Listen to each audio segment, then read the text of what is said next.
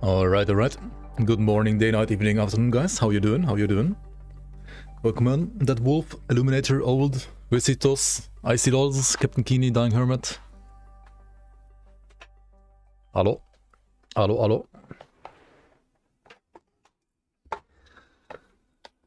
Okay, so... the Warlock reveal is here, right?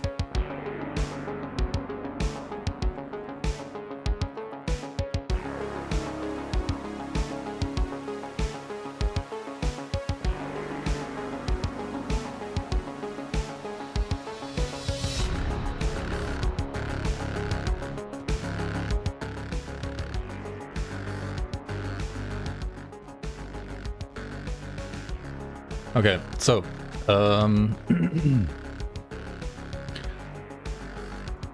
alright, so according to this post from October 23rd, we are getting the Warlock preview on icywains.com today on the 25th.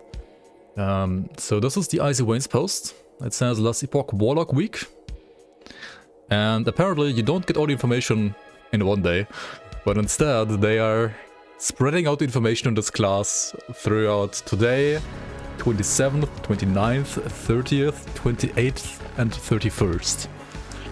Like, what the fuck? Okay. I've never been on this website ever before. I don't even know what this website is. Apparently it's like some World of Warcraft website. I don't know. I've like never played World of Warcraft, so I've never been on this website ever. Anyway. Discover the secrets of the Warlock, the final mastery of the Acolyte base class. And find out how to use its 5 curses to create devastating effects on enemies. So it's like gonna be a curse class. Okay, that's kinda expected in a way. We're also gonna have like some kind of like void minions. I heard like 3 years ago when they like initially planned this game, but let's see. Today's the first day of our week-long series on Icy Wains on YouTube. By the way, if the music's like too loud, let me know. But I think it's fine. Or is it? Yeah, it's fine, right?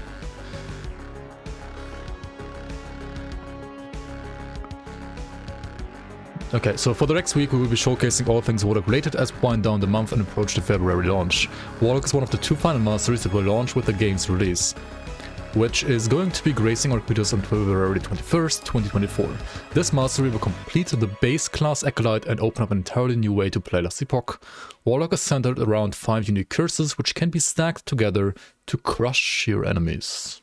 So you crush with curses, eh? Interesting. These curses each have unique effects against their targets, granting players the ability to focus on one or multiple curses to scale against their enemies. So we have Warlock curses right here: Anguish, Penance, Decrepify, Acid Skin, and Torment. Okay, alright, you see them here as well. Anguish is a curse that lasts 10 seconds, reduces damage over time dealt, and deals necrotic damage to all enemies afflicted with it whenever you kill an enemy. Deals necrotic damage to all enemies are afflicted with it whenever you kill an enemy. So it's like Corpse Explosion, except different. Like, it doesn't, like, the corpse doesn't explode, but it's rather like everybody like affected by the curse, wherever they are, take always damage whenever you kill an enemy. Okay. Penance is a curse that lasts 15 seconds, which causes affected targets to take 20 spell fire damage when they hit another target, but it does not stack. Which causes affected targets to take 20 spell fire damage when they hit another target. So it's like a curse, but it's like retaliation in a way. Decrepify is a curse which deals 200 physical damage over 10 seconds, with added damage applying at 100% effectiveness per second, and causes the target to take more damage from damage over time based on the caster's missing health.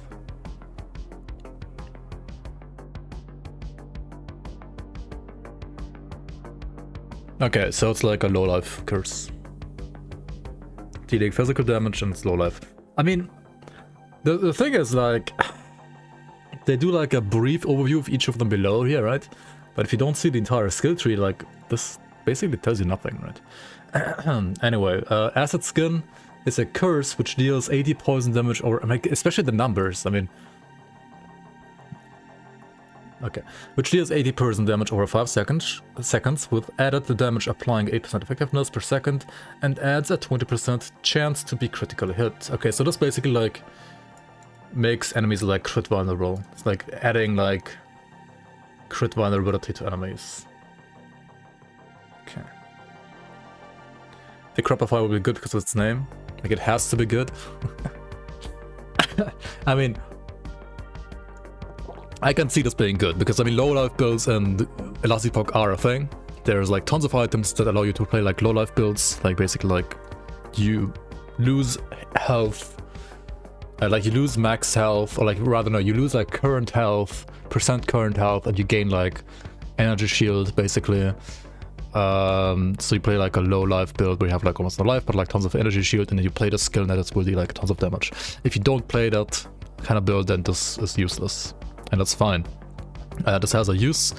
Penance seems mechanically super wonky, and Anguish seems, I mean, like most like Corpse Explosion kind of abilities. I feel like these always feel like a win more ability, which means it's probably like great for farming, but in my opinion, at least I personally don't like these kind of skills that much. And obviously against bosses they are kind of trash, unless you can like spawn corpses. Unless you can like spawn corpses, kill them yourself, and then they count towards this damage, but you need to also curse the enemy. Okay, so you curse the enemy, you spawn corpses, and then you kill your own corpses, and that way you like can like reliably deal damage against the enemy, right? If you can't do that, then like this is unreliable against bosses, right? It's like basically like only for groups, or like for farming maybe.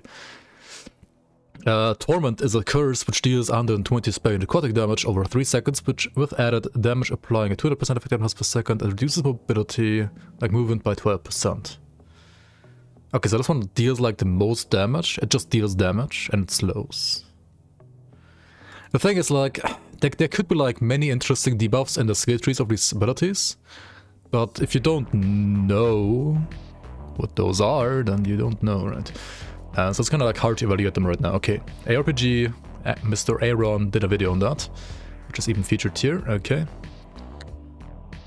Each of these curses have additional effects that can be triggered through the passive tree and skills for the Warlock.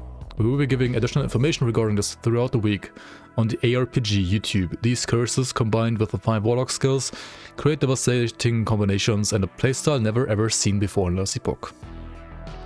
Check out Aaron's video below, or visit the blah blah blah. Okay, I mean, it's kind of nice that they help like LE creators actually get promoted in a way. But it would have still like been nice to like get all the information in like one day and not like in like a week. That's kind of weird. Okay, should I like watch Aaron's video? There's also a video from Dreadful. We would watch either. I don't know which one you would prefer. We could also like just watch both. It's like 18 minutes total. Which one do you prefer? Dreads better? Should we start with Dreads? Okay, let's try Dread first then. Stronghold, never seen before. Stronghold Crusader. Iron Maiden, as you take damage, they take damage in D2. Yeah. I mean, that's like retaliation damage in Grim Dawn as well, right? But like on its own, I feel like it's always kind of meh. But I mean, we'll see. And in today's video topic, we are going to be going over the... I love how he like still has the old... This is like the legacy icon of first book. Warlock reviews that were released today. Sadly, due to all of the stuff that's going on around the reveals and... Is this the bitrate striking again? Maybe it is. Okay, there's like... The icons look cool. And there's like a Hungering Souls shooting ability that looks kind of cool. All the controversy, I will have to split this video into 2 videos. The first one being a quick overview of Warlock in general, and then the next one will be about a week from now when all the reveals are done, so I can actually make the actual in-depth video on the class, which make sure to subscribe for and like the video for. Now as well, another thing I'd like to announce. I think it's like, it's not, I mean, this is a video he like has locally recorded, and like he talks over him like locally recording this. So this must be like on his end, like with the local recording just being bad or Due something. to all of this garbage that's going on, I have decided to make the monetization for this video go towards a charity of whatever choice I end up doing after I upload this video. I'm not entirely sure. We'll see. And that is because I don't do this to make money. I don't need to spread out one reveal across 7 different videos. That's funny, like I make a charity, but I have no idea what's it gonna be. Oh my god. And It's not his gameplay, you think? Yeah, probably. Yeah, true. Probably not. Yeah, no, it can't. It probably isn't. Yeah. try to squeeze out. Then it's even weirder. What's the name here? Wait, is it from Aaron? Aaron ARPG bro? No, I don't know what this says. Every little ounce of Maybe something currency else. I possibly can out of this job. No, it's oh yeah, no, it says Action RPG. Wait, does he like blacklist us? Did he do that or himself? And Like trying to blacklist it, but it's that's what we're going to be doing. We're going to be doing Look at the a black little bit bar. of a charity stint for this video and for the full Warlock video as well. So all the money that is garnered from the video will be given to charity. Now, it won't really be that much, to be honest, but we're still going to do it anyways to show that, you know, we're not really here to make money. We're here to actually... Yeah, the Good, guy you're himself is back. dreadful. Like he's a pretty cool and friendly guy overall, but oh, the logo is where Aaron's cam was in the video. Okay, but he's like just using his video, show like off a the 20-second game and clip. have some fun with the game. So let's talk about the skills, shall we? So the first Okay. skill that I want to talk about is, of course, Chaos Bolt. This is a new skill for Warlock. Essentially, it's necrotic and fire damage at the same time. It seems to shoot out a bunch of projectiles that go Thanks for the resub, Capital, by the way. Welcome. into a certain area where you cast it, and it can also shotgun. So you can like increase the area of effect to make the projectile shotgun more. Okay. And it looks to be a very strong skill. It's not That's only cool. does it have a very low mana cost, it seems, it also seems like as though it hits multiple times on a singular target, and it's going to be very good for crit and for ailment stacking. I'm hoping that there's a lot of utility in this tree as well. We'll have to see, but Chaos Bolts definitely looks like a winner in terms of skill, like mechanics and stuff like that. Yeah, I mean, projectile skill that can shotgun and you can like basically hit and run with it. Seems solid. I'm really happy with this one specifically. Not like but sadly, we crazy, don't have much other information about this until next week. So let's move on. definitely good. I mean, not like crazy innovative, right? But like it All works. right, so the next skill that we're going to be talking Fuck, about dude. is Profane Veil. It seems like as though this skill specifically, it kind of works like the skill in Diablo 4, the blood one that Necromancer has access to, where you become either untargetable or you can't take damage for a period of time. The and can also Vladimir, you deal become a damage over blood time. pool. There's also, it seems like as though a bunch of League of little Legends. orbs that are shooting out. I'm not entirely sure if that's enabled in the skill Looks tree cool, or though. not. We'll have to see later this week when we get all the actual info. Now, this does look to be very strong. We'll see if you can increase the duration or not. Hopefully, there's a lot of ways to abuse this skill because it looks a lot of fun. Am I hiding the recorded with Bandicam watermark? Me? What? And maybe he is. No, I don't know. No clue. Hopefully, there's a lot of ways to abuse this skill because it looks a lot Gruselige of fun. Bubbelblase. All right, I'm putting this in post editing, but I forgot that Soul Feast is actually getting a rework, or at least the visuals are getting a rework. We'll see if the actual skill is getting a rework, but Soul Feast is kind of mid. It can deal a lot of damage and it's really fun. You can stack Kinda a lot of mid. armor with it, and it's pretty broken when you do that.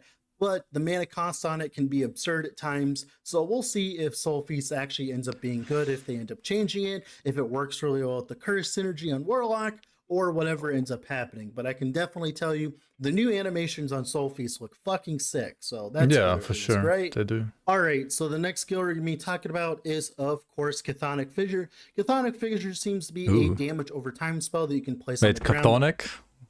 Are they stealing the Chthonians now? that creates a fissure that casts damage over time on enemies, and it This is also good shoots on. out a bunch of bolts while it is active. It seems like a bunch of necrotic bolts. Oh, wait, And so it it also shoots... shoots out a bunch of bolts while it is active. It seems like a bunch of necrotic bolts. This looks really good because it's reminiscent So it's like firewall? to the old cooldown casters in Grim Dawn, where you stack a bunch of very high, powerful cooldown abilities on under a target and kind of try. Hey, it's Blackwater Cocktail, dude. Let's go. Chthonic is a Greek word? Yeah, true.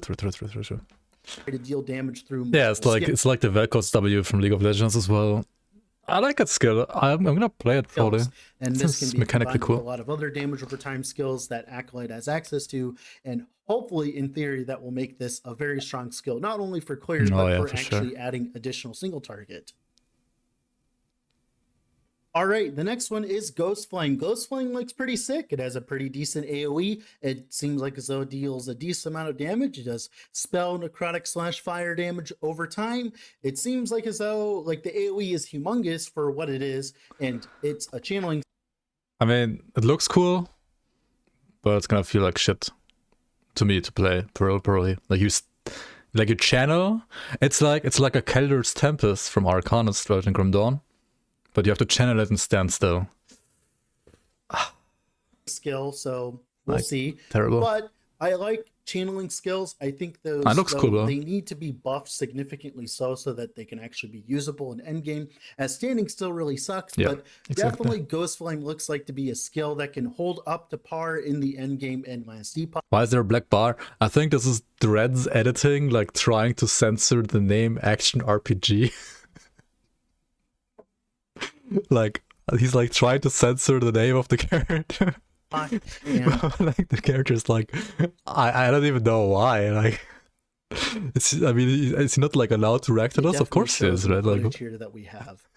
All right, so we're going to be talking about the curses. Curses is going to be one of the main mechanics in the passive tree for Warlock, and let's talk about them. The first curse is Anguish. Anguish reduces damage over time dealt by enemies and also deals necrotic damage to all enemies afflicted with it whenever you kill an enemy. So you apply a bunch of curses in an area and then kill enemies, and it will proliferate through the pack, at least it seems like to be the case. This is kind of cool. We'll see if the damage actually scales, right? We didn't get any damage numbers with it.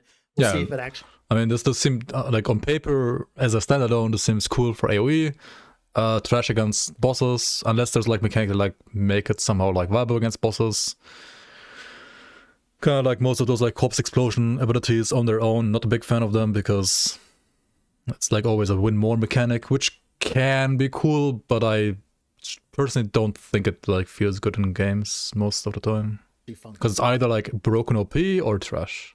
And most of the time it's rather trash, unless there's like mechanics that like enhance it to be actually good against bosses. The next curse, Penance. Penance is a curse that lasts 15 seconds, which causes affected targets to take 20 spell fire damage when they hit another target, but it does not stack. This is really cool, as it seems like as though it will actually scale with your flat damage, and it will make it so that when enemies hit your minions or yourself, it will make them take damage. Now, of course, the damage doesn't seem like as though it'll... Yeah, this is like retaliation for minions, basically, right? Because you don't want to get hit yourself, obviously, in this game that much, at least not all that much, at least not in this class as well.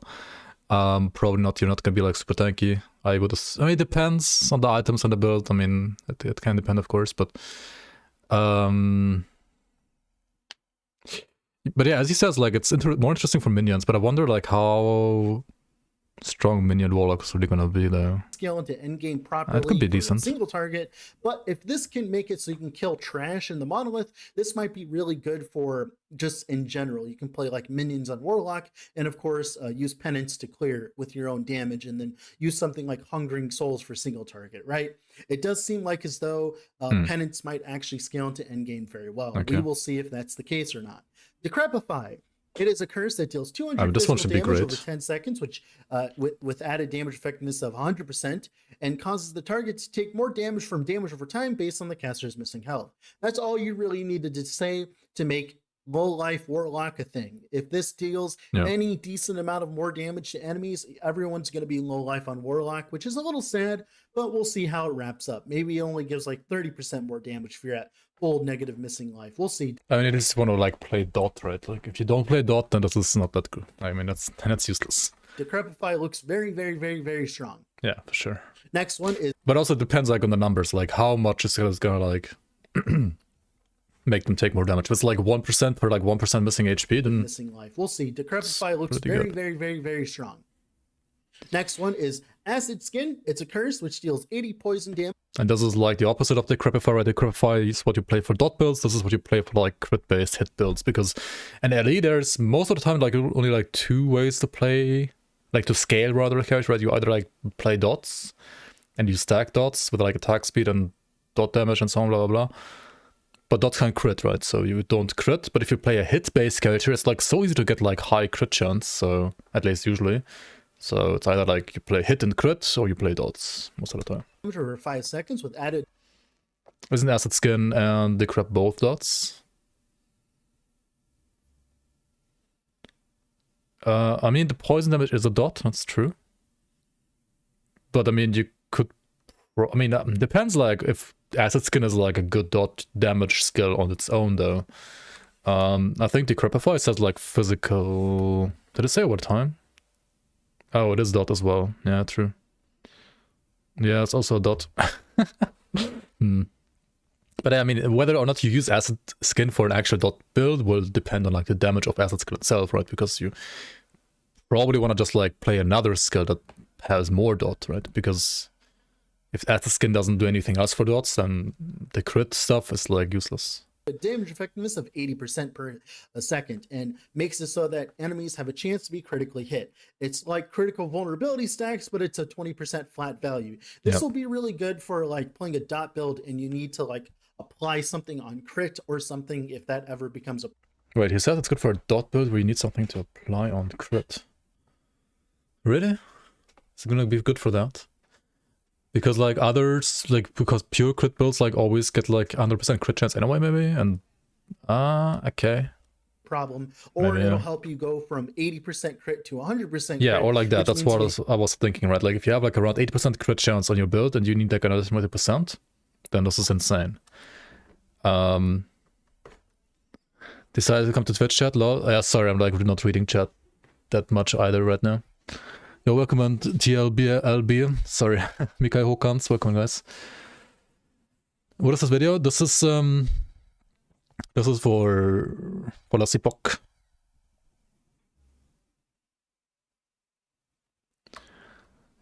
Is it worth to buy LE right now or wait for 1.0 launch? Because definitely not getting D4 after Below Season 3. You need to invest significantly less, especially on single target, which is great. I'm definitely going to be interested in utilizing this if I play like a crit Warlock setup. Now, of course, the last curse here is Torment. Torment is a curse which deals 120 spell necrotic damage over 3 seconds with added damage effectiveness of 200% per second and reduces movement speed by 12%, multiplicative with other modifiers, but it does not sack.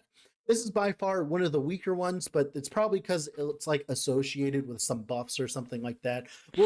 I mean, it has like 200% damage amplification though, right? Like this is the strongest damage-wise, is it not?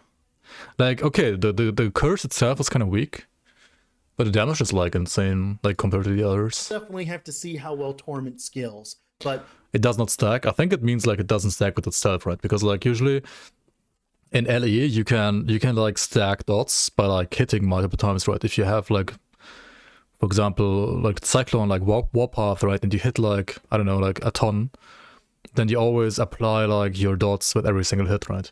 Whereas this one, you can't like recast the curse to apply the dot like more than once, I guess. Overall, the curses look really good. I really like the diversity of effects that these have.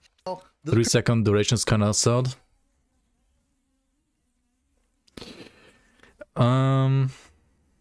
Is the curse, like, is the damage value here, is it, that's like over, like you divide this by 5, or is it like times 5? Like, is that 80 poison damage per second over 5 seconds, or is it 80 poison damage over 5 seconds, so it's only 16 damage per second? Which is great. I'm definitely going to be interested in utilizing this if I play, which deals 120.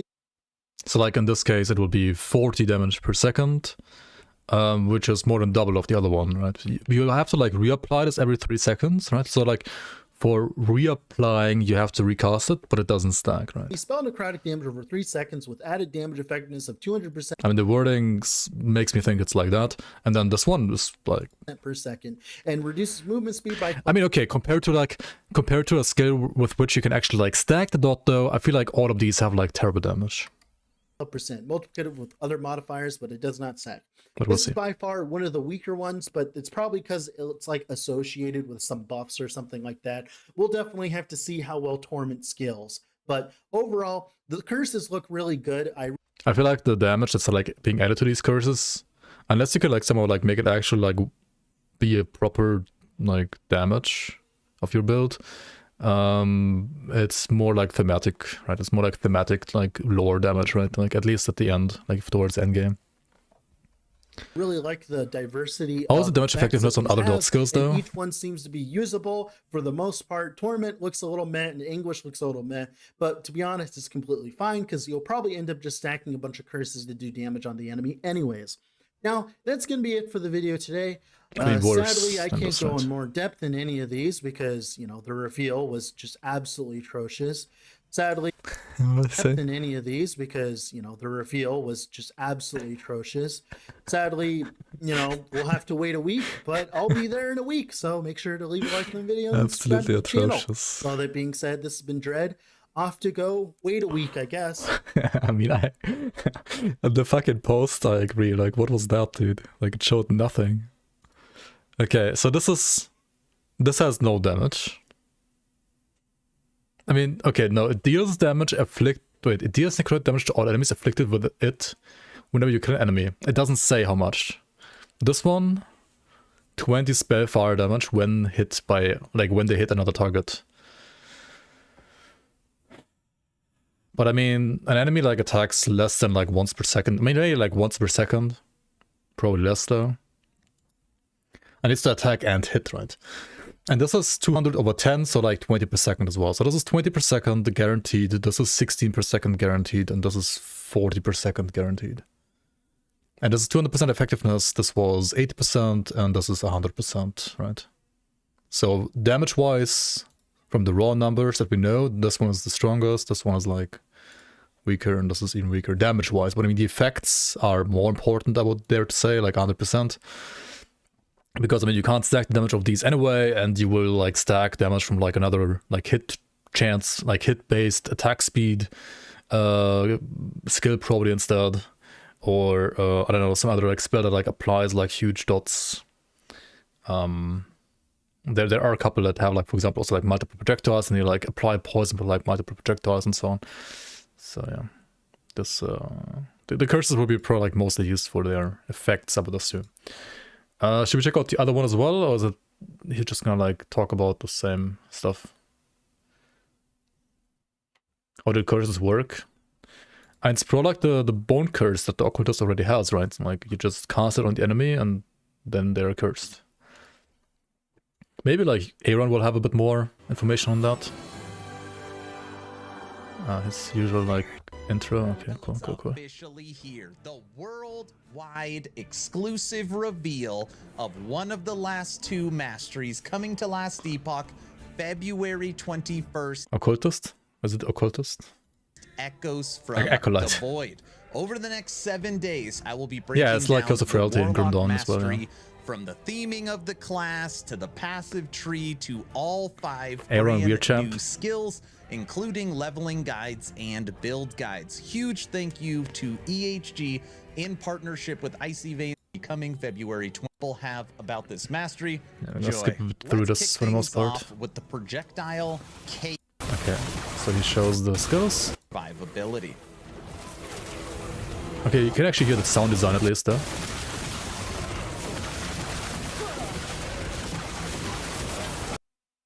Right, he has 4K. But 4K is also shitty quality. Another spammable skill for the Warlock is Soul Feast. It looks like Mike. Nah. Ripping fragments out of them to give you more survivability. It looks like Mike, but different. Has Profane Look at the Veil. sound design is pretty cool. When you're in Profane Veil, you are almost unkillable with a guaranteed dodge mechanic. And spec'd the right way, you can also do a decent amount of damage. I always feel like he's talking in slow motion. It's like the funny thing about him. Mike didn't do that. But wait, there's more. Oh yes, there is. Why don't we make a fissure in the ground and release some tormented souls, shall we? Like, do I have to? Like, I want to put this to like 1.5 times speed, dude, like whenever he's talking. Okay, this is probably by far my favorite ability though. I'll probably play this one. The Fisher in the ground, yeah, and it's Some of these fish and some fishers, souls. They're a Haha. fan of channeling skills. Yeah, this one sucks. Ghost Flame Like, no way you play has this. your back. I mean, it looks cool, but no way you play this. Possible with these skills, because obviously their new skill trees offer so. Yeah, do we see the skill trees though? No. With is a human as you me as Warlock 1.0 February 20 penance acid skin through each with in it connect. He just shows us one. Under the benefit. Like and subscribe, guys. Like and subscribe.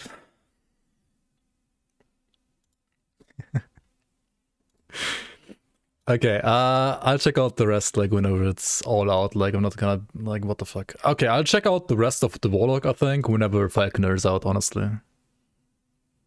Also, I already know from Lizard, who's like probably like working with the other guys with on Max Roll to release, like to do this post. They will have all the information out there in one post in one day. At least that's what he said. Falconer pet class? Bad chest, dude, bad chest. Ah, I've been expecting you, human. Thanks for the Prime, TIGLB. Welcome to the Bloomers, and yeah, sorry for being a bit lazy with chat reading so far. Falconer the Ballista class, maybe? Maybe, yeah. Maybe it's gonna be like a cool like combo class, or like play like Quinn from League of Legends, right? Who knows? Who knows?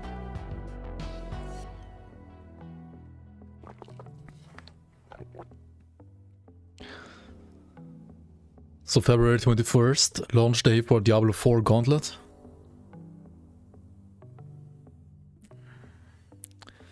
Wait, is that when the ladders release in D4?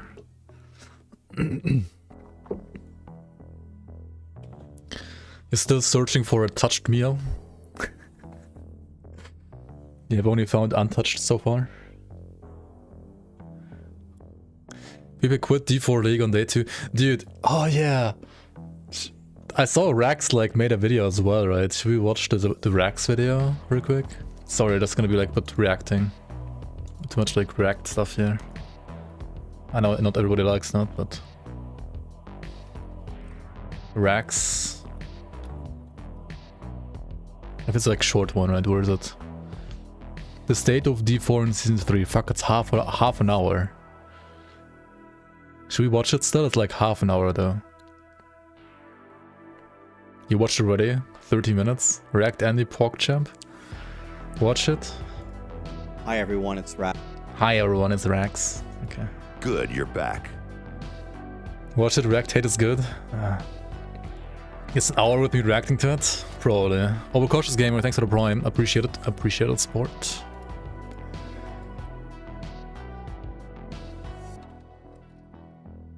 D4 Season 3 Reacts.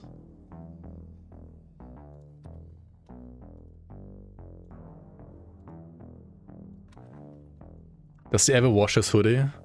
I mean, ideally he has more than one hoodie, right?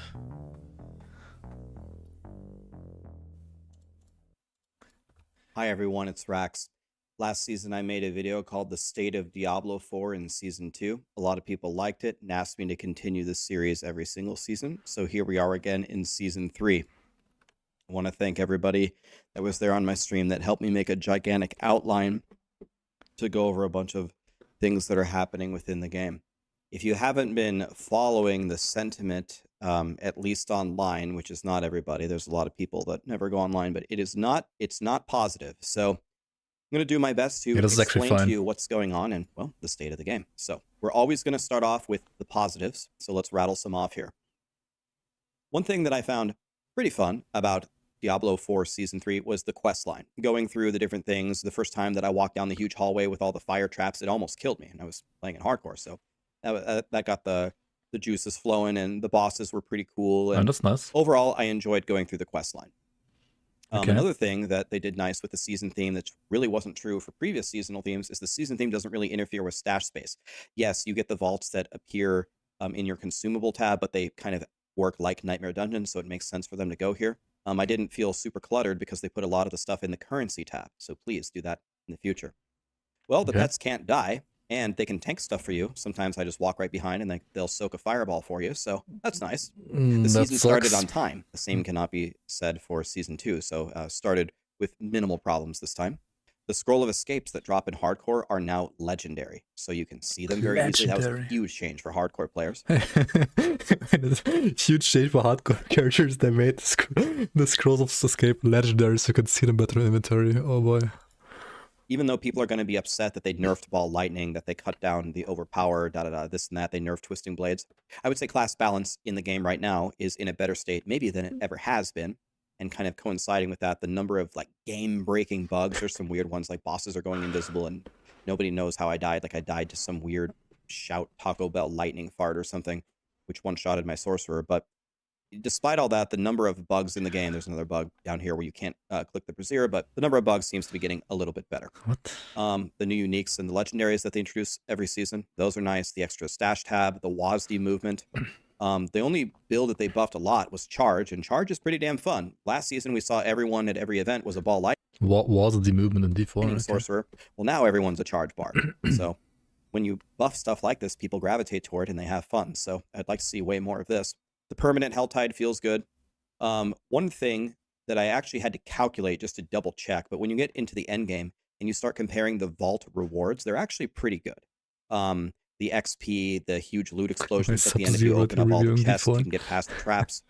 The vaults were actually calculated pretty well, where a lot of other things with the seasonal theme were not calculated so well. So that's one positive. The respec mode is a win. The new little town that we operate from, this is much closer to a town that I would like to be in because look, everything is right by the waypoint. This is exactly the stuff that we need. Yeah, this is kind of like I will give hideout you style. credit for attempting something very new to Diablo 4. Some people are really not liking the pets, and some people are... I mean, yeah, it's not. I mean, this is actually like coded as a town. Like, is there supposed to be like more people in here? And it seems really looks like not a liking hideout. the traps, and that's fine. That's like a separate thing. But for me, if you're gonna try like completely new mechanics to the game, I mean, I don't care if there's like people in here. Honestly, like I don't want to like see other people's like MTX like cluttering my screen. I'll give you credit for trying it. There's new timers on the map that tells you exactly when something is happening. There's, I guess, nothing going on right now, but the timers are very nice. This looks like a mobile out. Come on, Naomi. Like, you can give D4 like all the kind of shit you want because the game overall is like in a pretty meh state. But this hideout here looks better than like 99% of PoE hideouts. Like, come on. Like, visually it looks better because like the assets look better and like everything just like looks cleaner. In my opinion. Only for this season, the nightmare dungeons that you selected for this season are godly, like Blind Burrows and Guron Canals and Alder's Cave. No way. But maybe that's also an indication that some of the other crappy nightmare dungeons just need to be buffed. And then finally, one other positive is... Dude, like, it's literally like impossible for PoE highlights to look better than this because they like the engine graphics are just like garbage in the Gifted PoE. Mount event brought a lot of It is people into the directory. I mean, a Grim Dawn highlight can also like not look good as this one because like, I don't know, like it just looks graphically better. Pity streamers that weren't even playing Diablo 4 that were just there to collect the money. But in general, these little events like that do help the streamers, so I've got to thank you for that. Okay. High fidelity? Dude, this is not high fidelity. This is like brown and gray. D4 is all brown and gray, but like the assets still look better in my opinion. Now we go on to the negatives. So the first thing that is really not how Blizzard... Hideoutshowcase.com. Okay, oh boy. Down the rabbit hole we go. Quark Enjoyer. Yeah, this looks... Oh my god, this looks terrible. Like, what the fuck, dude? Modified Celestial Pain. And this looks okay. But I mean, also, like, I mean, graphically, it just looks worse, right? Like, I don't know. Okay, best, most popular hideouts.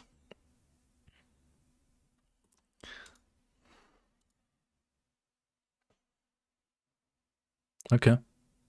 I mean, yeah, it looks decent. I mean, I would also still not say it looks better, but it looks decent. Like, the assets are cool and so on. I mean, yeah, same here. Like, it looks decent. I mean, yeah. Looks like ass, yeah. I mean, like, they all look decent, right? I mean, this looks like a Grim Dawn hideout would look like in Grim Dawn if you made one as well. Like, this looks like Hunter's Blind, you know, like, quality-wise. Like, all of these. Which all look graphically worse than this, in my opinion. Conducts But things is the announcements and the build-up and the lead-up for this season was absolutely not the same as the other. But of course, like, having it customizable is insanely cool, right? Like, I mean, if you could customize this the same way, it would be cool, right? It would be better. I'm almost certain why. It's because of the holidays, right? Probably everybody was so overworked from getting Diablo 4 out in the previous year that pretty much a bunch of people took all of December off, and then you come back into the office. Oh, Please remove the scroll of escape. You don't like escaping? I mean, it would be more punishing for hardcore, at least, I guess. 5 minutes in, already run through anything good. we got a season to release like right now. Everything felt very rushed, and we got like all the information just within a few days of the season. There was another player, right, for real?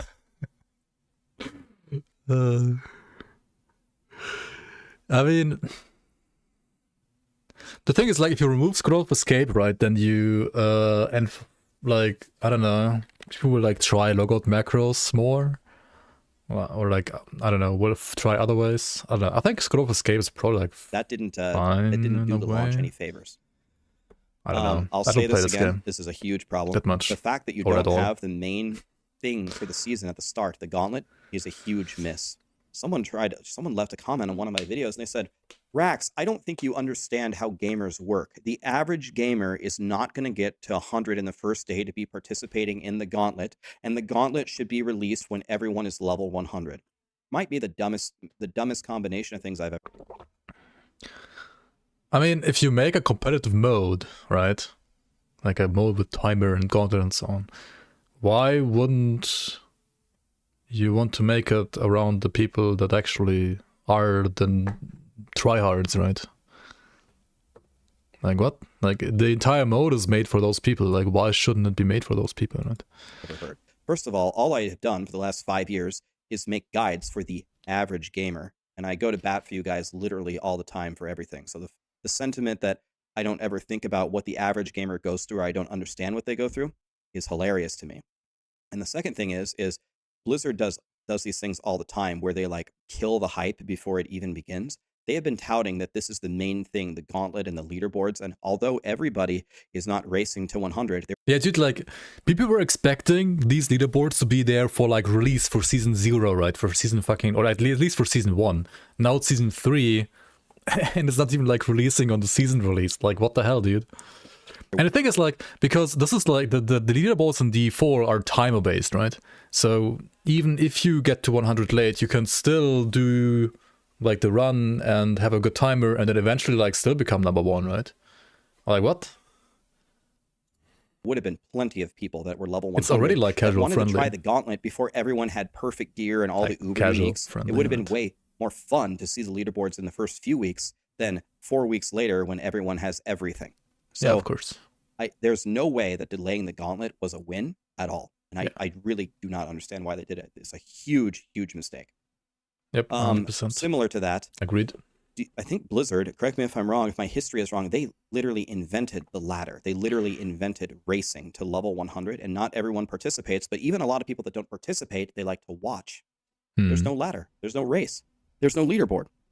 So even all the racers, we were talking to each other and we're like, no, there's no race. So, I mean, we could just try to get to 100 fast, but at the same time, who really cares? I can't believe that they don't have this in the game yet. Yeah, like, there's, like, no incentive to play season, right? Like, I saw a comment on Reddit, like, somebody saying, like, after 1 or 2 days of playing the season, he, like, went back and, like, played Legacy League or whatever, like, the non-season realm is called, right? The Legacy realm, whatever it's called, right? I mean, same, right? If I was playing this game, I would be like, why am I playing season? I could just, like, play, like, off, like, you might as well just play, like, your Eternal Realm, like, it makes no sense. Like, motivation-wise, there's no incentive. It's because they're not ready. Yeah, that's the most likely explanation. They're just, like, not ready. I mean, It's so, like, I don't know. Yet. Another Pathetic in a problem way. for a lot of people, not everyone, but for most people, is the fact that they release the season on a Tuesday. I know that that's good for Blizzard, so if something goes wrong, they don't have to work into the weekend. But that's got to be so bad for so many people that actually it's want also to kind of blast trolling, a game, honestly. and the season start is the most fun time. These Tuesday starts absolutely suck, and I hope that they move it to like a Thursday or a Friday. For other people's sake, it doesn't matter to me that it starts every day is the same for a streamer, but I really wish they would move the day. All right. Now let's get into the seasonal things. Agree, yeah. Okay, let's talk about the pets and the traps, and let's talk about, in general, the general sentiment is people don't like it, and let's try to talk about why. All right, so we have the pet. Here it is. The basic problem with the pet is it's just not impactful. So, for example, if you're playing and you're going at a pretty, let's just say an average pace, you're killing monsters and you're moving and you're moving and you're moving, guess who you're never going to see? Your pet. You want to know why? It's lagging behind a room or two. Maybe they're killing something. Maybe they're doing something. We'll never know. But when I was leveling up, no matter Wait, is what there like no catch-up teleport mechanic, or like does not like scale with your movement speed or something? method that I used, I never saw my pet because I'm going forward, killing, next thing. Yes, the players that go very slow, your pet will probably be with you all the time. But for a lot of people, you never even see your pet. They do pretty insignificant damage. I have tried tons of different combinations here. Actually, Is there even like a pet attack in D4? I don't remember from the beta. Like, could you command your skeletons to like attack something on a necromancer? Like it seemed like pet support was abysmal. Like absolute garbage. Like how? Attack is not there. Oh my god. The skill tree for this pet, honestly, like when I first saw this, I was like, well, this actually like looks more interesting than the Diablo 4, like the class skill twigs, right? I'm not sure if it's actually more interesting, probably not, but it might not look like it, but I've actually invested a lot of time into my pet. Remember, this is my second character. I died to a one-shot bug or something. We don't even know. This is my second character. But I've tried different combinations of things, and the pets, I just cannot get them to deal meaningful damage. at Can least they he deal died to meaningful damage with rank 10 of everything? once. Maybe, but that doesn't matter because people are not going to put forth the effort to get everything to rank 10. People were so disengaged right away that it didn't matter. The buffs that they give you. For example, I tried the buff that gives you a barrier because I had a power where I would get more damage if I had a barrier. The amount of times, the uptime that I actually had on this barrier was super low. And it, again, another disengaging thing. I'm trying to use the seasonal mechanic in an interesting way to buff my character, and it just doesn't work. Another problem with the pets. I saw this instantly. I saw this when they had the initial trailer. I was watching it on my stream and I paused it. It's the exact same problem with the Malignant Hearts. It's the same type of problem. The Malignant Hearts was not a popular season. It's because you kill the monster and then the heart slowly rises and you click it and then it slowly goes down and then the new thing comes up and then you kill it and then you get your loot. The whole process is just too slow. It's the same problem with the pet. The pet just attacks too slowly. He throws an attack. He looks over here. He checks his watch. He throws an attack over there. He shuffles around a little bit. He thinks, he attacks over there. I want it to look like the army from the Night King in Game of Thrones. If you based your entire season off of this pet and how powerful the pet is and how he's going to buff you, I'm going to expect this pet to be like a cold-blooded killer. But no, a lot of times he's very passive. Again, he's not even really with me. And it's just not working. So this is something. I mean, pets, the season of the pet and the lab dungeon, like both of which are like mechanics that I'm not the biggest fan of in RPGs in general. I mean, they can work if like done right. I think both of them can work if done well, or like can be like an interesting alternative to like your regular play. I mean, forcing it on everybody, like making this pet more or less like always there in every single build is, I guess, okay for like one season. And I want to show you later about calculating different times, but I'm just going to override. I mean, it's apparently useless anyway. Like, I don't know. I'm going to. It's just like they don't test their stuff. Show you something here. Let me draw a comparison. Properly. We're going to do season 2 in yellow, and we're going to do done season well, 3 basically. in orange. Okay, so here you are. You're a Diablo player. This is you, and the thing about the season themes is they need to be impactful, right? Okay, so let's say this is your baseline power with no seasonal theme. Now, we go to season 2 with the vampire powers. Now, almost immediately, you could unlock level 1 Hemo. How much stronger did Hemo make you in the leveling process? That's what everyone's doing in the beginning. You're leveling up. How much stronger did Hemo make your character, regardless of the class, regardless of the spec? It made you way stronger. So your power level goes up like this right away. It makes a huge difference. It like pentakills the entire room for you, and you just feel like a god. It also even enabled some mediocre builds that really had no business leveling up. It made them competitive with some of the best builds in the game. I mean, is this a good way to balance a game though? I don't know. That seems terrible as well, but okay. Then think about all the vampire powers. You had to unlock the ones that you needed, and then you had to level them to level 3. And the question is how do you feel your progression over the seasonal theme, or over the seasonal journey? I mean, it's also like kind of the problem when you have like, when you just like throw out seasons as soon as possible once your game is like barely alive. I mean, more like a life support, but so you want to like have the season mechanic be like, okay, do this, make it like absolutely amazing, and then after that it's like getting dropped completely and nobody cares around, instead of like trying to like build a game where you have like different systems that are like similar in power level, but all like can give you like a small like advantage over not using any of them, and they like work together like as, I don't know, like intricate cogwheels, right? And then you take like this part from this system, this part from that system, and like you build your character slowly depending on like the build. And I don't know, like that would be like more interesting to me. Upgrade these powers and you get the right ones. Well, it's like. But I guess if you do like 3 or 2 months of like a season, and you expect people to like play for 2 weeks effectively, then you have to have the mechanic be like brain dead, completely OP, and then it will feel good. And if it like doesn't feel impactful, then like people will hate on it even quicker, right? Like, I don't know. Like a steady increase. The moment that you hit a couple of the right powers, the moment that you get Hemo to level 2 even, or level 3, then you're pumping even harder. So you have this initial boost from the season theme. It's making you feel good about the vampire powers. And then you have the entire scaling of it throughout the season. And it's always just feeling good to be interacting with the vampire powers. Not to mention that doing the vampire events was very fun, just to run around, just slay vampires everywhere. It felt like literally the entire world was taken over by vampires, and we were trying to cleanse them. And now we compare this to the next season, okay? You get your initial pet. How much does your power increase by getting the pet initially? Yeah, his point is gonna be like the pet is doing like nothing, and then like it also like probably like stays a flat line as well. And I mean, both ways are terrible in my opinion. Like, both are terrible. Yo, Tarek, welcome. Missed Warlock reaction. I put up the Warlock part as a separate like video on YouTube, I think, probably. Maybe that much. Okay. And now I spent a good amount of time today. But yeah, like who the fuck thought it's gonna be like a good idea to like spread out like the real over like an entire week? Like, what the hell, dude? It just takes out like, it just takes away from the hype, I feel like, a bit. I mean, it's probably like on Icy Veins that they have like decided to do it like that, but yeah, a pretty good amount of time, way more.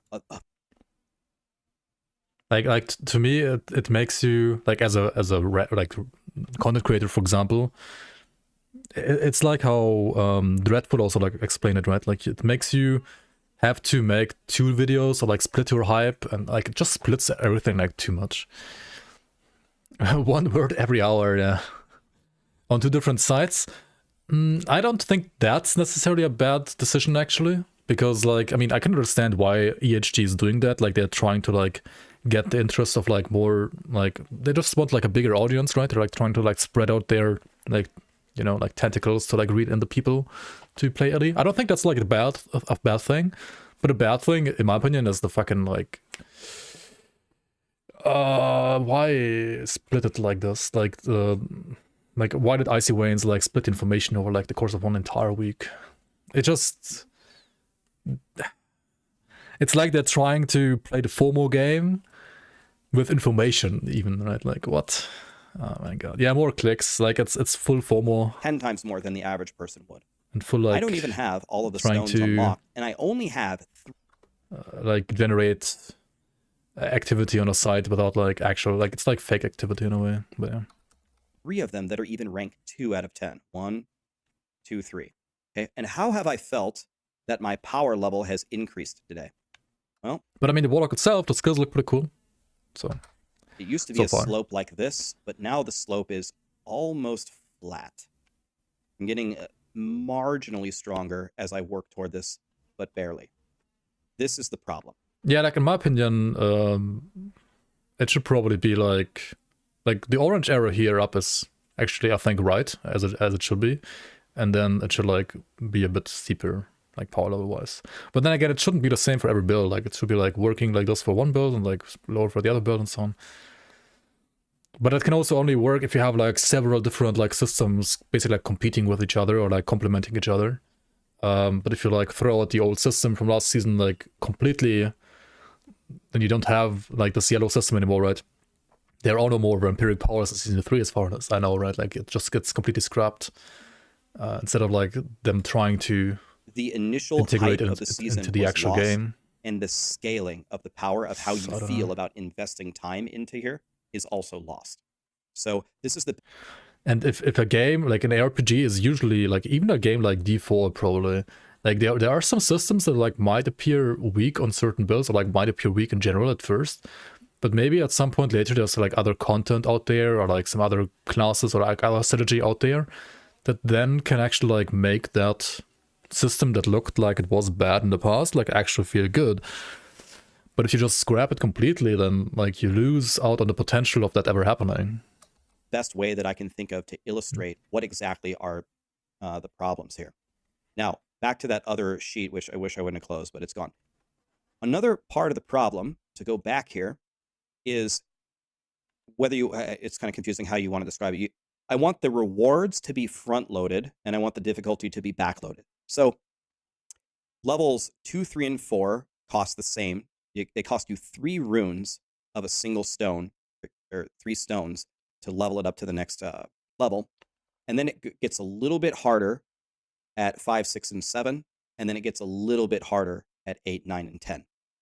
The way that this is set up, it makes it so difficult to even get started to leveling these up. It's a huge part of the reason why the slope of this line isn't like this. Getting to level 2 should not be hard. Getting to level 3 should not be hard. 4 should not be hard. 5 should be a little harder. 6 is even harder than that. And 9 to 10 is an arduous task, right? That's not how it is. Even going from 1 to 2, I can only get 3 of my runes there playing the entire day.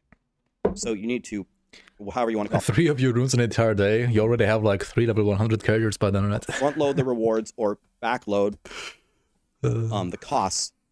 And I think that would make things a lot better. Another massive problem. I talked about this last time. I don't think there's anyone out there that doesn't think that this is a problem.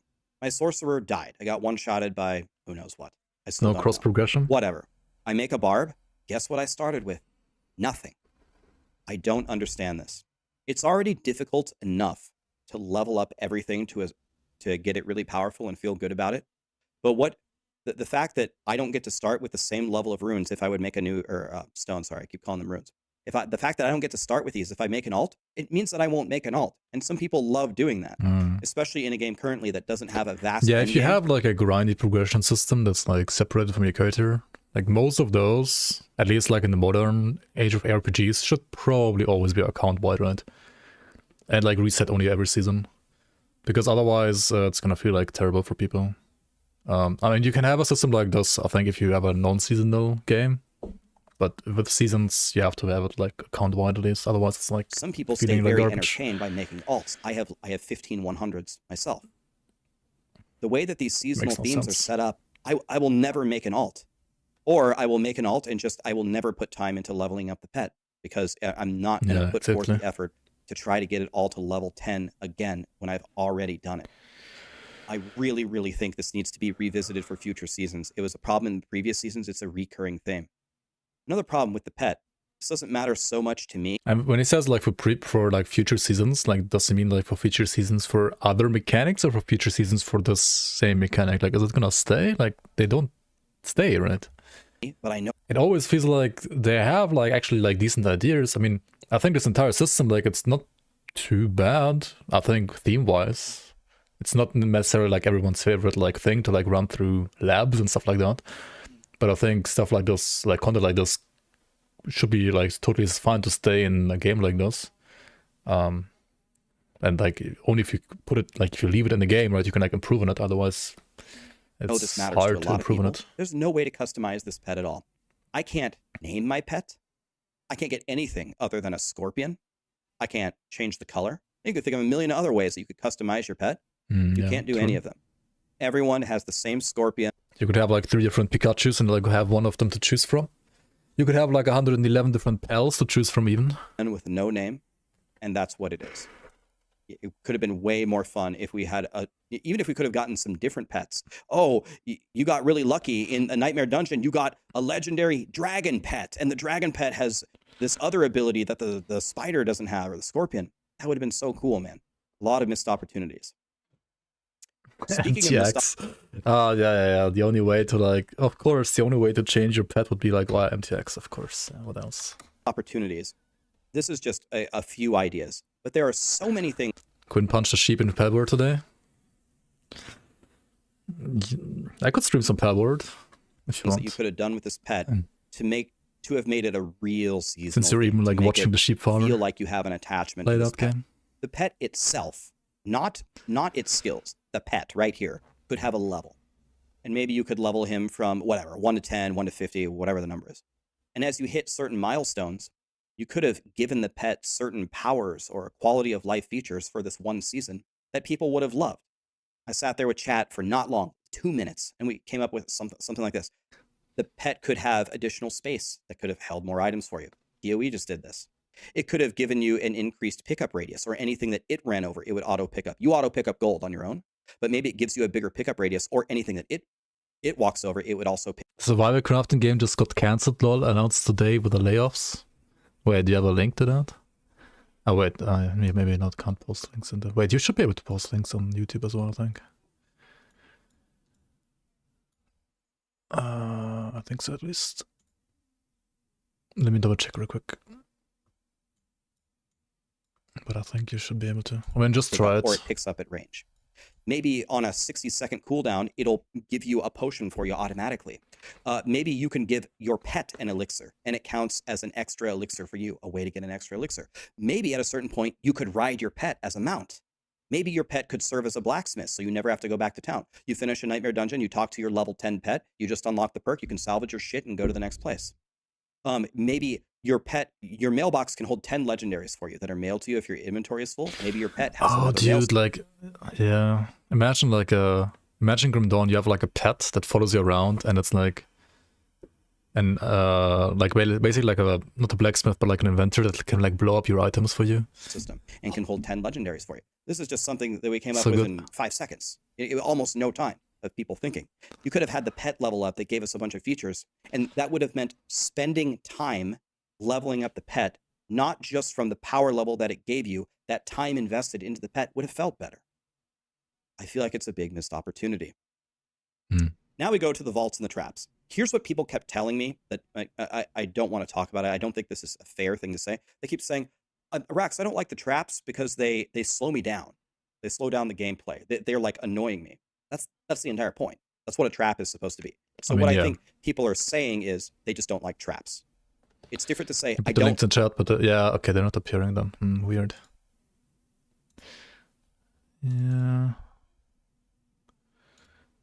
The YouTube chat is still... Oh my fucking god, why does it put me here now?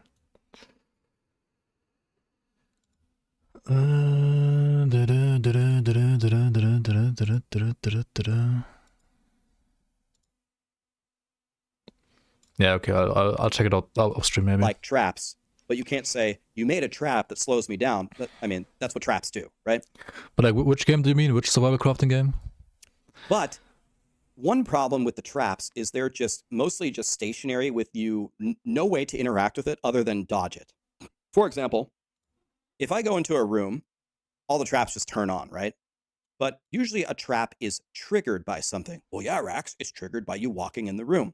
But what I'm saying is it would have been more interesting, dynamic play if, let's say, I knew the layout of a certain vault that we were doing, and I knew that there were a bunch of deadly traps that I'm going to trigger somehow. Would have been so nice to like throw a ranged attack to flip a lever across the room that disables the trap, or some other way to disable it. So it's not just about player dexterity, dodging the traps. It's also resourcefulness.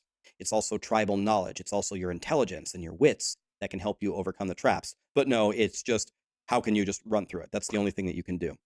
And similar to that, there's no ways to I mean, this part that he's suggesting right here. Yeah, I mean, ideas like that can be interesting and work well like in slower games, but like in RPGs, like even if that was an available thing to do, most people would still like just walk through it, right? Like rush through it as quickly as possible, because like time is everything in RPGs redirect, most of the nullify time. a trap at all, other than just beating the event, which is not that fun. Here's another missed opportunity that I think that they could have done. They could have given you a vault key. From what I've seen, these vault keys are just literally copies of different things that you did in the campaign. Doing it once in the campaign was fun. Redoing it over and over and over as a nightmare dungeon, not exactly the most fun thing. Thank you so much for resub, Zapply. Ali Minion Lord. Yeah, there's at least one curse that actually should be really good for minions, yeah. There should be one minion Warlock build at least out there. Blizzard President Mike Ybarra is out as well. 1900 people were development people, so it's suspected they were fired the team on that new game. Oh, the one for Blizzard? The Blizzard survival crafting game? One thing that I would have liked to have seen, if you're going to make a trap season, is make a nightmare dungeon that is just a gigantic trap. It's just tons of rooms, a maze with traps everywhere. Let's say you disable all of your skills, you don't get any skills, there's no monsters, and maybe there's a timer. And you just got to get through it, and maybe you can only get hit 3 times. And if you get to the end, you get massive rewards. Massive. You get XP, get loot, get pet stuff, whatever, get a rare chance to get something godly, whatever. If you're making a trap season, why isn't there a dungeon that's just a gigantic trap? One of the most fun parts of the campaign for me was that little fire thing in the beginning where you were trying to walk through it and time it. I was like, oh, this is what the season is going to be like. Nope, it was never present ever again. It was always just a bunch of monsters with some traps everywhere, and then at the end, one room with 1,000,000 traps where you have to sit there for 30 seconds and survive. Wait, what? You have to sit there for 30 seconds and survive? What? I really, and if that is in the game, if I just haven't seen this key, I haven't seen it, but I thought that was a missed opportunity where it would have been a completely different kind of dungeon. There's no fighting, there's no skills. It's all about how well can you maneuver through it for really good rewards. I personally thought that would have been fun to do at least a couple of times. Now, another problem that I have, and maybe not everyone's going to agree with me here, but here's what... Yo, Jason, thanks for the gifted sub to Illuminator. They did. Thank you. They took the Thanks so much. They took the dungeon that you did in the campaign and they turned it into a nightmare dungeon. And so it's like 4 or 5 different levels that you just keep doing over and over and over with the same layouts and the same traps. Once you've done it, like I noticed it instantly. The first sigil that I plugged, I only did the campaign 1 time. I instantly recognized that I have already done this. It was just a repeat. Instead of that, and instead of in the end having these 30-second timers where you have like 15,000 traps in one with elites spawning and the affixes hitting you and da-da-da-da-da and just try not to get hit for the treasure chests, I would have had a lot more fun if they would have taken the lineup of the 30 nightmare dungeons and just sprinkled in some traps here and there. And that's how you interact with the traps, rather than repeating the campaign over and over and over and over and over and over and over. Because then it would have actually felt like the traps were ingratiated with the entire game. And I think it would have been more fun than being locked in a room for 30 seconds, dodge all the traps, like the concentration of traps in that room. I get it. They're trying to make... I'm not sure if this would be actually more fun for most people though. Like the people that just hate traps in general, they would just like hate on them like also being in the flippin' like nightmare dungeons, right? But all it turns into is you stand in a corner and you throw all your abilities toward the middle of the room, and the second like some meteor is going to hit you, try to like step away from it. It's not really very engaging. But going through nightmare dungeons with just some traps here and there that you're just trying to dodge, and if you get hit 3 times, you lose a treasure chest at the end, at least that would be fun. I'm mostly playing Diablo in the same way that I normally do, and I get to just try to pay attention here and there to dodge these little things for a better reward. To me, that would have been a way better system than running the same 4 things over and over endlessly. I don't know anyone who liked that setup. So, in conclusion, the traps and the pets for a lot of these different reasons have really not gone over well. I'm not making this video to farm hate clicks. I'm not making this video just to endlessly bitch at Blizzard and just promote the hashtag Diablo 4 best. I mean, traps have been in ARPGs since like ever. Like, I don't think traps themselves are like a big problem in ARPGs. Trying to help here as much as I can. I'm trying to be objective. I'm trying to explain my thought process of exactly what is not working here, and maybe we can do better. Are they the most fun? There are some major looming problems with the game. Not. So I guess since this is the state of Diablo, let's hit them really quickly. There's a lack of an end game, just doesn't exist. Continues to be a massive problem. Even if the pets were really strong, what would you do if you had a really What do strong you mean pet lack of character? end game? You don't even have your pet up to level 10, dude. Like, you could like run 5 billion more of those dungeons, right? And like do it on every single character. Like, hello? I don't know. Itemization, crafting, loot filters is a major problem. They're Just to releasing level up their your items 2.0 in season 4. pointless See how pets. that goes. We already have a date for that. Legendary aspects don't level up in the codex still. Massive problem. Still a massive problem. It still takes up I had already 2 stash tabs completely full by the time my sorcerer was 61. We really, really need that change. I hope to God it's part of the itemization changes with season 4. The Uber grind now, killing Uber Duriel. A lot of people were shocked when they came to the realization, wait a minute, Rax, I got the 1 or 2 Uber uniques I wanted last season. Do I have to refarm Duriel 10 million times and get it again? Yep. Maybe that can be part of the itemization change, but that Duriel farm is not fun anymore, and almost no one is up for doing it again. And then another major problem is a lack of a bunch of social features like trading and clans, and a group finder is another major issue. I mean, the Uber drop thing, though. It's just like people not understanding what a season is, right? Like, if they don't want to refarm, then just like play Eternal Realm, right? Or like maybe just like farm the items that are like only good for your build. But then again, I guess if you have like Ubers that are like Shaco and so they're just like best in slot for every single build, then that's kind of stupid as well. He's aggressive and angry. I have him on 1.25 speed because otherwise he's speaking too slow. Maybe that's like why he's sounding a bit more aggressive and angry. He doesn't really like sound that aggressive and angry. Like just a standard speed now. There are plenty of the other ones, but that's some of the big ticket items. Yeah. Anyway, like he sounds more calm now, right? Delivery of the state of Diablo 4. Maybe he seems like more Season 3 passive aggressive through now. my eyes. How do you guys feel about it? Do you agree with the sentiments that I shared? Do you think I'm just some dumb idiot? I would love to hear your feedback in the comments. I'll share this video with Blizzard. I'll send the little outline that we made with chat. Thank you again, chat. I'll send it over to Blizzard. Trying to help, not trying to endlessly bitch, but I'll close by saying I am a bit deflated. I am a little bit demoralized here, and I'll be honest with you, I'm not super excited. Honestly, like he always sounds like demoralized and deflated, to but play Diablo 4 right now. I'm trying to find the motivation here, but I don't know where it's going to come from. Anyway, guys, hope you're having a great day. I hope Diablo 4 continues to get better. That's all I can. yeah. Surely, Copium.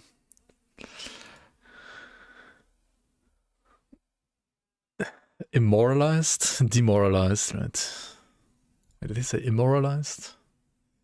He hates this shit? I mean, overall, yeah. I mean, who doesn't, I guess.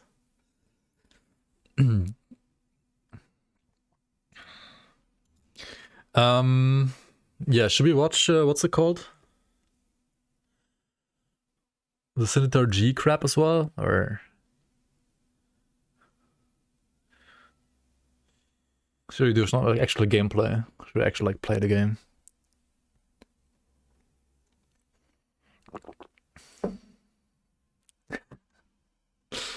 What's the video again?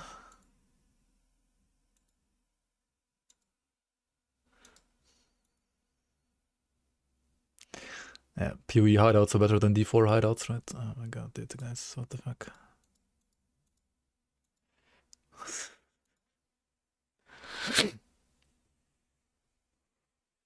I repented from watching more Scimitar G videos.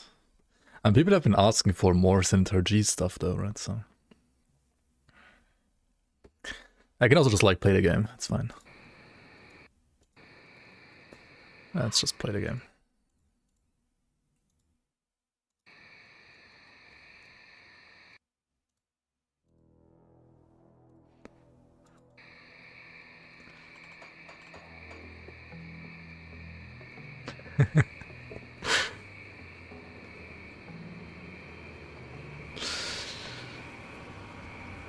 You mentally prepare to watch Senator G. We could also just play Palworld, right?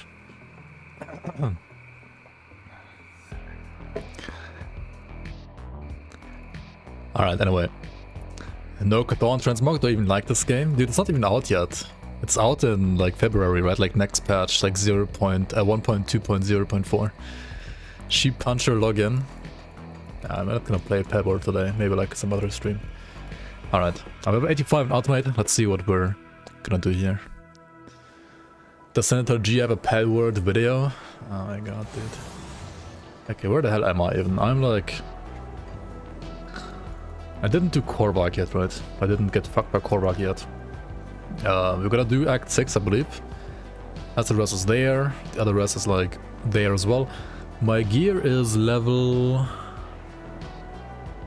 It's like some bad level there, right? Like, why are these... Oh yeah, the reputation problem. So we're gonna like get the writs with all the honored factions. Double check again.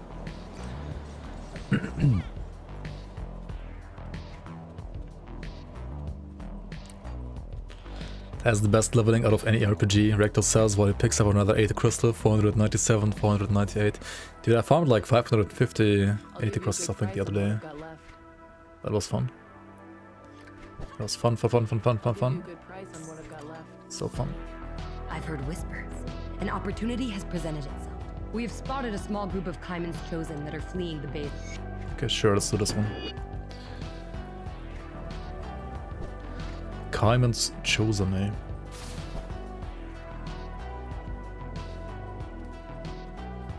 See anything you like? Iron well spent. I think we're done with crystals now. He ports to Ugnenborg with his character that has been level 100s for hours now and looks at his augments. He opens the faction window. After we found some blooms, I would probably have to do some bounties. So we are at least respectful of Devil's Crossing. I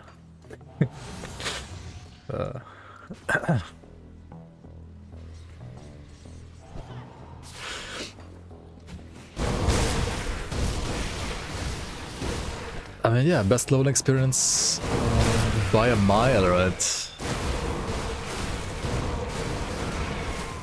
Hello, yo Wolf, welcome. Want any trouble? I don't want any trouble. Oh, I guess I killed them, oops.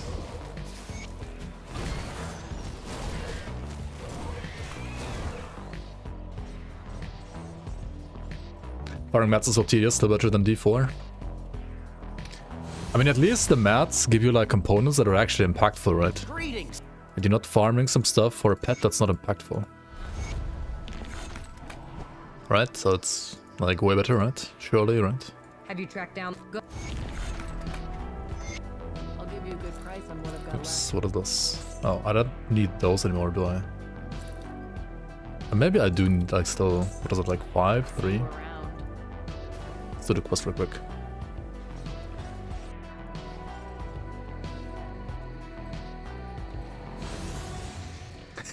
Wait, what?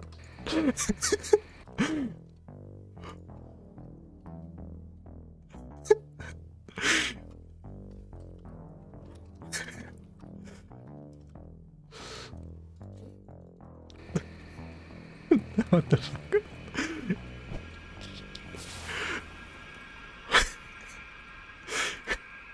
What?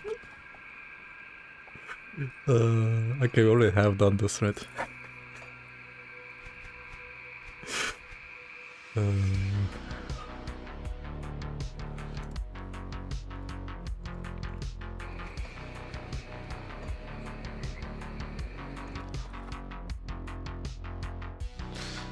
Okay, YouTube, I'm sorry I didn't put like Ellie in the title right away, but I fixed it like 2 seconds later, right?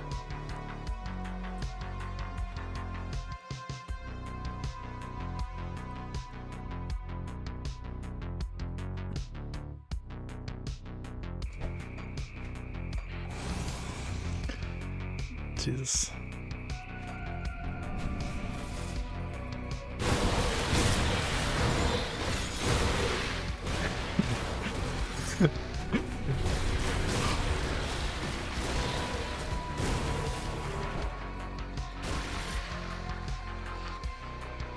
Le Warlock. Le Warlock, yeah. He's a French Warlock. Indeed, indeed, indeed. The Ellie is gonna be pretty interesting though. I'm looking forward to playing it on stream when it releases on 1.0. It's gonna be fun. Like whether it's gonna be a shit show or like an actual great release, doesn't matter. It's gonna be a fun time for sure. It's gonna be interesting. I think the game itself is decent. I think it has its flaws. It's far from perfect. It's more fun than Diablo 4, that's for sure. And I mean, playing like some new ARPG is always kind of fresh. I mean, it's not gonna be like really like new overall for me at that point. But having like new classes to play around with and so on is gonna be fun. And like some new visuals, some new skills, some updates. Like there's tons of stuff in there for 1.0. It's gonna be like a huge patch.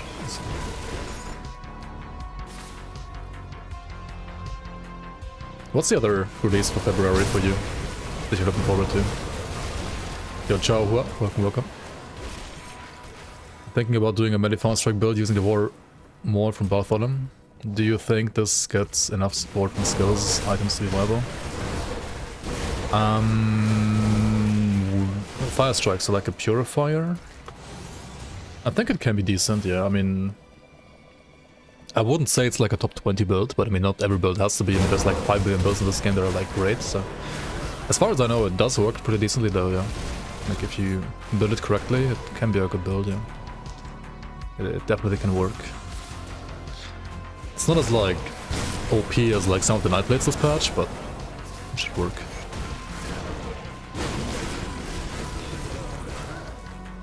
It's maybe even more fun than like playing Pistol Purifier, to be honest.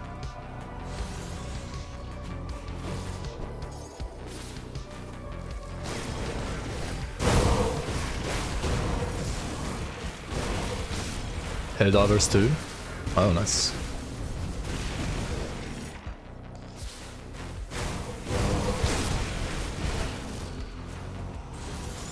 I mean, I haven't played Helldivers 1, but I heard some good things about it. Or like, some good things about like... people being hyped about Helldivers 2 at least. What's the biggest co-op fun you've ever had with friends? That sounds great, yeah.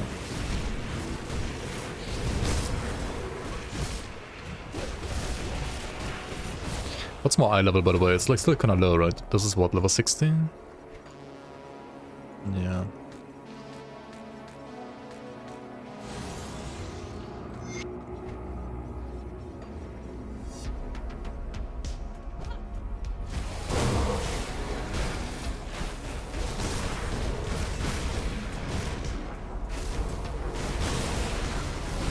Dude, that comment on the forum is dude, and then like... Dude, I'm not kidding when I say like whenever I stream like something or like make videos on YouTube that are like not Grim Dawn, and people are like, Ray, why are you not playing Grim Dawn, right? Like I can't even react to like some other ARPG. Holy fuck, dude. It's even a live stream. It's not like a dedicated video, you know. But yeah, it's kind of funny. Hello, this is Twitch support. I witnessed a streamer who reacted to any content while being on the Grimdawn directory. Yes, reworking partnership would be nice. I see. I will contact the streamer about the punitive damages myself. Thanks for taking actions. Yeah.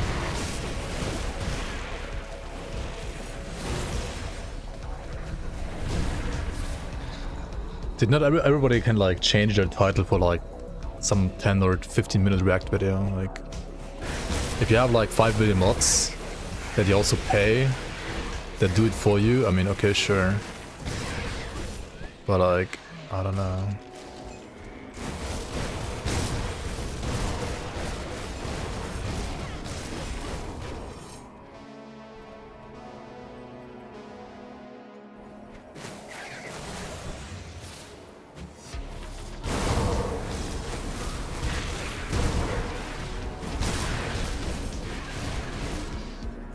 I reap what I saw. Yeah, I guess. Yeah.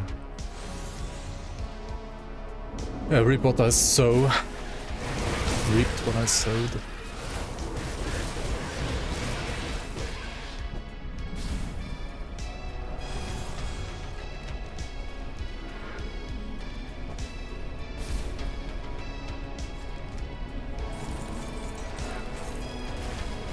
I'm not even like hating that much in like other games. I'm just like saying like some games are trash because of certain things. Like I don't like certain things about certain games. But yeah.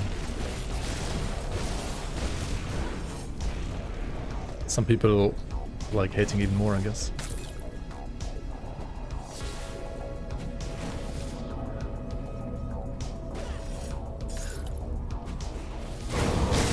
Like, but yeah, the vibe and like the, how do you say that, like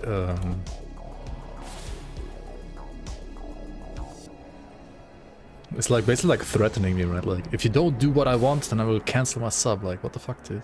It's not how the game, like, whole, as you command. Ah, trouble. like this whole thing works, dude. As you command. Wait. Let's try fighting Algrim here. Gonna probably take a while, but it should be strong enough, even if it's like low level gear.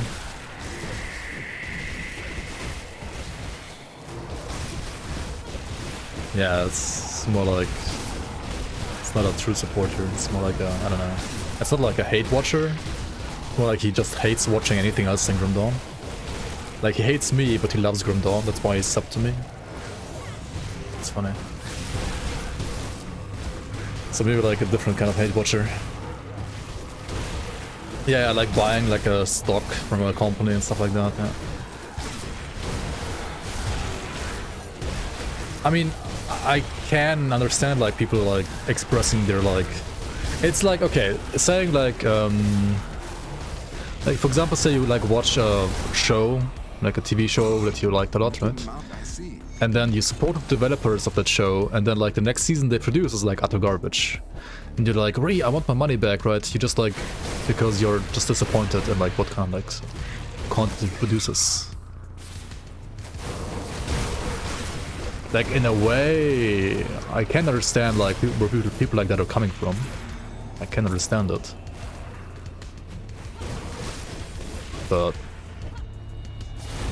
I guess it's like a disappointment, like speaking through them.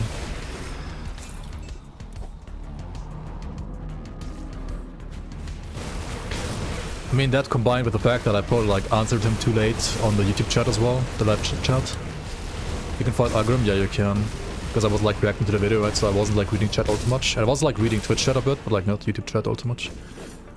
And it still like also bothers me a fuck ton that there's like no proper app that like combines the chats properly. Like on stream they are combined, but in my fucking chat they're still not, and that's like triggering me as well. So yeah, the situation is not the best. Chat Arena doesn't work with YouTube now. It doesn't support YouTube, it only supports Twitch. Has no YouTube integration as far as I know. I mean, like if you want to like add an account, you like literally can't, I think.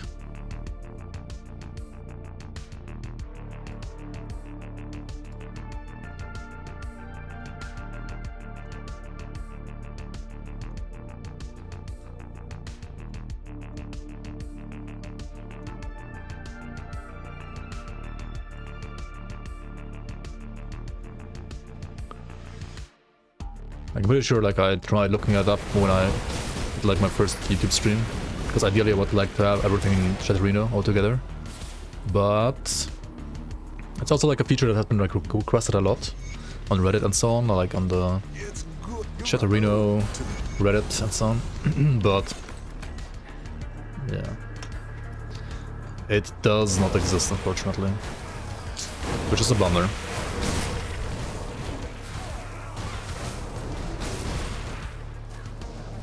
Only one solution: turn off Grim Dawn, fill up your hot tub, change status to just chatting, profit. I guess, yeah. Just embrace the bathtub, the hot tub.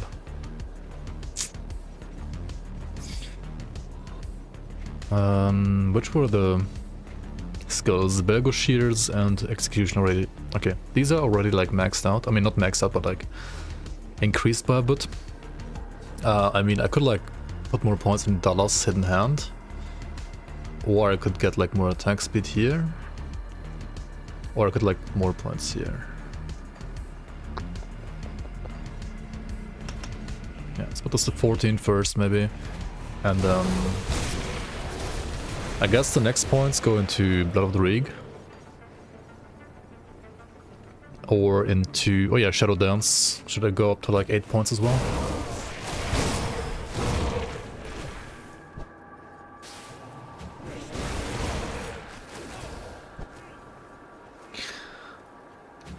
Thinking about doing...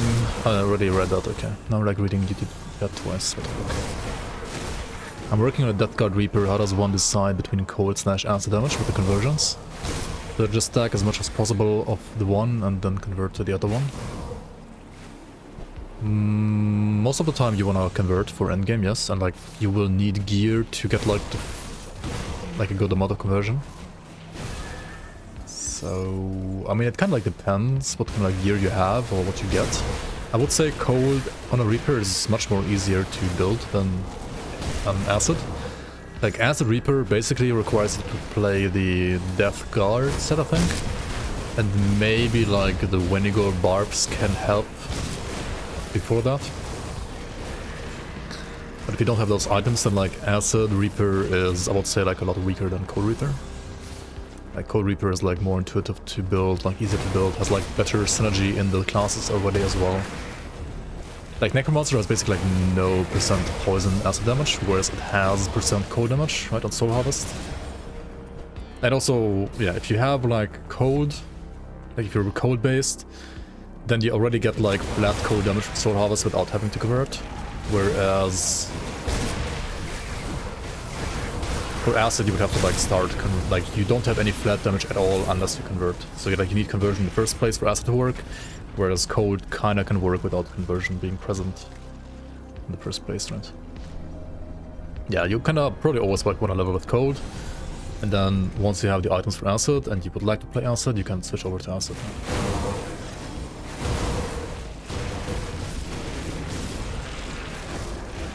Yo Boiler, welcome, welcome. Hello, hello.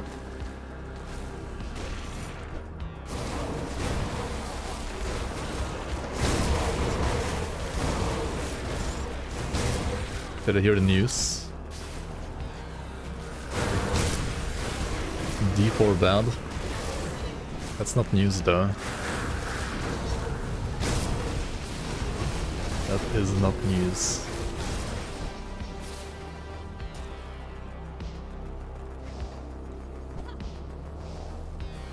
That's like old info.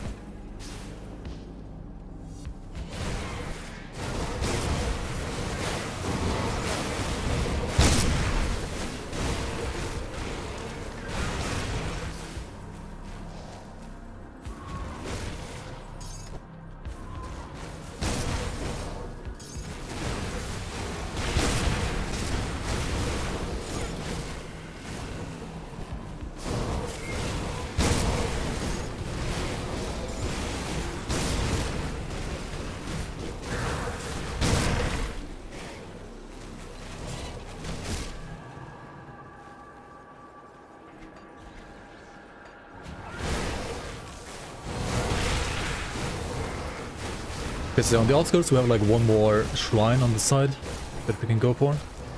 And that's basically it, right? There's also the cellar, and you also never can have enough Aether crystals, so we're gonna like try and get all of them. Just get all the crystals. Last question on this one. Thinking if I wanna take you good at the end, but I should use Amatok instead and convert. But should I use Amatok instead and convert? These hybrid builds make my decision making fuzzy.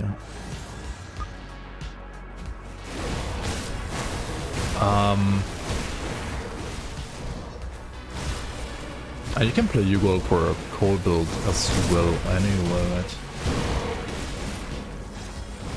Okay, I mean you want to level with code and like go for acid later, right? I mean, how much later are we talking? Like, do you already have the gear for your acid reaper, or are you like, do you have to farm it first? Like, do you have the gear ready to switch to later or not?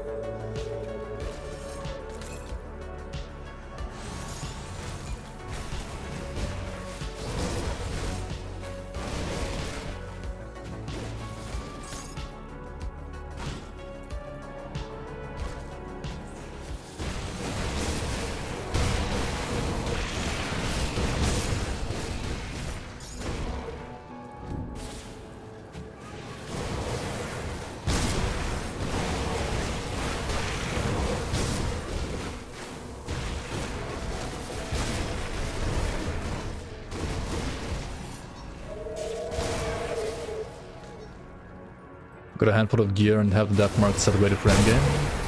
Okay. As long as you have the death mark set at least, you could start playing acid right once you get to level 94. Which means you have to only get to level 94 with like a cold build. Which makes me think you should probably skip Amatok, you don't need it. Like, just having Murmur, which is like split between cold and acid anyway.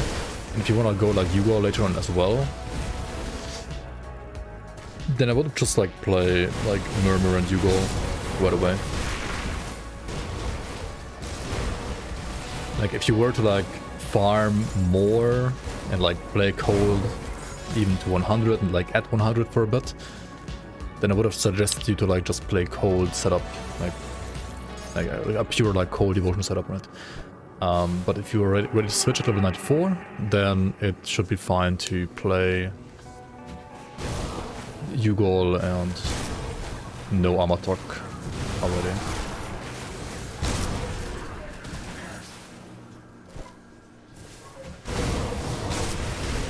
Yo, Promosh, welcome in, welcome in. Hello, hello.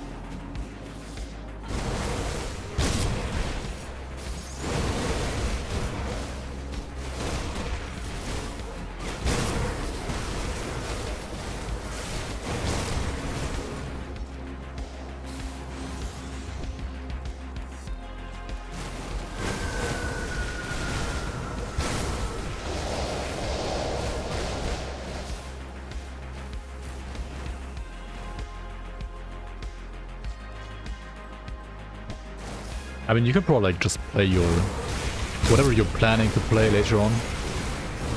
Play like your endgame devotion page, and if it has like, I mean, it always will have Murmur, right? Which is like split between cold and acid anyway. It's gonna be like good enough for leveling, I think. Same for you, Bo.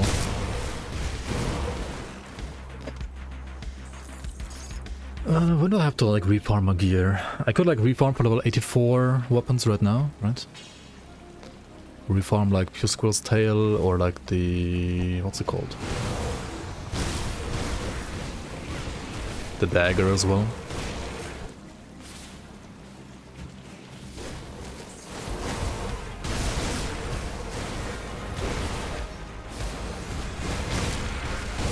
Could throw like a hidden path.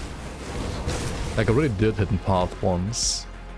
Apparently didn't get any good daggers, but yeah. Should probably go there again. Try again.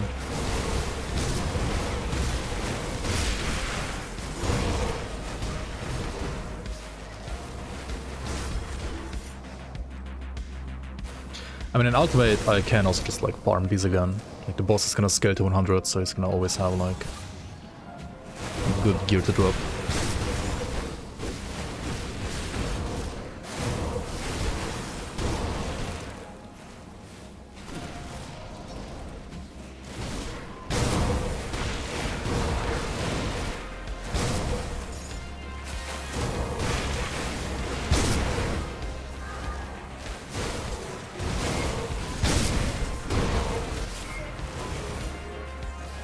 Am I spirit that's properly attached? Yeah.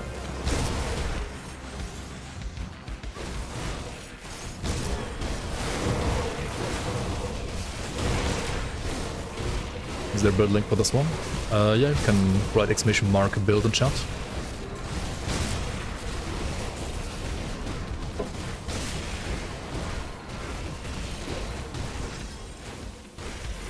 To be honest, the damage could be better right now, I feel like. But then again, it's also like very dot based, so it's fine.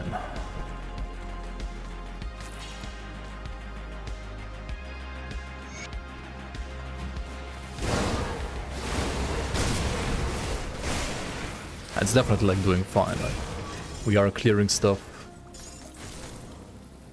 It's not too slow. We're not too squishy. Even though my armor rating is starting to get a little sketchy.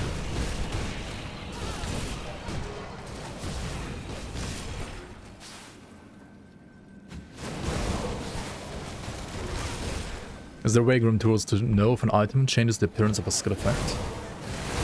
No, unfortunately not. I mean, usually you could expect every single monster frequent, or like every single like legendary that has a skill modifier that converts a skill to like another damage type to also change that skill's visual.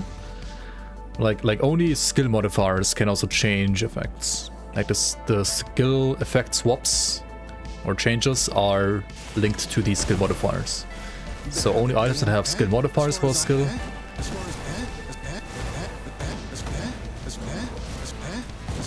are also able to switch the color, or like switch the effect.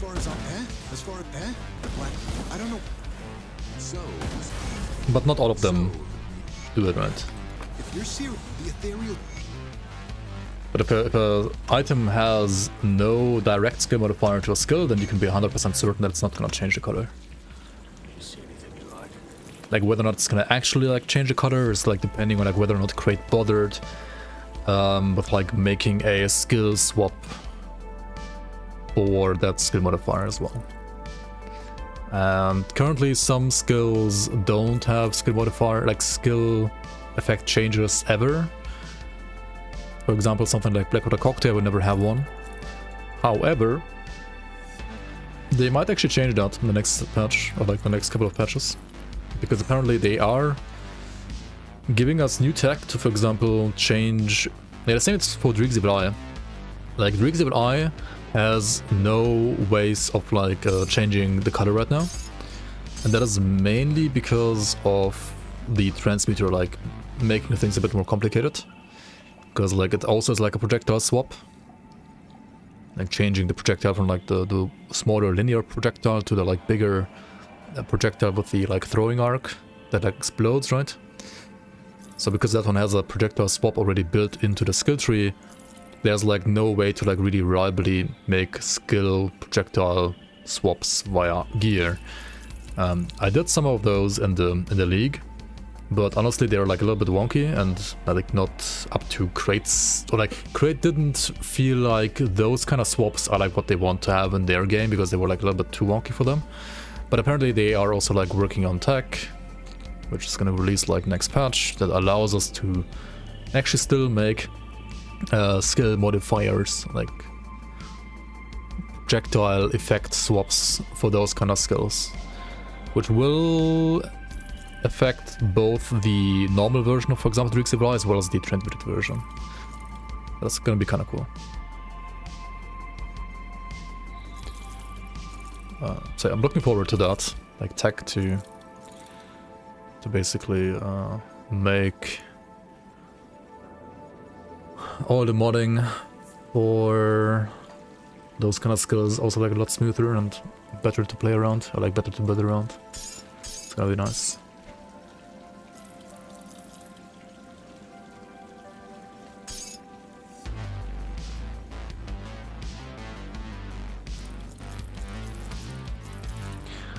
Okay, I gotta like look out for gears though, right? I got this one, this is level 82, that's actually not too bad. Gloves are kinda bad though. I could play like a cleric's of attack.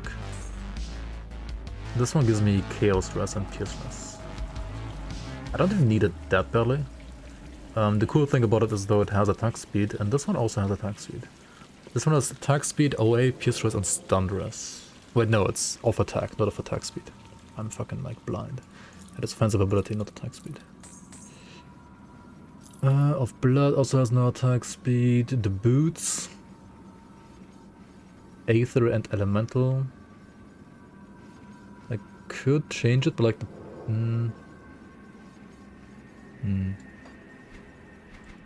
the poison resistance isn't really that great. Like on this class you don't need poison resistance. You can just play you know, more points of blood intrigue. This one could be interesting though. This one has bleeding resistance. Oh well, maybe it's not that interesting actually. We don't need that.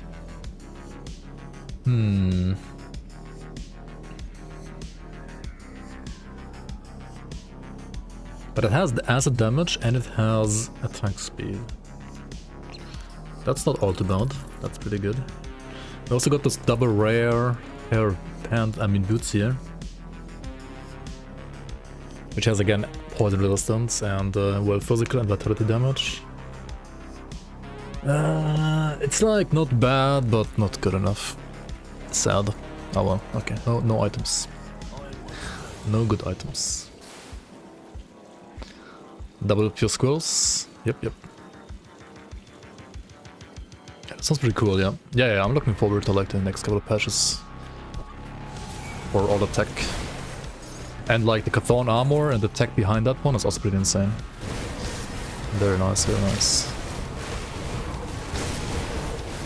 Yo, Dark Blade, welcome in, welcome in.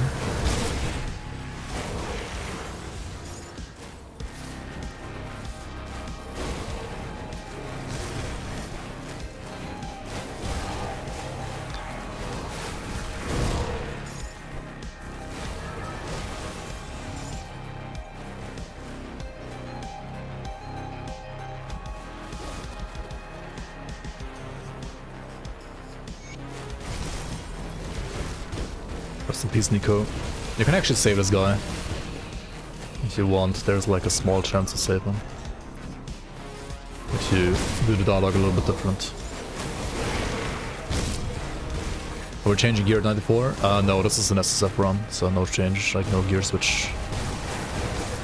No gear switcheroo here. Let's just play whatever we get, and we have nothing, so.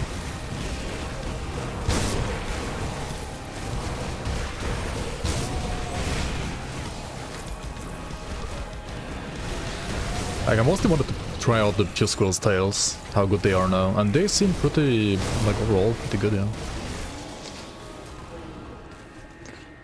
I still feel like, at least for leveling, that ideally like the daggers are just still better. What are they called again? Like the Rift Scourge Slicers, right, from the Rift Scuttlers. Like from the Shrimp. Like those are still better. But this is really good now as well.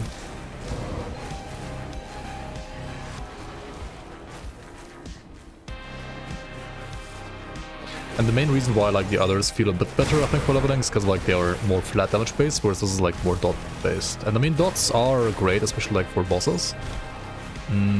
But like if you wanna like just zoom around quickly and like kill stuff quickly, then yeah, the Shadow Strike, like Rift Scourge daggers are just better. Like they have like quicker like trash clear time for sure. Like for example this elite here, it takes a little too long.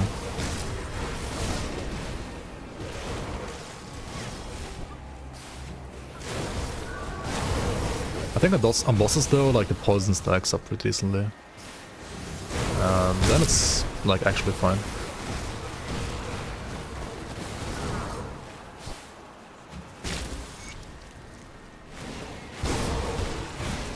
Yeah, the pre-code to acid conversion is great too.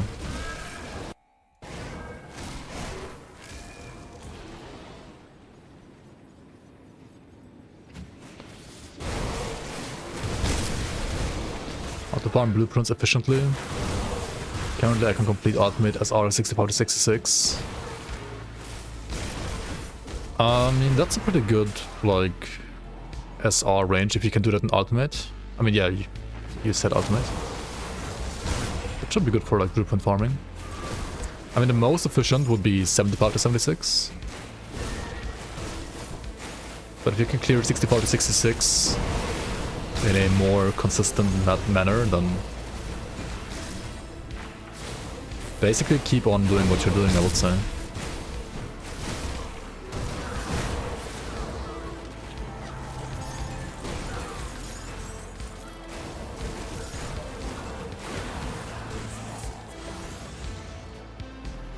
So yeah, try pushing for 76 if you can, and like see if you can clear that smoothly, otherwise stick to 66, like both are fine. 66 is obviously like less loot, but you also don't want to die, like you want to like have efficient loot per minute, not necessarily like just efficient loot per run, but loot per minute matters more.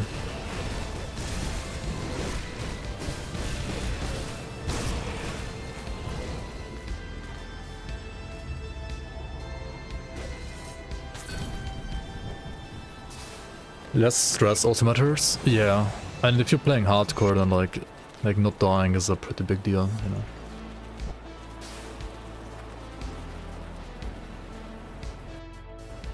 I was beginning to read.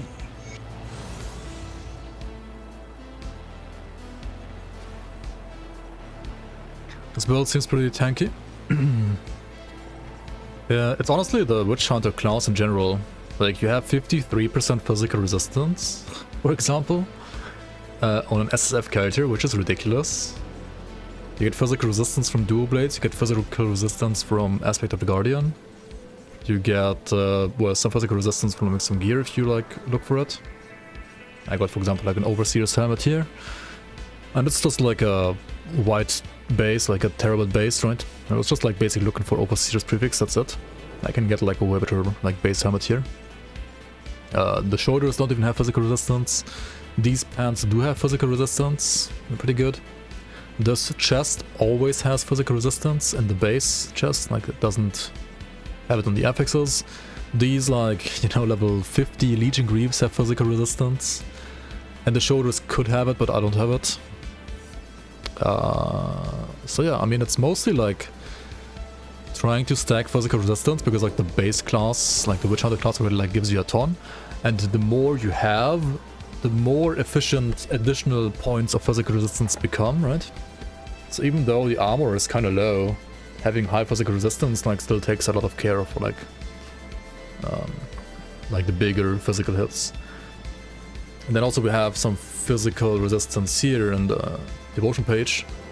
We got some from Manticore. This is a great node. And then we also have 4% on Turtle, which is absolutely OP for like a tier 1 devotion. And yeah. On top of that, we are like a hybrid of like Leech and Regen actually. Because Witch Hunter class has Regen on Blood Rig, as well as on Pneumatic Burst. And if you're playing like a double Regen class, it's always like decent to at least play Giant atop on this patch. Like Giant does a lot of work. And yeah, this makes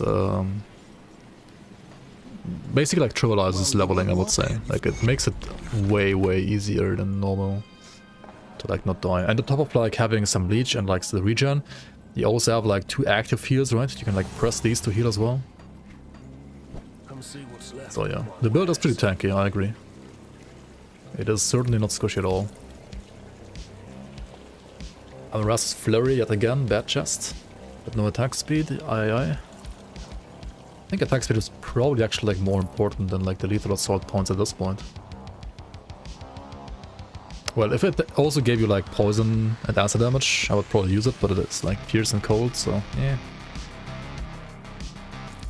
Not that ideal. Commandos.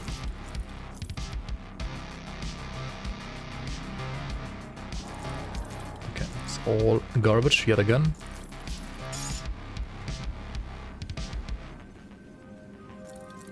Did imagine having like a actual like proper loot filter like Dusty Pock has in this game. That would be sick, dude. Like absolutely bonkers. Alright.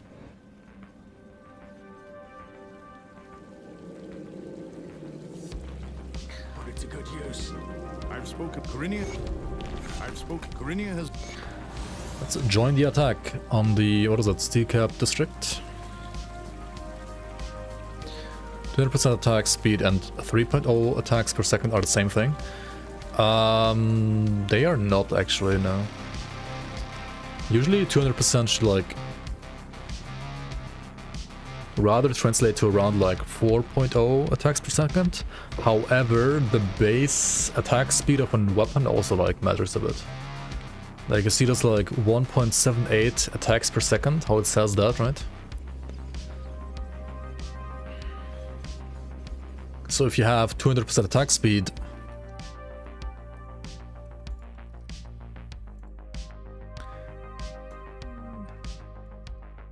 like right now I have 146, right?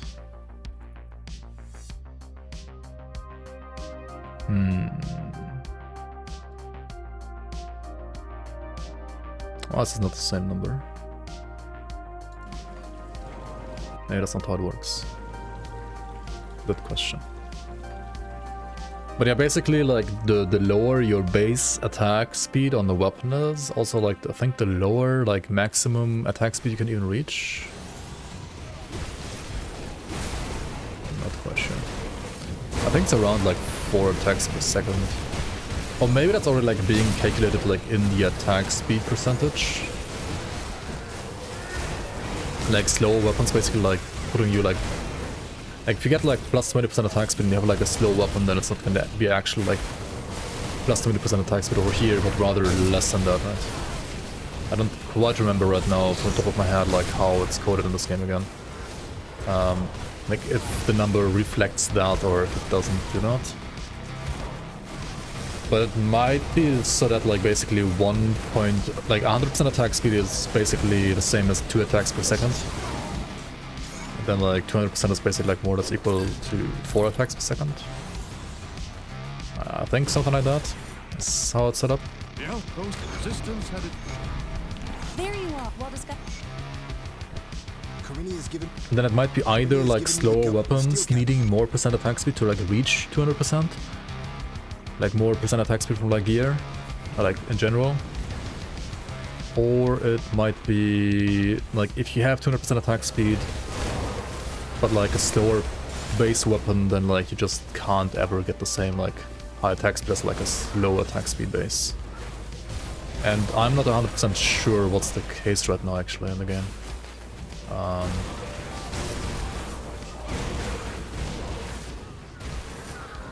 would have to like investigate again.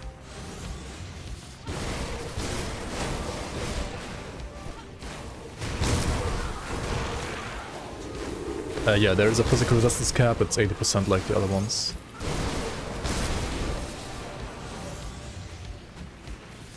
I mean, usually like don't need more than 30%, or like 35, maybe like 40% physical resistance. But if you can get more, it can become like pretty insane, pretty quickly actually. If you overcap your move slash attack speed, can you override slow attack effects? I think if you get like slowed, right? If you say get like slowed by 20% and you have exactly 200% attack speed, right? Then I think you drop down to like what, 160 or 180? I think to 160 actually. But if you have like overcap, then I think it should protect a little bit. Like for example, if you have like basically 20% overcap, for example, so you have a total of like 220% attack speed, even though it's like locked to 200%. But if you get to then like slowed, right, by 20%, you would be slowed down to like by 44%, right? So like instead of down to 160, you would be slowed down to like 176, right? I think that's how it actually works. Which means that overcapping attack speed would help a little bit, actually. But I think it's less efficient than like just getting slow resistance. I'm not 100% sure on any of that though, to be honest. Like I would have to also like investigate this properly.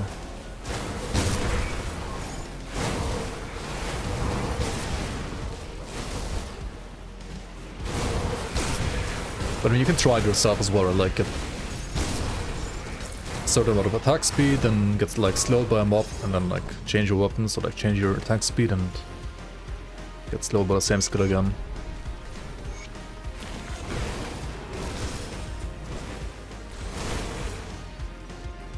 Hello? Origin of the Slith, yes please. I would like to know, I would like to learn.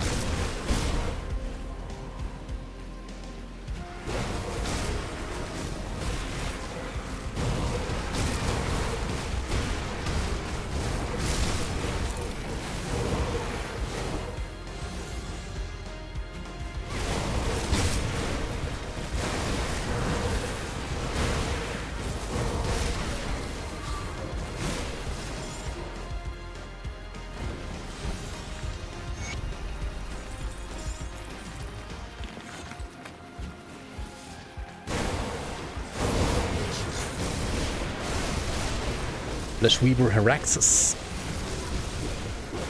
We meet once again.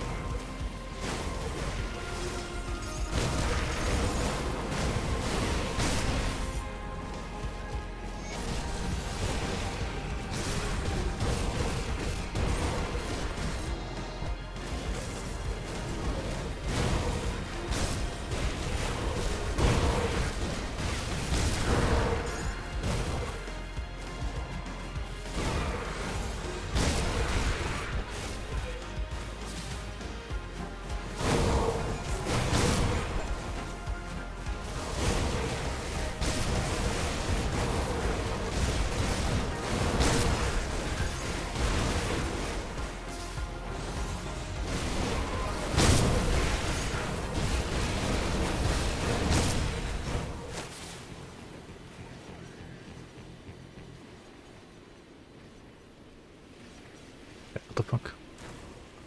Okay.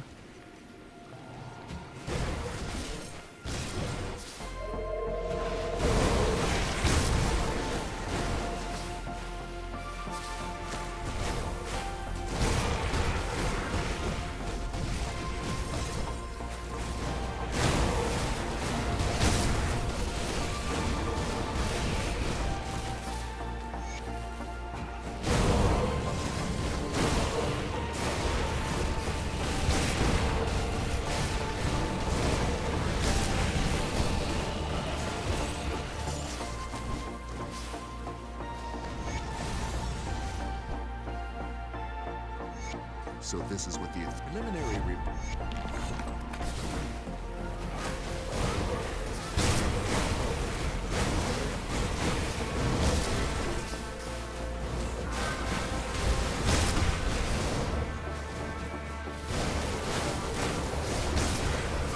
Oh, by the way, Twitch actually has updated their, or like is gonna update their like sub splits, I think. It's gonna be pretty nice. Like they're not gonna make it so that it's no longer like bound to like partner plus, but instead it's gonna be like basically depending on like how many points, like sub points you have, which means that people that aren't partners can also get like better splits by getting, I think, like at least like 100 sub points. Every tier 1 sub equals, I think, like 1 sub point, every tier 2 is like 2 points, every tier 3 is like 3 points, something like that. And depending on, I mean, yeah, if you get like at least 100, instead of like 50-50, you get like 60-40. And I think like if you get at least like 300, then you get 70-30. Which is like pretty good. So like if you have like 300 plus subs, basically you get like 70-30, which used to be something you only got like when you were a partner, like back in the day, and new partners don't even get anymore. That's pretty nice. I don't quite, I need to like read up again like when that change is gonna actually happen. But I saw like a live stream from like basically the CEO of Twitch, like himself, right? Like he communicated that, and that seems like a thing like going in the right direction at least. Now another thing is the bitrate thing, right? It's like another issue, having like only 6K upload bitrate. I mean, I understand that like having more would also like put more stress on like their servers and so on, but it would be nice to like stream at like 1440p at least, for example, instead of like just normal 1080. With like the option for viewers, of course, to like scale it down. Prime subs do actually count, yes. Prime subs do count. Prime subs are also like 1 full point, I think. What didn't count in the past were gifted subs. Maybe they will update that too though, we'll see. Okay, let's go back to the Steel Cap district and like move back towards the Steel Cap here. And we pick up the other quest items, like we pick up the Warlock's memories and the other survivors, and also clear out the Black Iron docks, right?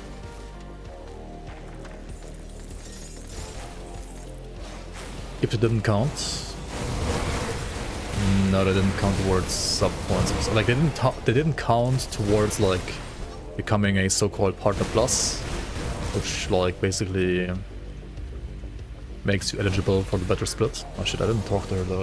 I have to like talk to her first, right, and like, get the quest, otherwise the box is not gonna spawn here.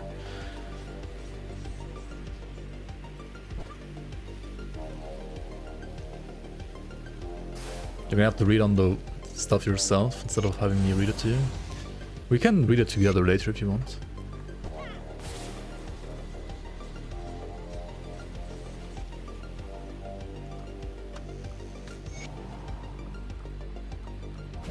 I need to find and read it myself as well again, anyway.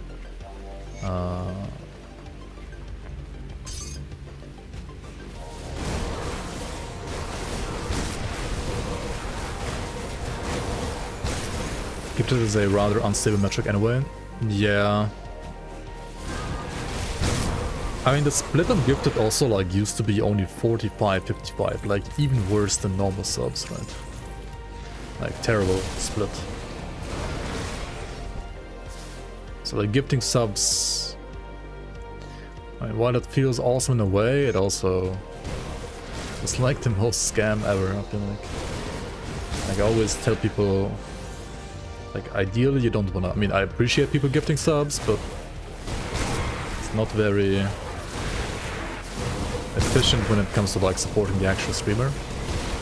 It is like still good to like remove ads from like other people in chat, of course, I need to spread the love in the community, that's like still nice. But these are actually pretty nice though, like Thorn Height of Alacrity, Pierce, Poison, Bleed Rest, and Attack Speed. That's pretty nice. The problem though is I'm a occultist, so like Poison Rest isn't that amazing for me, and the Bleed Resistance is right now also like pretty crazy, so... Kinda has like 2 dead resistances for me right now. But that will probably change soon, so whenever that changes I will use those gloves. So let's put them in the stash, why not? These seem decent to use. Another Overseer. Okay, we always want Overseer, right? Gimme Overseer. And this one is off the Wolf, giving you Physique and Cunning. That seems fine. Last one was Fox, giving me Cunning and Spirit. I mean... either is fine, honestly, but like... this one has slightly more armor. And it also...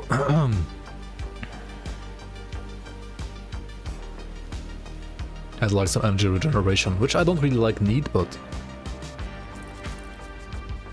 it is an upgrade after all, right? It do be an upgrade. Okay. I'm pleased to. Good on. I believe. Captain Wilford. Captain Wilford. I was. I'm talking. I do wanna also. I have to like. Okay. Let's just put it in stash for now. Got something stashed. It's not like the biggest armor upgrade anyway, but it's decent. We'll get a Blighted of Alacrity as well in here. Okay. Blighted and Stonehide, and some legendaries. Some Chaos legendaries. Yeah, the rest is crap.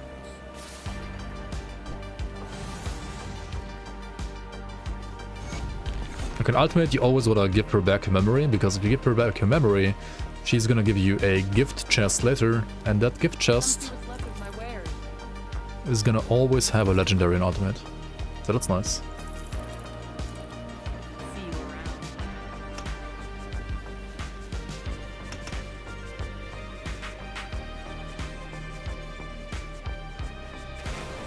Aren't I using the shield anymore? This is a different character. This is the Witch Hunter. This is the Solo Stefan Witch Hunter. This is not the Demon Slayer Trickster. This is a very different character. Trickster is still using the shield, yes. This one is dual wield melee, acid, poison. Different character, different approach as well. Right, the Demon Slayer Trickster was playing like endgame gear and like a speed leveling character, right? This one is a like fresh start character.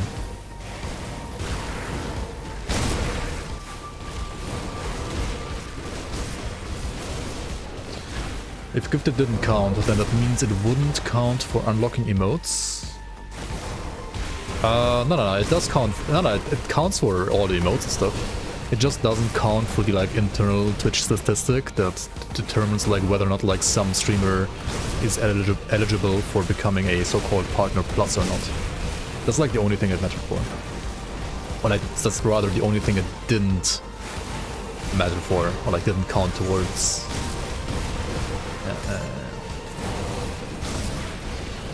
But no, like you as a viewer, like you don't care. Like you get the same benefits if you're like getting your sub gifted or not. That's like only affects the streamer, not the viewer.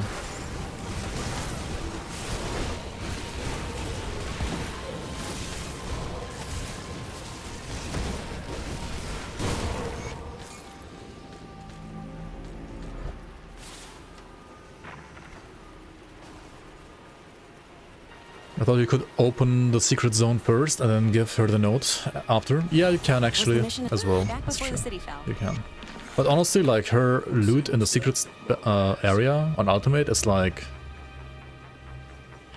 I feel like it's a waste of time. I feel like you just like do it once like a normal to get the Steam achievement. And then you just pick the chest and that's it. Yeah, you don't need the secret zone, honestly. But yeah, check this out. Guaranteed legendary in here. Dallas Black Wraps, okay. That's actually not bad. It's like a poison Air pants. That's huge. Dude, that's like actually really good. Poggies.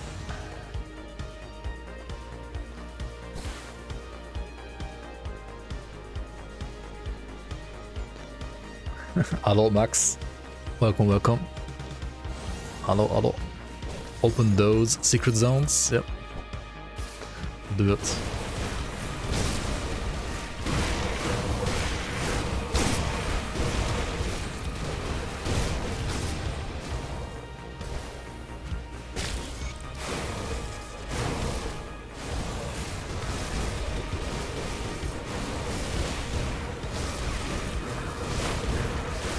Still denying having a streamer client? Listen.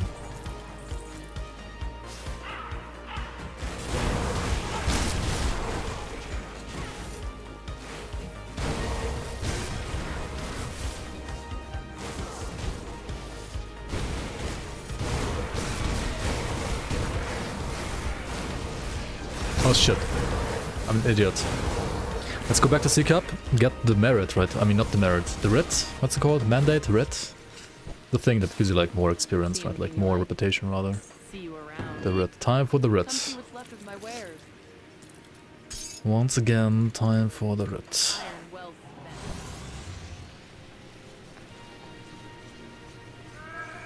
Are we done with roasting D4? Yeah.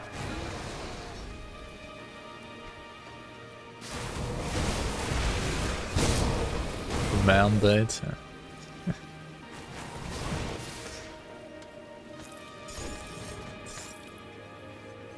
The mandate is at least useful, right? The writ is like... I mean, it's obviously also useful, but it's... Oh my god, the design triggers me every time. Anyway. They're really duping the real mats. I mean, because nobody like likes to farm the same content again, I guess. Because like the seasonal content is not like worth farming for. Because what you do in the seasonal content, you like farm stuff for your pet, but your pet apparently like sucks either way. I don't know. The forum already like screaming for another new season. Dude, they love the season so much they want already another one? Dude, it's like... It must be insanely good then, right? I don't quite get the... I honestly feel like implementing content with seasons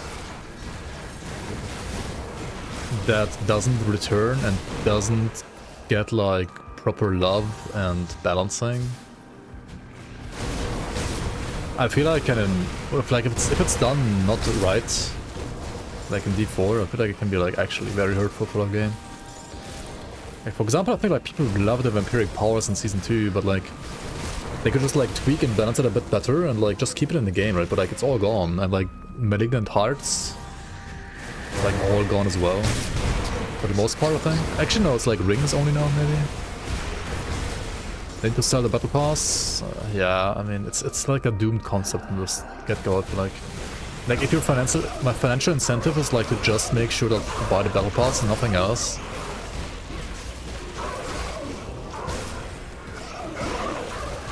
Like, I don't know, why would you want to make a good product if you can, like, just try, like, one of the many scam ways of, like, making people buy the product, right? Like, ideally, right, ideally, that goes for, like, real-life products as well. Ideally, you want to make sure that people buy your product because the product is good.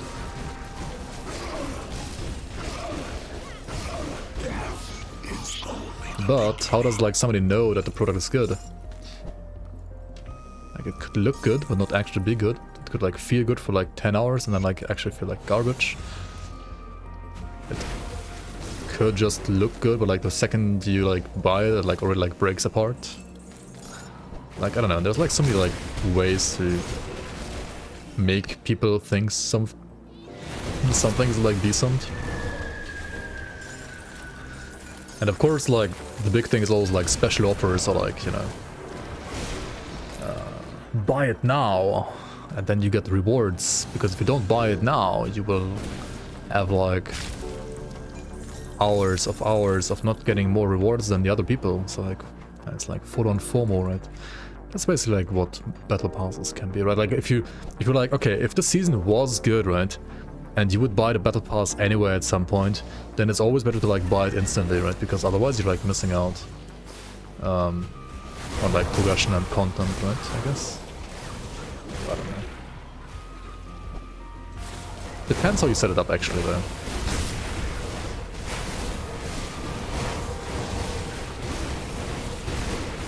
You're playing D4 right now, ask me anything. How does the pet feel?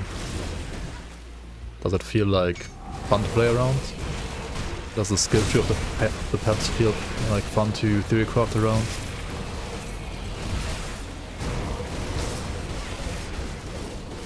Let's hear it.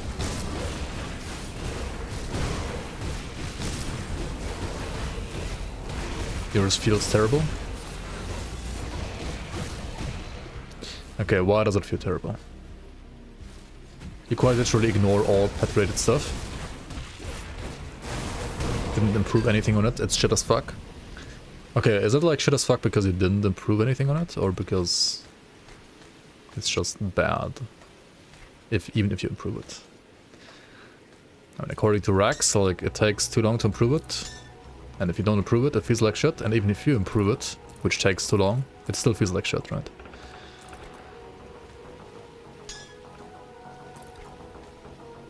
I mean, whether or not that's true for everybody, like for every single build, we'll see.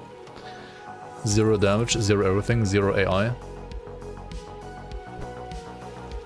You use it to proc stuns, that's it. I mean, that's more than nothing.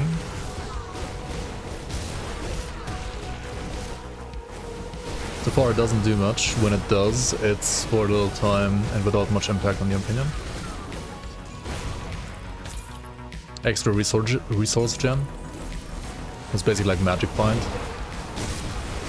Or like, wait, if you say, when you say resource gem, you mean like basically your, what is that, like energy and so on, right? Like whatever your class uses, your fury and so on. It heals you and generates more fury. Yo, Tolga, good evening.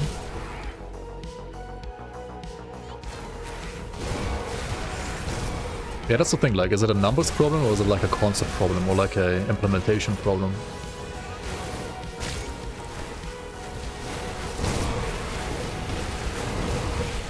Like, number problems could always be like fixed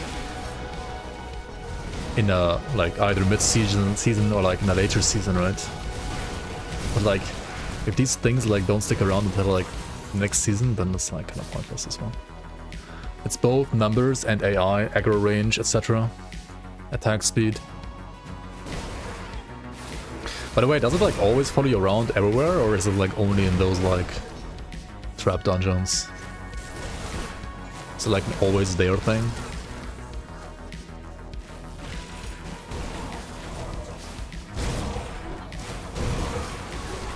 The numbers need to be like 10x to be good. The pet could be good with some numerical tweaking. Can't even catch up to you if you're fast. That's another issue, like it has not enough movement speed. But does it not like catch up to you like Pets in Grim Dawn do, like they just pour it in your face? Does it have to like run the entire way? It doesn't teleport behind you? Aye.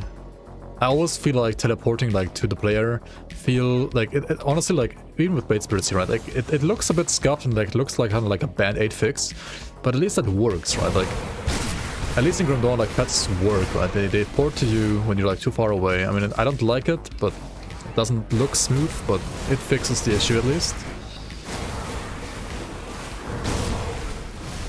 Like ideally you want like the pet to just like, for example, scale, like have its movement speed like scale with yours, for example. Like that will work. That would be like very simple. The essence for your necro, like the resource. Okay. So it basically like allows you to spam more like powerful abilities a bit more often than usual.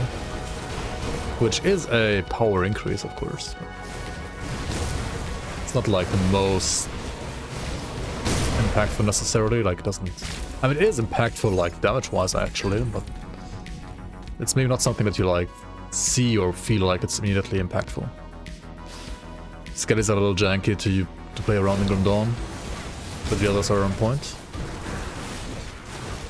I mean, compared to, like, actual, like, RTS mechanics, I feel like all ARPG pets are always, like, a bit lackluster in, like, how much you can control them.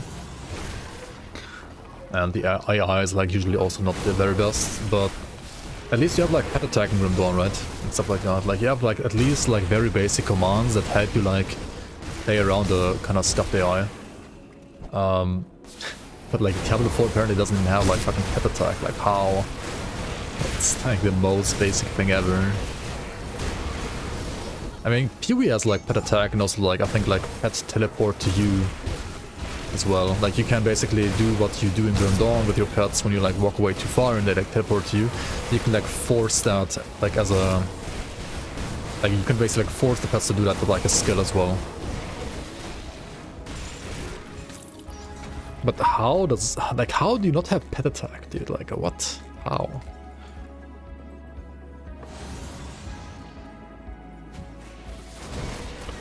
Like, in a way, like, pet attack is...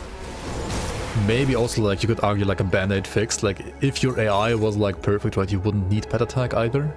If it, like, always, like, knew what to prioritize and so on.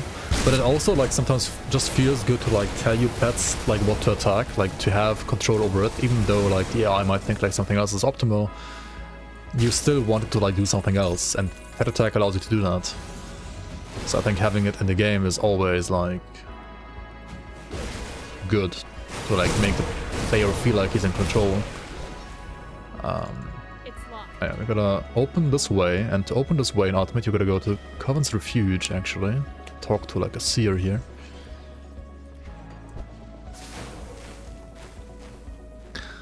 Literally brain dead gameplay.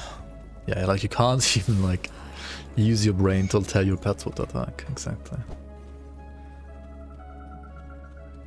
Yeah, it's still better than no control at all. I think so too. I mean, like, you can't... I mean, like, in an ideal world, right, you have, like, perfect AI, but even in the ideal world with, like, the perfect AI for your pets, you might still want to, as I said, like, sometimes, like, make your pet, like, choose the suboptimal target.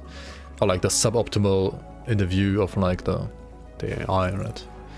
And so, yeah, like, having control always just feels good, even if you are, like, making mistakes with having control. But, like, if the AI feels bad, like, is Pepega, and you have no control, then it's just, it feels bad in, like, multiple ways. Like, it feels just totally bad. Like, I don't know. Come see what's left of my wares.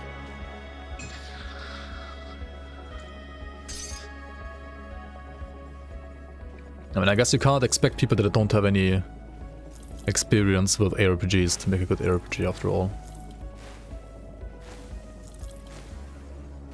And the Blizzard, like, Diablo 4 developers are showcasing that nicely. The gloves might be interesting, actually, maybe. It's another one of the same.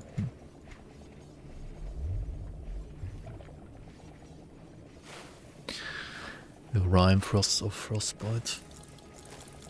These have a, like, 0.69% drop chance, by the way.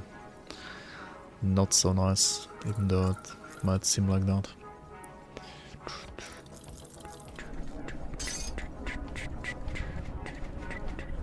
Okay. Menacing of Alacrity and another Menacing of Alacrity, right? See you around. Yeah, I'll consider it Safe storage. No for question. future, like, gear swaps. Let's put these over here.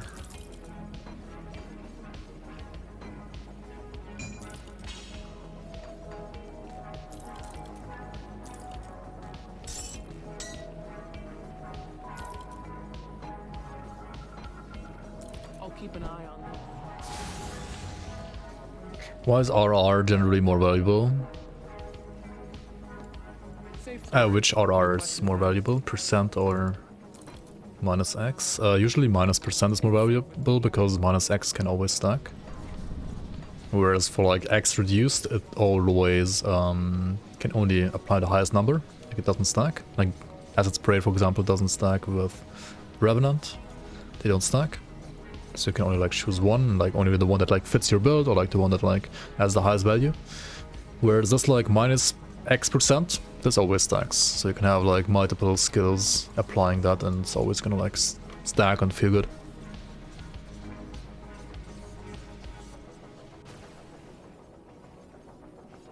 In PoE you have Predator support, and that can do selective targeting for your pets in 100 mobs. The pet will target what you want.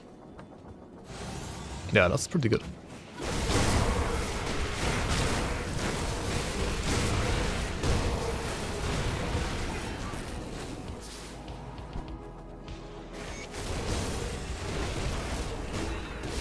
Yo, Robocop, welcome, welcome. Robocop, actually. Hello, hello. Welcome.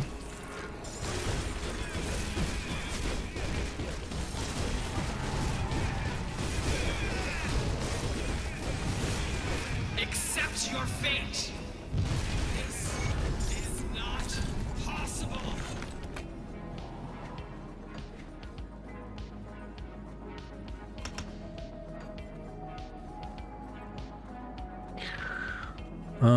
Not possible, she says. How about we actually get more poison damage down here, though, from Merciless Repertoire? That seems decent.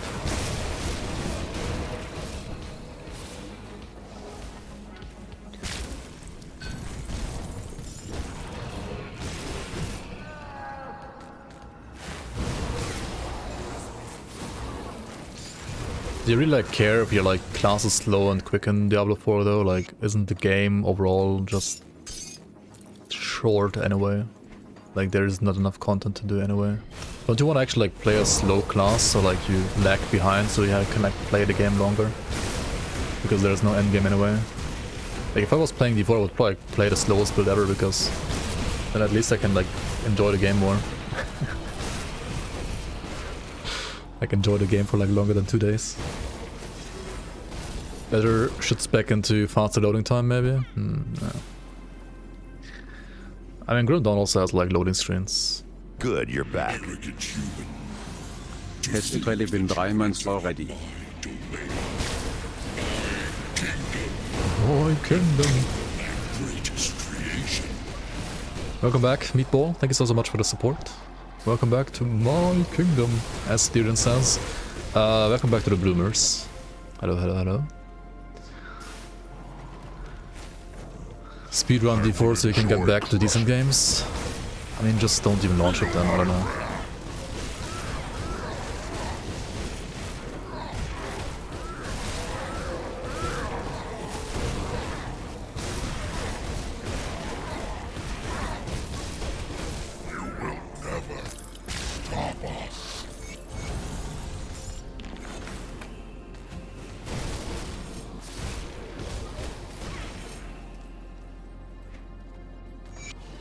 After blasting ARPGs, you can't go to the slowness of D4, you uninstalled it.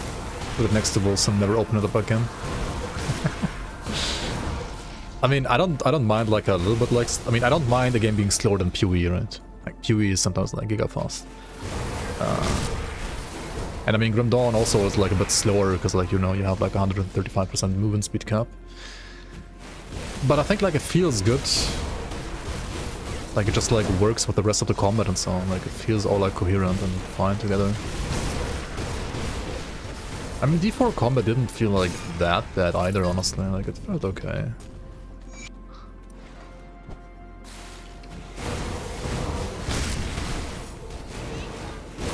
I think, personally at least, that D4 has like other... Like, the main issue is not like the slow combat, it's more like...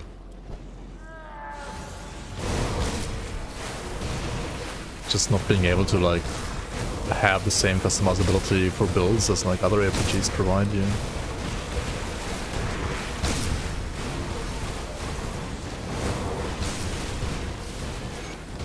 Like the skill twig and like itemization is just like those should be the basics of an ARPG, and I feel like those two things are just like lackluster in D4. In D4 your movement skill slows you. Yeah, okay, that kind of feels like weird. Yeah. That just feels weird. And you got evade and TP and so on. You got like shadow strikes and so on, which also like do pretty zoomy. 4.5% more damage to distant enemies versus 4.2% damage to close enemies. Meaningful choices. Yeah, I don't know what they were like smoking when they made those affixes, but like that's just trolling. Like it's like literally like what you expect like people to post in like a troll post, but they actually like put it in the actual game. It's like 5% more damage on Tuesdays, dude. Like what the fuck? 7% more damage while doing this like seasonal content that is only available every Wednesday. GG. Switch gear every Wednesday. Because this item only deals like more damage in week 56 of the year, which never exists even. Haha.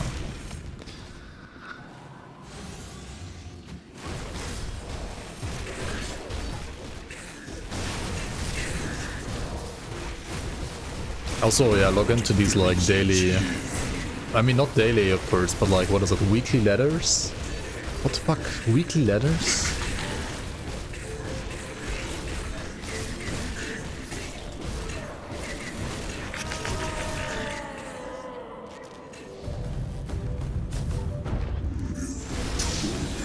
I consider their approach, I mean they're clueless, they have no idea what to do. Like the only things they like implement that are like not terrible are things that like literally like Reddit tells them to do, right? Like all their like own ideas are all garbage. Like all of them basically. Like all the ideas that are not garbage are ideas they either like stole from Reddit or like from other games. I shouldn't stand the thunder garbage here by the way.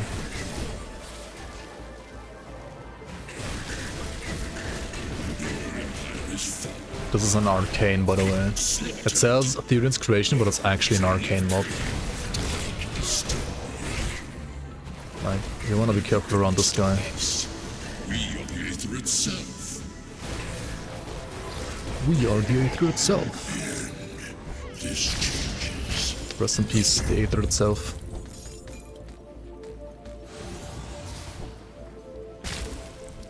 D4 Season 3 reacts? Yeah, we already watched those. Rip and pasta, dude. That game, dude. Like, I wonder if like Season 3 is more or less like the final nail in the coffin for the game, actually. Like, I wonder if like a few years in the future, or like months in the future, we like look at D4 and like say like what was the final nail in the coffin? Was it Season 3? Is like a $100 expansion gonna revitalize the game? Or not? It's their first RPG, they're working hard. That's like literally true. Like that's like it's like baby's first RPG, right? For the developers, but they are like working on like a monolith of an RPG name-wise. Which makes no fucking sense, but yeah, here we are.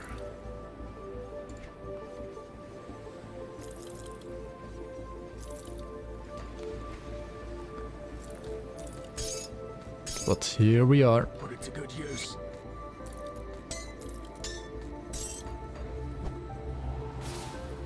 I'll keep your stash. The final nail will be $100, 4 of 10, Vessel of Hatred. Lots of incoming changes for Blizzard now that Microsoft bought them. Yeah. I mean, Microsoft will fix it, right? Just like they fixed Skype, right? Microsoft definitely like fixed Skype.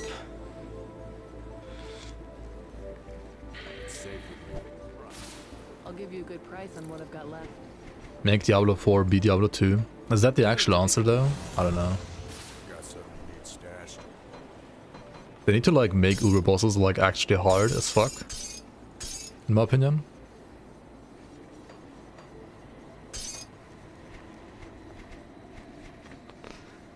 and like, I don't know, like balance their stuff properly. I don't know. There are part of people still gonna buy all this shit with Diablo 5 and next expansions. Maybe. I mean, probably. I mean, some people, I mean, if they like it, they can play it and buy it and...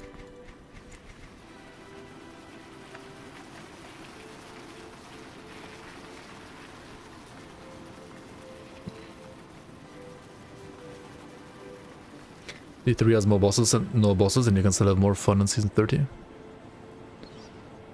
Because of like Great Rifts just working as an endgame mode, I guess. Microsoft's gaming division certainly hasn't lit the world on fire the last 2 to 3 years. I mean... they're supporting like Age of Empires 2 at least in like a decent way, I guess. I mean, also that game has like pathing issues, but... at least I guess it's like fun and playable in a way. Anyway. We have the Black Legion on Revered, which means we can like buy the same boots that I already have right now, just like better. Just better boots.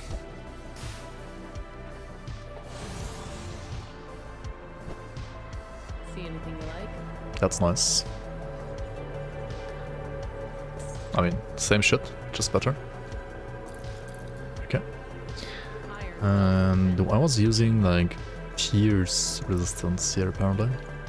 I could play like Pierce Poison maybe. Wait, no. I could play like... wait, what am I playing right now even? I'm playing Fire Lightning on the augments. And Vitality resistance up here. Okay.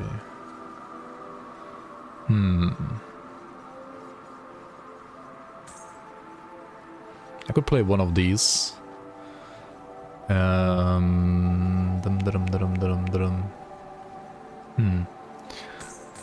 could like play these as well, right? See you around. What am I buying? That's what the fuck. So this gives me Aether and Chaos Resistance. Of which I want like a little bit more maybe.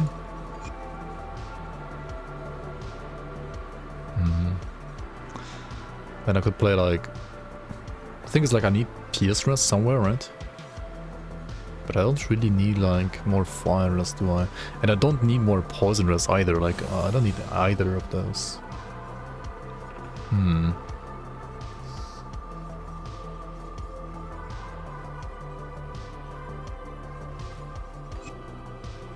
Let's do it like this though.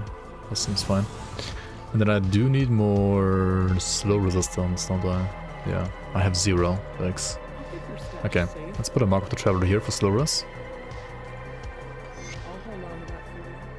Should I play Baldur's Gate 3 or Witcher 3? I mean, you haven't finished Baldur's Gate 3, have you? See you around. You could play the Honor mode, maybe. Like the hard mode, right? The hardcore mode. Anyway, I got a new PC. Like, actually, Pog. Pog. A new PC for playing Grim Dawn, let's go. I mean, Path of Exile also needs, like, good hardware, I guess.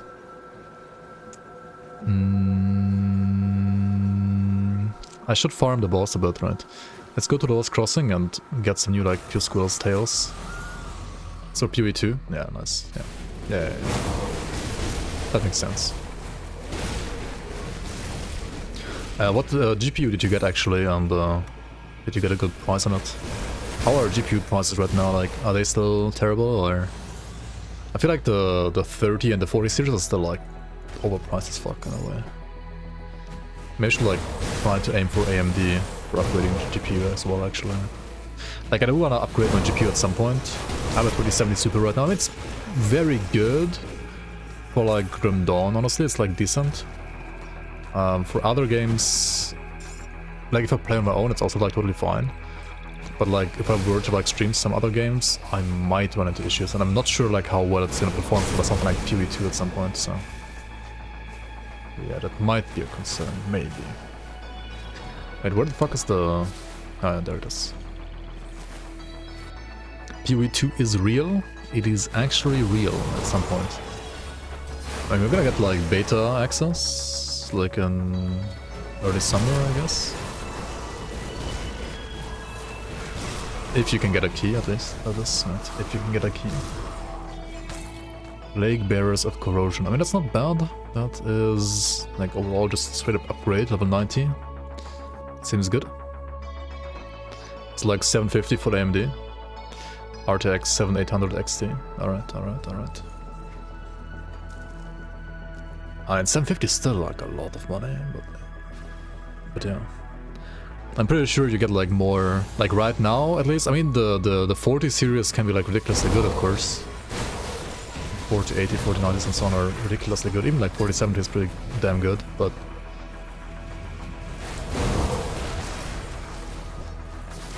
like more like performance per money spent I feel like you probably get from AMD right now.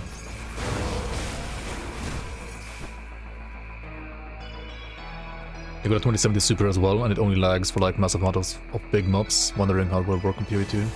Yeah, same for me, basically.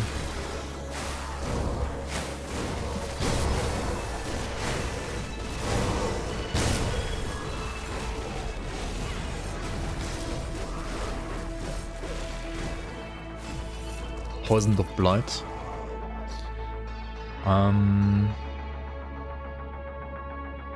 Of Blight is like Vitality stuff as well though, right? It's kinda... and it has cask speed, yikes dude. Not even attack speed. Diablo 4 definitely still had some life left. If the next 2 seasons don't improve on the endgame content, expand build variations, add loot that doesn't create metas, but help variations. After that, people will definitely move on. Yeah, if it doesn't fix that, then... I mean, people might like come back for the expansion. If it's like a reasonable price.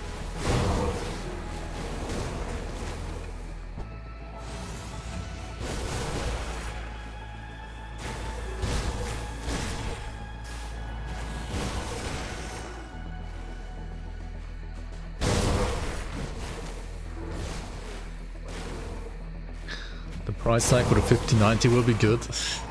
Dude, what do you have right now? Don't you have like a 40 something, 4070, 3090? Like something ridiculous already. 3090 Ti. She says old tech. Oh my god. Old tech, yeah, sure.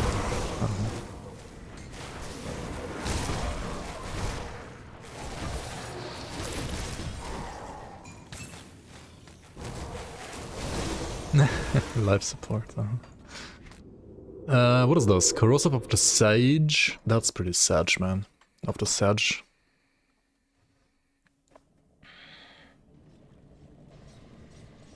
$1080. I mean, 1080 is like honestly fine.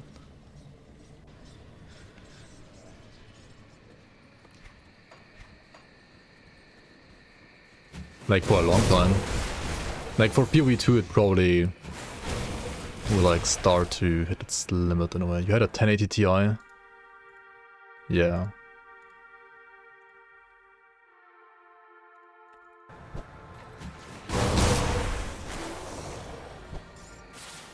$1080 is the core set of GPUs. Like it used to be trash for a long time and then like suddenly it became good. Like it aged like fine wine basically.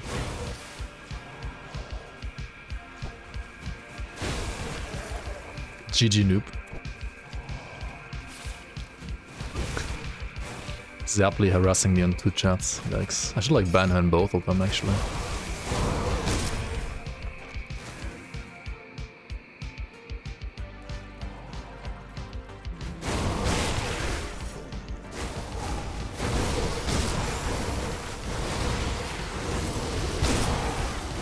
Dude, people are gonna say like the same about like the 3090 at some point as well, probably. So like hold on to that for like as long as you can.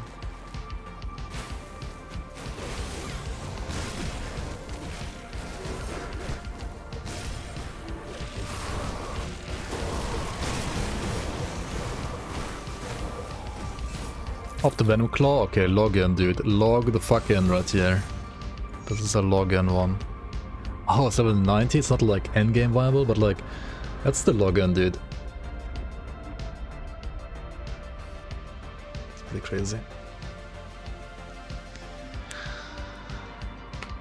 Okay, so we got like upgrades, that's nice. At least for now, they're like insane. So 1 and a 2. And we don't need the Imbued Silver anymore, do we? We don't need the Poison Rest, I mean the Bleed Rest. The Chaos Rest we kinda maybe need, but we could also like just put like some more of these on there, right? Mankind's Vigil. Mankind's Vigil.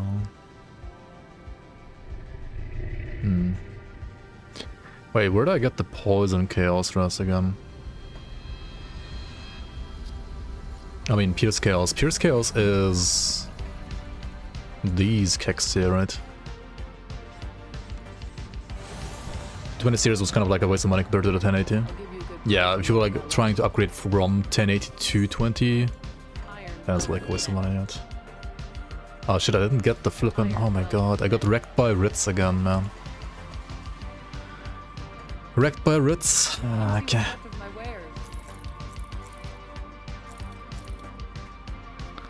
Wrecked by Ritz.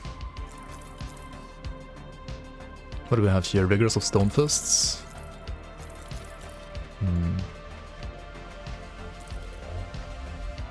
It's not all too exciting, is it? Okay, we're gonna craft another Vitriolic Ghost on.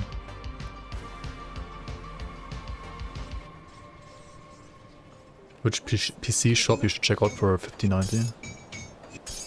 You're already wondering about that now? Holy. You're here. I'm here. Splendid.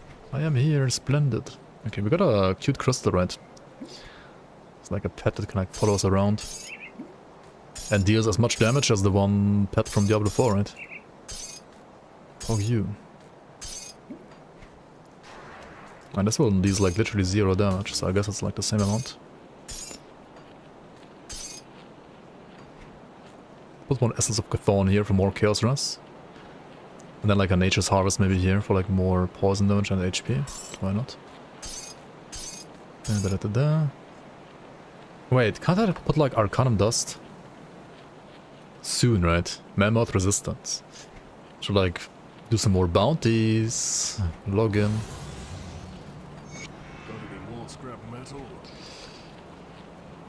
Aye, bounties time, eh? Time for bounties.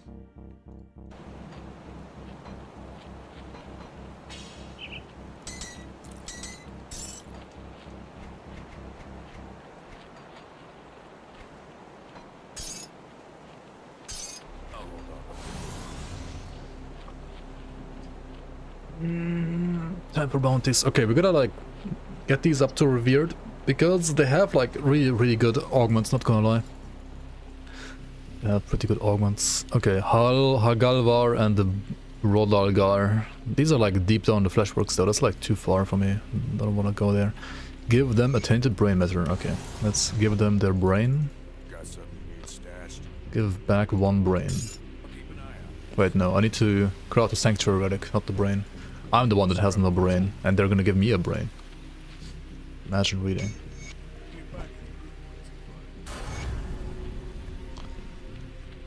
Okay, Raxus. Okay. Let's go and find the Raxus. Also put more points here for damage. Let's go and find the Raxus. Probably quicker from Crown Hill, I think a little bit. I had an AMD before my current one. I had like some... Like before I got the 2070 Super, I had a R9 280, something like that. Like, that was ancient, dude. But honestly, like for the price, it was a really fucking good GPU and like lasted me a long time. Was never like a top performer, but that was like sick money value. Not gonna lie.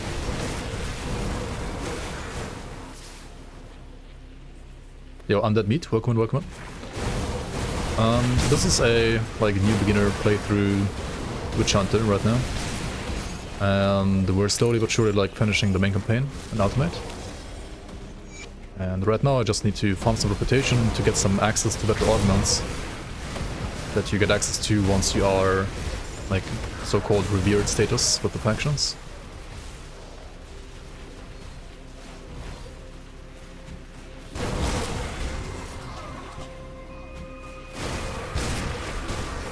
You have AMD for like 10 years. Yeah. Honestly, like AMD is generally like really good value for your money. I would dare to say. Like sometimes they have some like subpar products, but most of the time they are like they're never like usually top compared to like Nvidia or like Intel, but like their like value is usually better than Intel and Nvidia, I feel like, for the most part. But not, I mean, not always, but most of the time.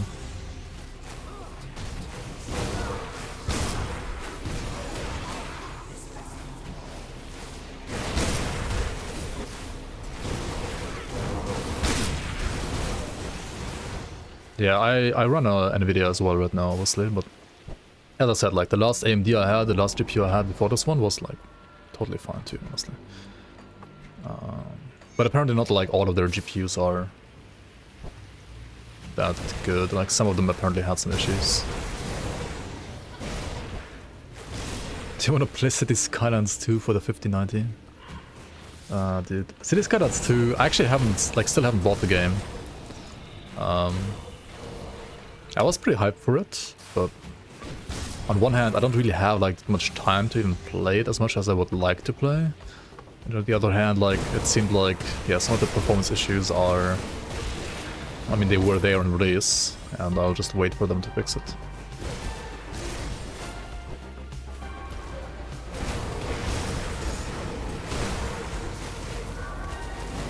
Yeah, I'll just wait for them to fix it, because I'm pretty sure, like, I mean, the things I saw that were, like, not buggy and, like, were not performance related, like, they were pretty sick and pretty good. But yeah, for some things, it's a bit, like, I don't know, I'll just wait. Like, might as well, like, wait now, honestly. Paradox's DLC Heaven and Hell. That's true, but like if the game is good, I don't mind that too much. And also like the mod support was insane for City Skylines 1, so... Like I didn't buy all the DLCs, but like some mods were like legit better than DLCs anyway. Did I actually kill the guy that I need to kill here? Flesh Weaver Heraxis, I still haven't found him. Wait, what the fuck? Wait, where's he then? Here? In this corner? Probably missed him in here. Hello? Yeah, there he is.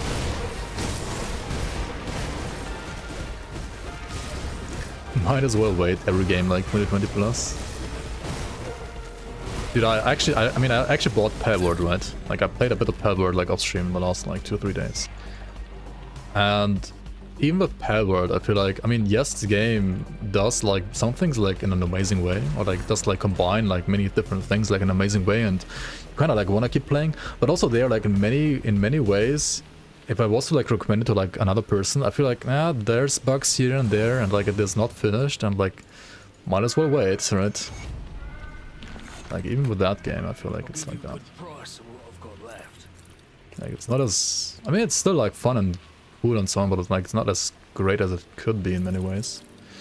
But then again, it's like the only game more or less that like tries to do exactly what Palworld is trying. I mean, it's stealing like from so many games, it's crazy.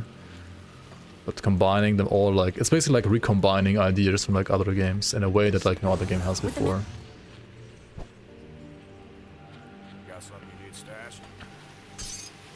But also some of the things I feel like are like half finished, and like some of the AI is like, I mean, there's bugs for sure.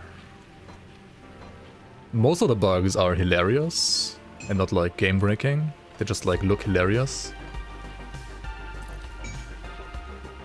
But some are like a bit more annoying than just that. Maybe like Game Freak. Is it still Game Freak making the Nintendo games? Like the Pokemon games?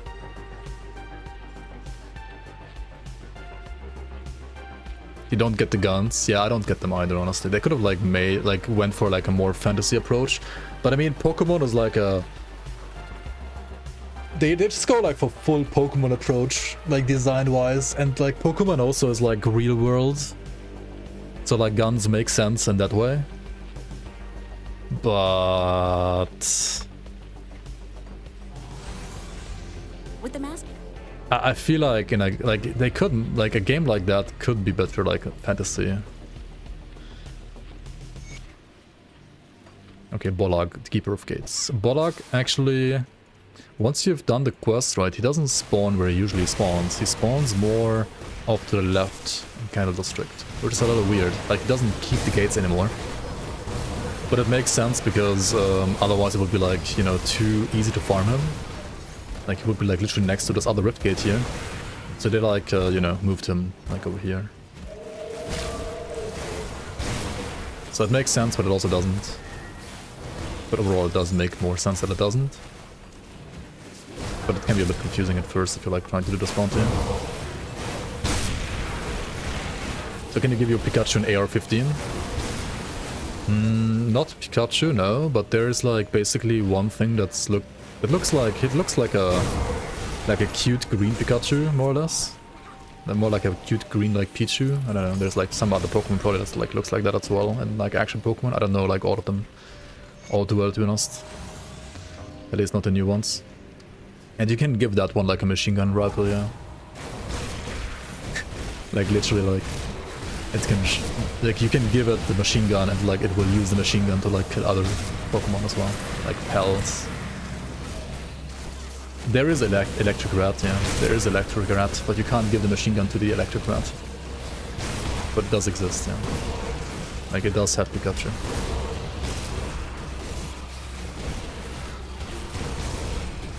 Electric mouse.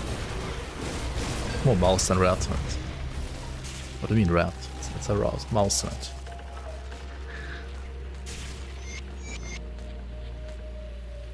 Name all the Pokemon right now. I don't even know like the German names, and if so, I would probably like know the German names better than the English ones. But that's a game I played when I was a kid, when I didn't play games in English yet. I did have the Pokemon Green in Japanese though, but I also couldn't understand all that much.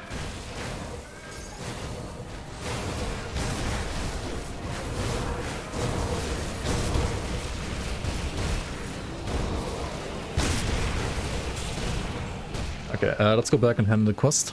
Hand in the size of Pikachu, that's a rat.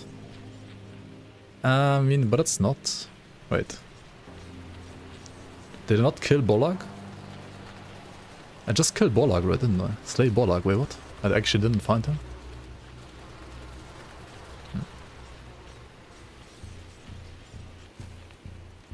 Am I blind? Oh, he's up here, right? Oh yeah, of course.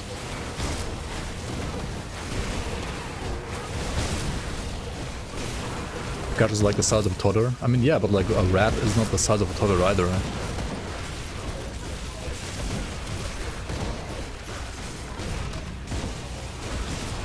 I mean, it's still a mouse, like, come on. Has the features of a mouse, not of a rat. It's a New York rat? Oh my god. Blugrug, Blazebarf, and the sewers. Okay, let's go. We can do that, right? Yeah. Gotta like still do one more, it's fine.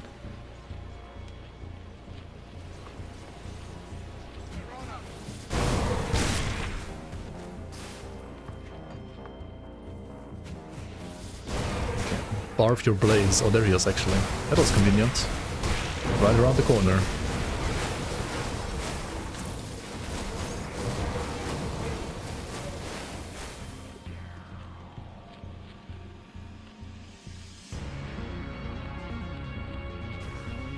Set your Barf ablaze. Then you become Blugrug Blaze Barf. I'll give you a good price on what I've got left.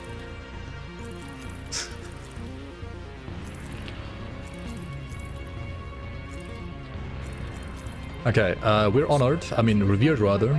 That was what actually mattered here. Which means now we can play, where is it? Arcanum Dust? Hello? There it is. Arcanum Dust. Triple down on Arcanum Dust. This has elemental damage, this has Wit damage, resistance rather, and this also has Wit resistance. Okay. So we might have to like adjust our Wit resistance a little bit. which we can also do here if we want to, right? There's some bit bleeding resistant augment.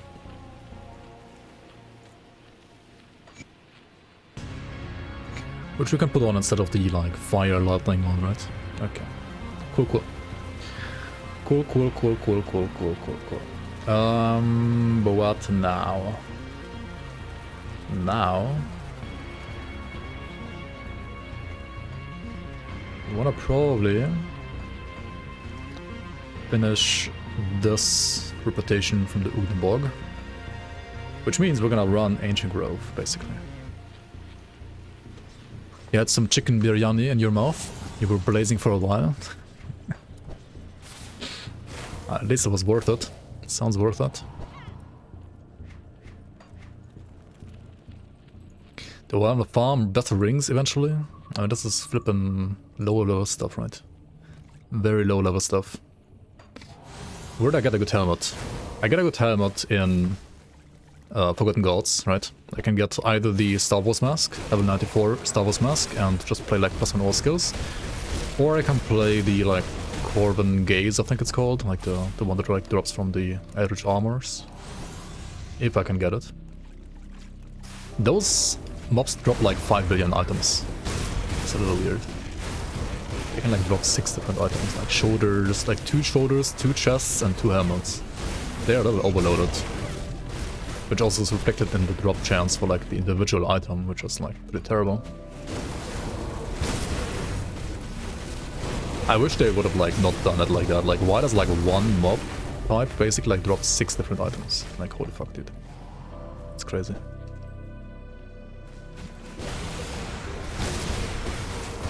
Whereas like others drop only 1 or like even 0.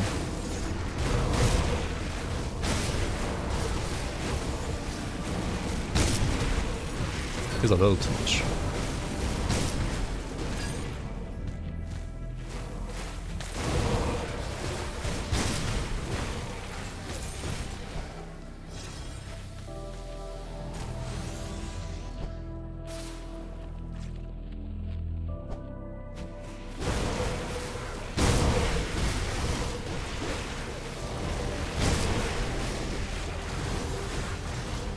Also, shouldn't I have like more damage for these new weapons now?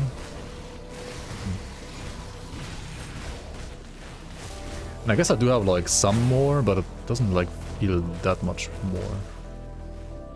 Oh, I can get like a new medal in here, by the way. I could get the Basilisk mark, right? The one with like acid ring of steel and so on. What's the name for the loot filter mod? It's the rainbow. Yeah, this one.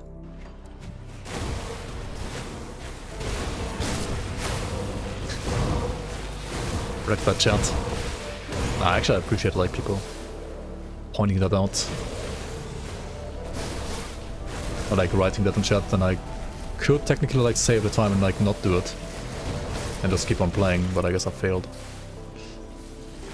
Anyway, there's a shrine in here as well that we could cleanse. We don't need the devotion point, but I mean, shrines also drop loot, so that's always nice. Might get some blueprints, who knows, who knows, who knows. This area in general is gonna be rather poison resistant though, so like... I'm gonna struggle a little bit like clearing through this, I feel like. Especially considering I mean, apart from the weapons which are like decent, I wouldn't say I have like insane gear right now. It's like okay, but not like absolutely insane, especially for damage. It's like a little... like it could be better, right? Could certainly be better.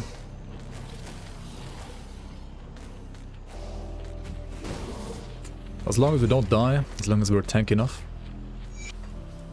it should be fine.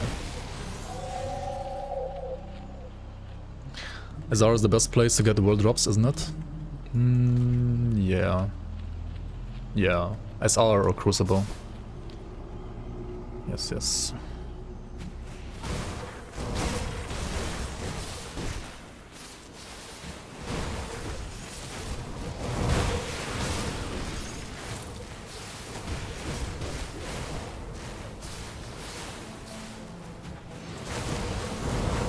It also like depends on like how quickly you can run SR and like how quickly you can run Crucible.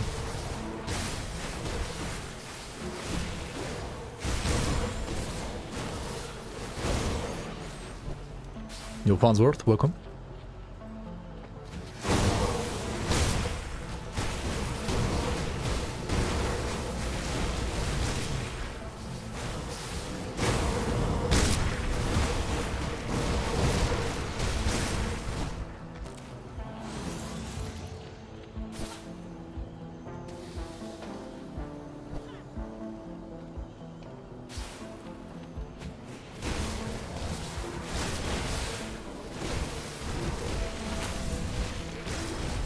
Unyielding of the eagle, dude. Why does he keep missing his attack? I mean, I have some dodge, but like, still, holy fuck. He misses all the thunders. I guess I just dodge. Just a dodge.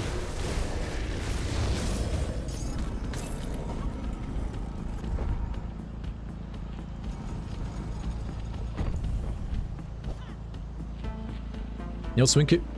Hello, hello.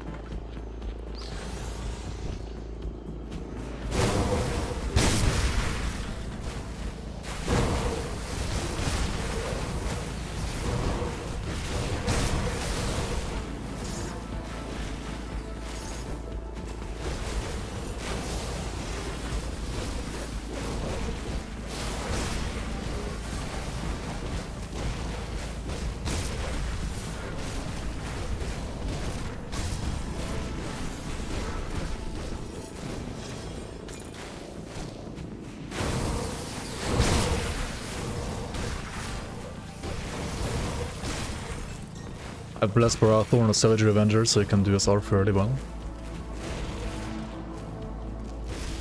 Wait, you have... Wait, what did I say? I have a Bleed Barathor, yeah. I mean, yeah, both of them should be decent. You've never done Crucible before, actually. Crucible is... I think Crucible can be fun, like... Lots of people like hating Crucible, but I don't think Crucible is even that bad. I mean... It's just different, and it can be very punishing, actually. On software. Maybe that's like why people hate it that much. Maybe people like just don't like being like in an arena and have like no room. Also, some people hate on it because it can be quite annoying sometimes. So I should like pay attention a little bit at least. It can be a little bit annoying because you have to like. And if you have done it like never before, then it's fine. To do like the grind once, I guess, to like higher waves. But like the lower waves are kind of resident sleeper. I mean, kind of like SR, right? You have to like grind to the higher waves first. Just like how you have to like grind to the higher shards in SR. And the problem is that like, yes, you can buy like a merit to basically get to the higher difficulties. But you can't basically like get waystones to like start at specific waves unless you have the tokens for it and unless you already have beaten that with that character already. Like the progress on the waves is not like count bound, and there's like no way to like share the progress with like waystones, for example, like you can in SR. That's like a bit of a bummer. I mean, there's like a... Okay, so there's like a token-based system. So like you gain tokens, right, when you like clear the Crucible. And those will be saved on the character, but there's like no way to exchange those tokens, basically. With other players, like with other characters as well. Like basically if you could like store tokens, like put tokens in your stash, that would basically fix the issue, honestly.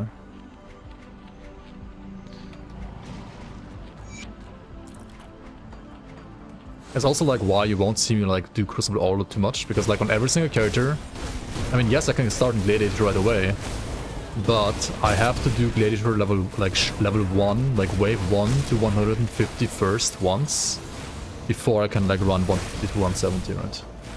And that is just annoying, honestly. Like, why do I have to do it on every single character, like no matter like how strong or weak it is? Like, that makes it like a bit bad for me for replayability. Like, I don't mind like grinding it once, but then like I should be able to like transfer my tokens over from like one character to another, in my opinion.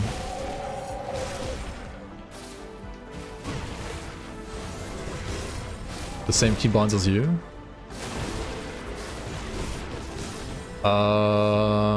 In Grim Dawn. Wait, the default one is 1, 2, 3, 4, 5 for the stuff here, right?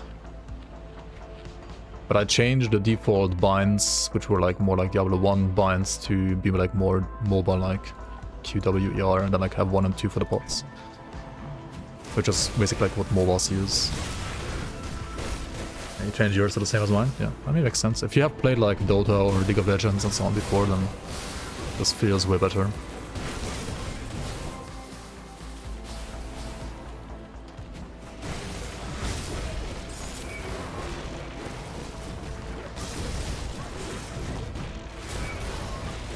Like, I mean, you can go like 1 further up and play like with 1, 2, 3, 4 and so on, and then like use the F keys for like other healing and so on maybe.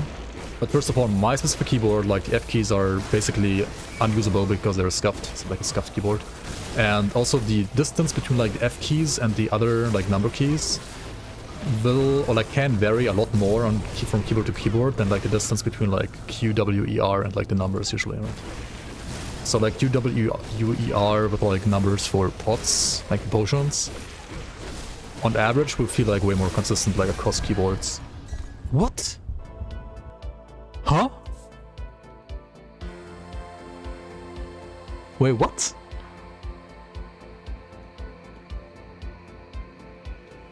Wait, what? What the fuck?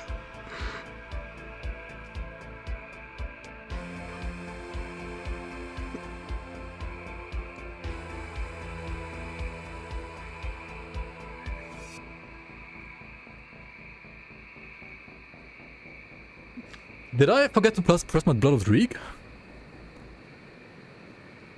Can you clip this? What the hell? Huh? Oh my god, dude. How? How though? How the hell? What is part of the guide? Dying? Yeah, dying is part of the process. You always play hardcore for your stash, you don't play for character.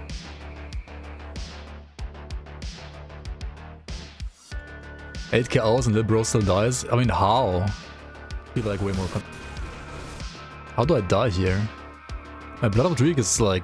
I just press it again, like it's up, right? I don't have like... On average, poison like way more Huh? It's like across keyboards. Like, I just die when it dies, right? Like, it dies and I die. How? It's like executed kill command, right? Keyboard. Huh? Like across keyboard. What? Like across.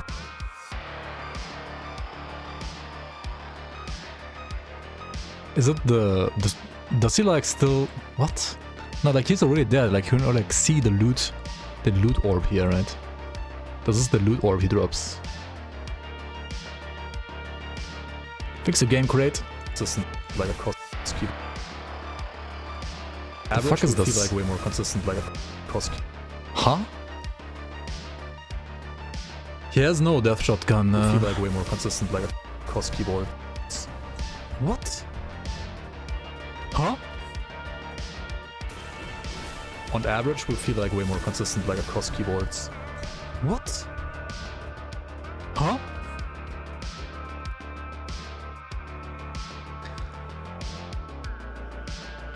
I'm not showing the clip, by the way. Oh, fuck me, idiot. On average, will feel like way more consistent, like across keyboards. What? Huh? Dude, like, look at this. Okay, look at this. So, on average, will feel like way more consistent, like across keyboard. Yeah, sorry about that. Like, I have Blood of Druid up. On average, will feel like way more consistent, like across keyboard. And the second he dies, or like the second my HP drops to 0, like before even you see the "you are dead" screen, right? Wait, what is it?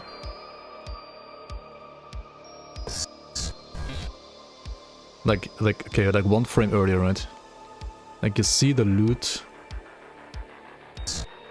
orb here. Like he's already dead, right? Like he's dead. He drops the loot orb.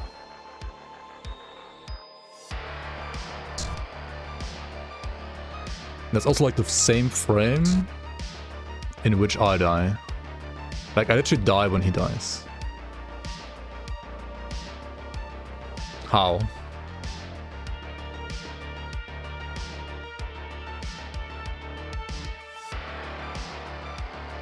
Let's check out the monster database, right?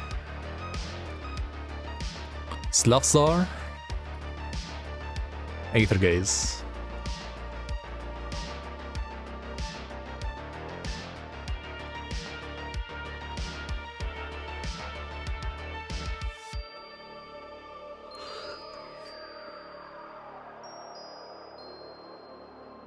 Is there any like on death?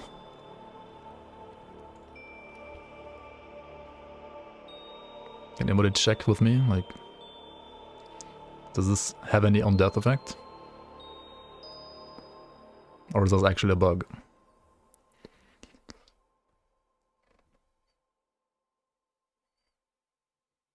Like, this feels like the other time when I died to like an elite, right? It also like just killed me on when I killed it. Domain debuffs. Okay, let's check that one. Domain debuffs are like...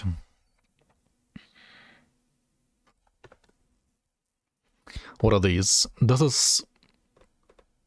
Player has... Wait, no, these are... What are the new ones again now? This is bonus for the player, right? This is just like me getting more movement speed or something like that. And then these are... How can it be on death when one of the frames that shows left on 18k HP? The HP bar doesn't update quick enough. Like, you can already see the loot orb, right? And the loot orb is on death. Like here, right? You can see the loot orb. Like here, right? This is the loot orb that he drops on death. Like, he's already dead here. The bar just takes like another frame to update. The health bar is like not... like it takes like another second to update. Like another frame at least to update. What are these? I mean, these are just like enemies have like... Okay, does this enemy have more physical damage, right? This can be scary. But like, he has no on-death effect anyway, right? Like... Like, what the fuck? Big DA shred with crits? I mean, but like, what damage type? I'm capped on all res, right? Like, if you look at the build... The exact build, right? I have 30% overcap on Aether, I have 64 overcap on Poison. This guy only deals physical, Acid, and Aether, right? So like the only thing it could be is physical, right? You could think. There's some lightning here as well. I mean, lightning is like 28% overcapped. He has no resistance reduction, by the way, like 0, nothing at all. He has 305 DA shred, okay. But like... You don't... What? Did I get crit in one shot? No. Like, what the fuck, dude? Like, my DA was 2.4k, which for level 91... Slavsar, who is like... What level is he? He's level... 100, okay. So he has 2.3k away. Like, with this DA shred, he can crit me, but like... He has no crit damage, right? Like, this is not crit damage. Or is it? And his base crit damage is... 0. And like a normal crit with 0 crit damage deals like 1.2 or like 1.1 times more damage, right? So it's like 10% more damage, 20% more damage, it's like nothing. Show the gas cloud. Fumble it impaired aim, I mean, yeah, but like, that's just like preventing more leech, it doesn't deal damage. That like, that doesn't one-shot you, that like prevents you from like leeching, but it doesn't like one-shot you. Reduction to enemy health. This one is a debuff that like only stacks once, it doesn't stack. Like, these are auras, they only like apply once, they never stack. There is no, he has no Sunder. He has not a single Sunder. There is no Sunder here at all. Like, what the hell happened?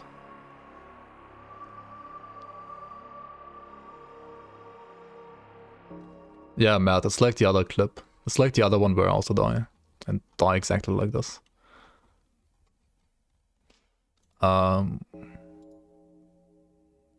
Which makes you think this is like another bug report, not gonna lie. And that sucks. Time for to play D4. Let's go.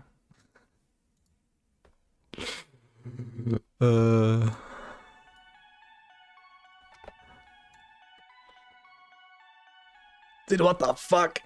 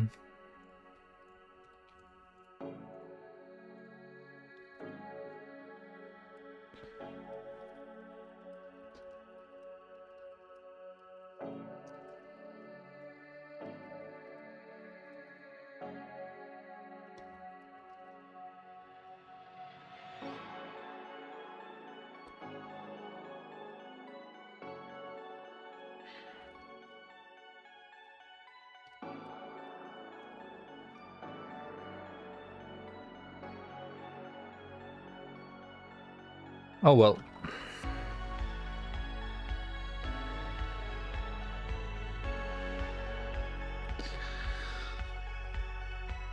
Why did it happen? I don't know. What killed you? It's the stand sniper bug, I think. On average, we feel like way more consistent like across keyboards. What? Huh? We feel like way more consistent like across keyboards. What? Huh? On average, we feel like dying and accepting your death versus dying and saying it was a bug and going in the forums to complain as coping mechanism. Choose your path. Just I mean, on one hand, you're not wrong, Plasma. On the other hand, on average, we feel like way more consistent like across keyboards. I feel like you and me like know this game enough that we, like literally can't explain this stuff. Like how. Like, if you look at the files, if you look at everything, if you look at the stats from the character, like, it's impossible to die like this. Like, it's literally impossible. On average, we feel like way more consistent, like, yes, this is a physical bonus modifier here across keyboards. What? Huh? Or like, fucking hard, dude. Boards. Yeah. What? Huh? On average, we feel like way more consistent, like, across keyboards. What? Huh? Yeah, I know, the Elementalist is the same issue, like literally the same way.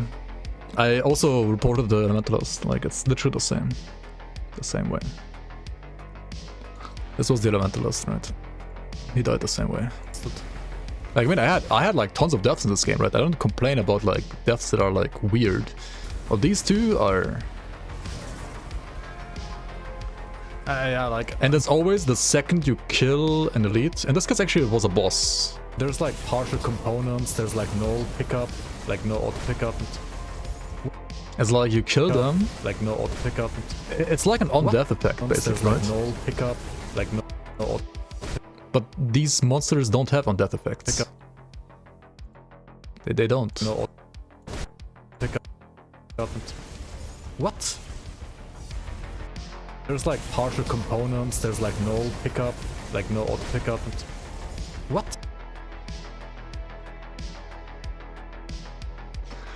Game broken. Let's play Diablo 4.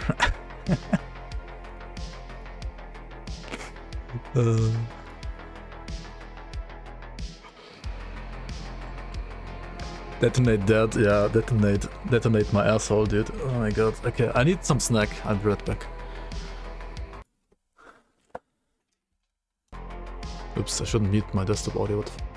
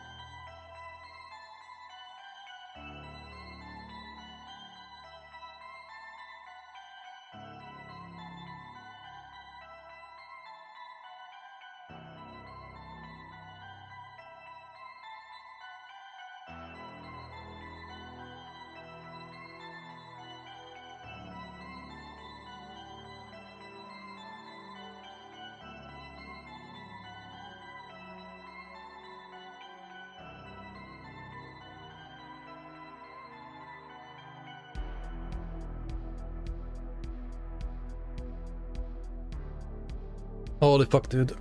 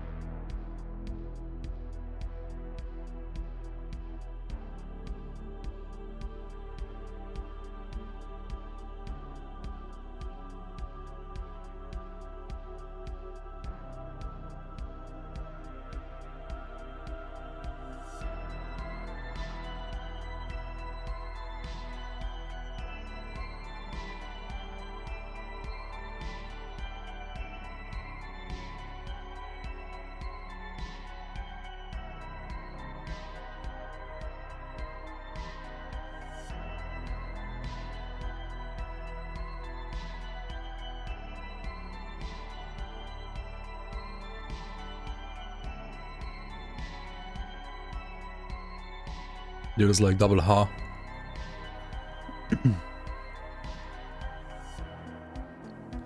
I mean, the water rip against Bulbar, for example, is like, that's like totally fine. That's like totally normal. Ah, I've been expecting you, human. Yo, D8, thanks so much for the prime. Welcome in, welcome in. Thank you so much for the support. If it's not a shotgun, it has to be a bug. What, how?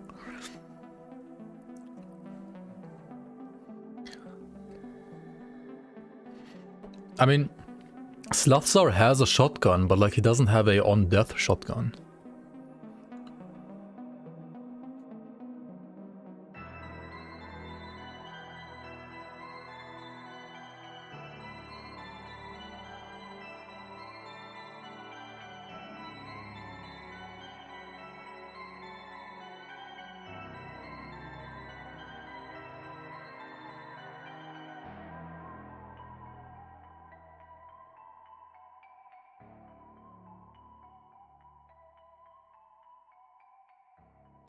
I mean, okay, yes. That could be a case. But like, I was face-tanking him for, I don't know, like 5 minutes it feels like. I was face-tanking the entire fight, right? And like, he used the ability like more than once already. And it never dealt like more than like 1 or 2k damage to me. I mean, the character had 53% physical resistance, right? Like, this character had capped Aether and Poison with like at least 30% overcap for each. And I had 53% Phys Res. I checked the DA, it was 2.4k, Slothsar at 100 has 2.3k, so like he wasn't even like able to crit me.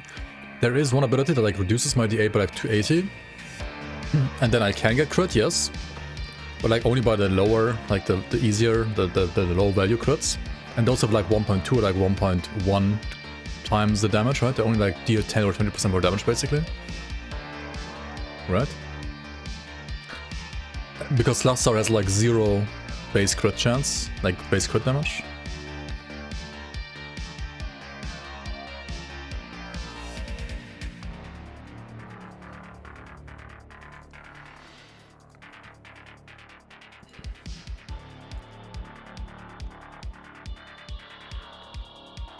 Yeah, I don't know.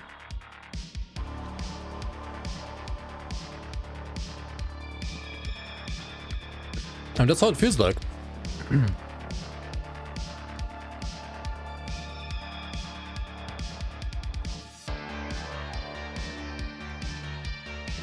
It's like on death, it just kills you too. Like, I don't know.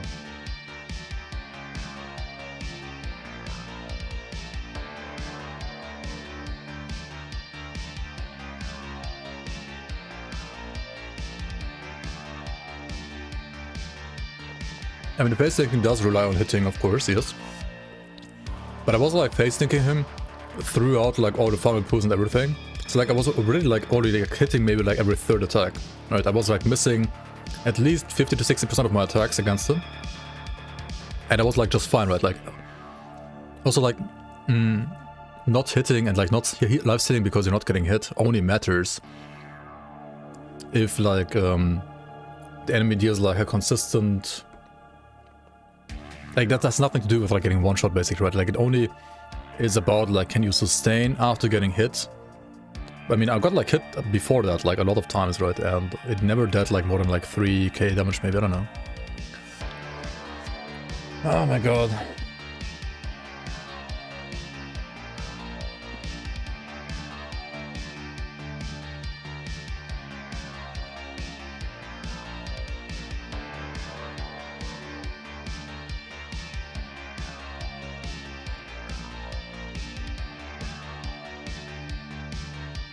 Like, I can go, so for example, on YouTube, right? I can just scroll back as well here. Alright. This is from YouTube, like you can see the entire fight. First, once. Healing at some maybe. Like, I'm never taking more than, like, look at my HP bar, right?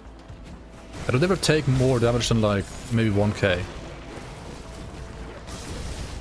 And I mean, he uses the projectile on me, right? Like like you can go like, I guess he misses further up and play like with 1, 2, 3, 4 and so on, and then like use the F keys for like other healing and so on. Maybe I don't know. But first of all, my specific keyboard, like the F keys are basically unusable because they're scuffed. It's like a scuffed keyboard, and also the distance between like F keys and the other like number keys will, or like can vary a lot more on from keyboard to keyboard than like the distance between like Q, W, E, R and like the numbers usually, right? So like Q, W, U, E, R. Like here as well, I like phase tank all projectiles. Like these projectiles, I take all of them and take like 500 damage. Like nothing, right? Like numbers for pots, like potions. On average, with and then what the hell happens consistent here? Like across. Hello? What?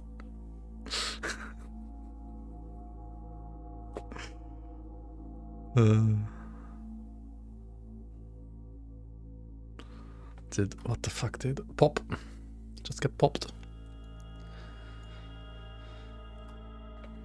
Fucking scam, dude. Scammed. Like how? What if the damage changes because the enemy dies? I mean, I don't know how, but it could maybe. I mean, it certainly changed to amount. I don't know, like it changed a lot there.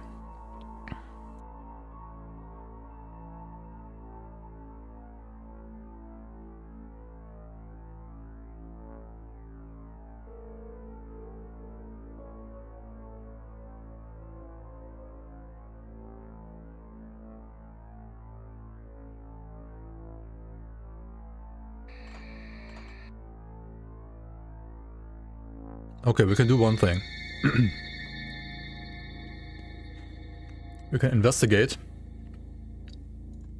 what my highest damage taken was, right? With the GD stash.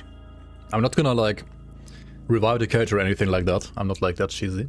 But we can just simply check the value, I think, of highest damage taken.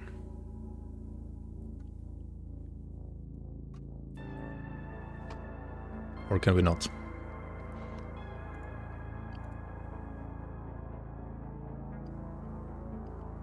Wait, no, you don't see it here. GG.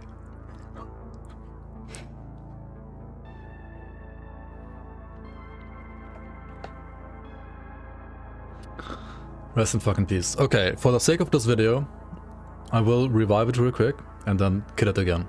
Like with GD stash. Just so we can investigate what the fucking issue is here. Okay, let's do it.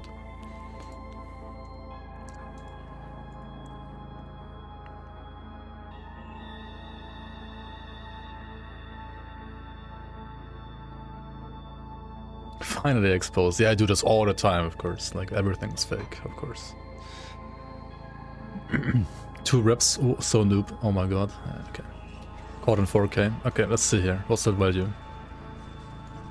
It's 4.1k damage. How? It's like, I think this didn't even change.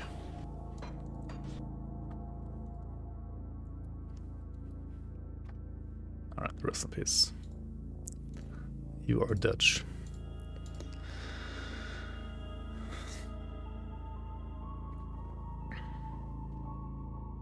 The tiny bits of damage every frame.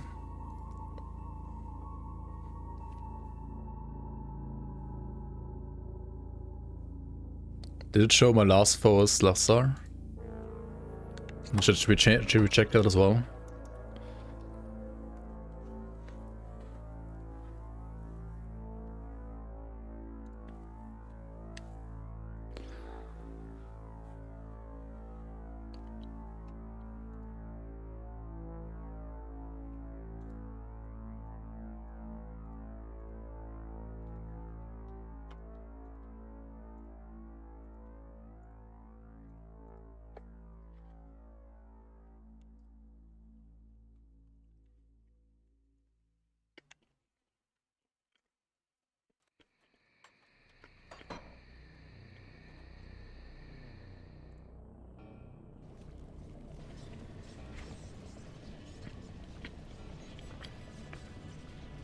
Chance to be crit for 3.9%. I mean, 3.9% crit means like...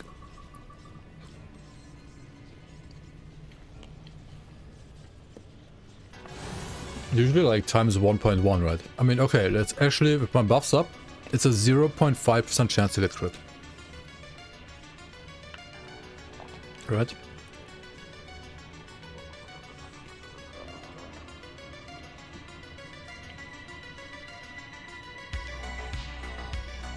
I mean, okay. Then there's like the H right on top, right? So like, okay, you can get crit, right? You can get crit, but crits only amplify damage by like 1.1, 1.2%, like a times 1.1 times 1.2, right? Something like that. Like, what the fuck?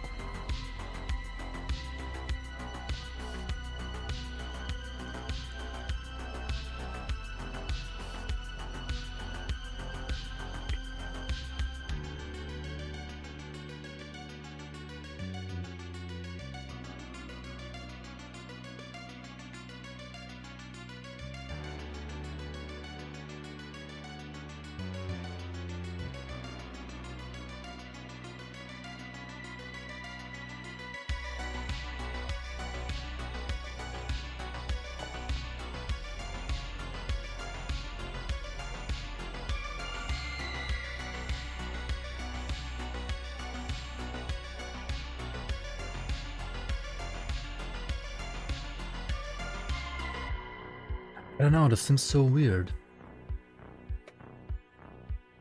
It's the 3 projectiles that can hit you, right?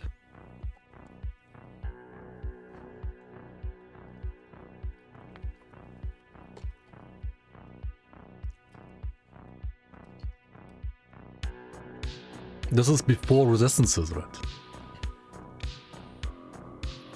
Okay, but like before scaling as well. So it's like 900 cunning, like 800 cunning.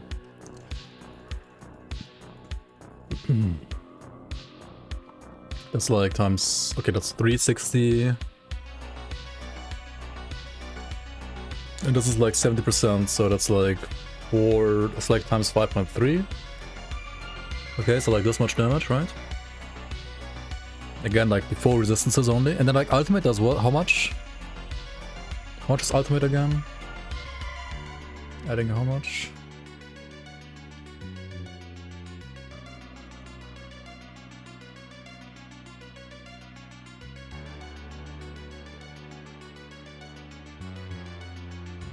Yeah, armor also absorbs from like every single projectile.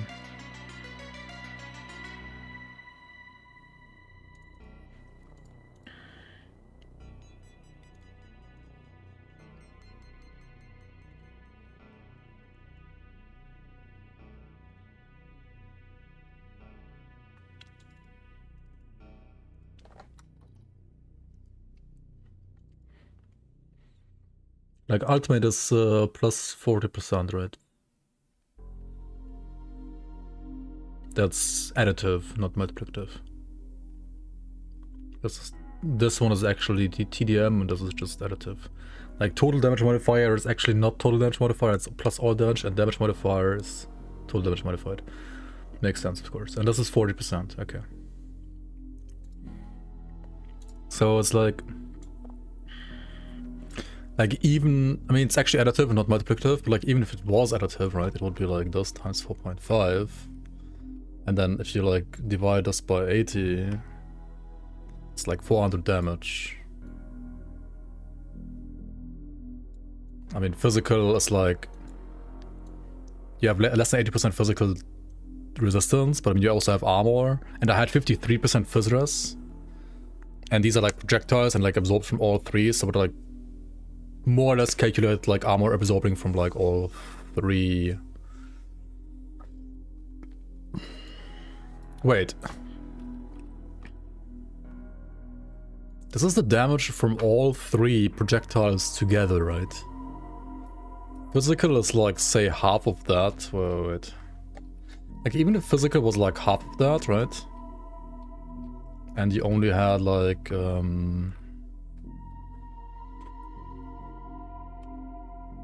wait, no, this is 43%. Needs to be 0. Wait, did I divided by 80, right? I'm an idiot. 3, 2... wait, I'm a fucking idiot. 32833. 32833 times 0.2. That's, of course... that's, yeah, 6.5k. Okay.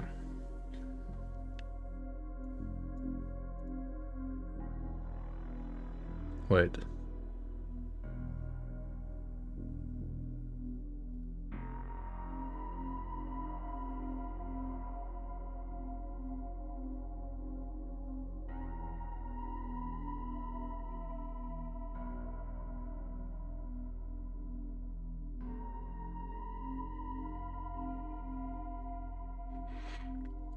So it's these values times 3. Yeah, okay, this is 3 projectiles. And then multiplied by... Okay, let's just start over again, because let's do it correctly, like not multiplicating the other thing, right?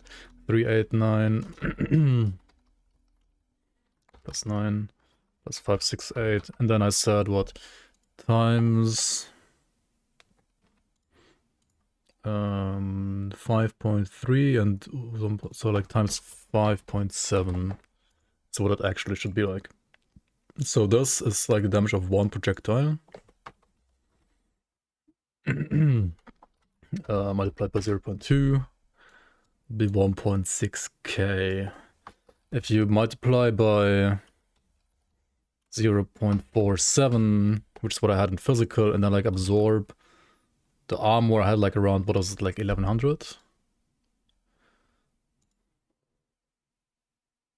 1187 with 100% absorption.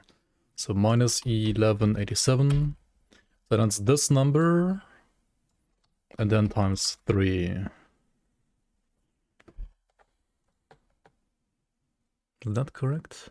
Okay, this is the correct damage that you would take from the entire skill, all projectiles, if all of this damage was physical, right? But it's not, so you're taking less damage because you're like absorbing more from acid and aether because of your like resistances. But even if all damage was physical, this would have been it. Okay, wait. What is the modifier value of the mutator? Mutators. The physical one. Is it brutal? It's brutal, right? I think. Brutal is... It adds... Wait, no, it's not brutal. What is the physical one called? Is it cruel, maybe? Maybe it's cruel? No, cruel is crit damage, right? He didn't have cruel. He had the physical damage one.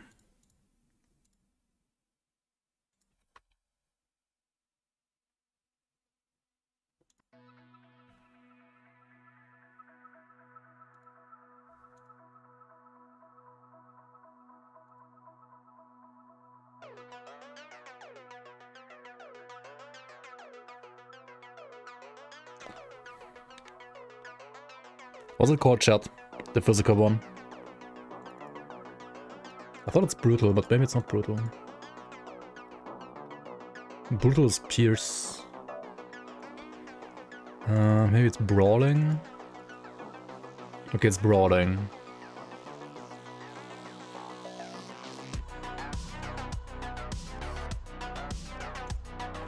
Wait, but this is only 25% more damage.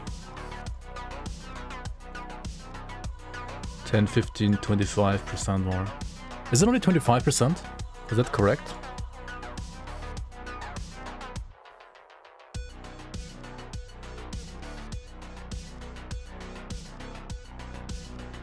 Okay, so then it's basically like this, divided by 5.7 again, times 5.95. 25% additive on top. I mean, that's still not enough to kill me, right? Like this is assuming armor. Yeah, this is yeah. Like it's not enough, I don't know. Like this is with this scaling, with cunning scaling, with everything. The damage when Slaughter is low HP. Okay, where is it?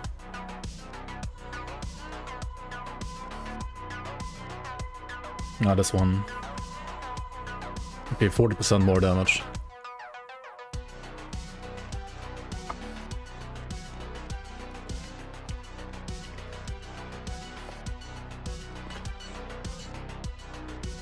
Okay.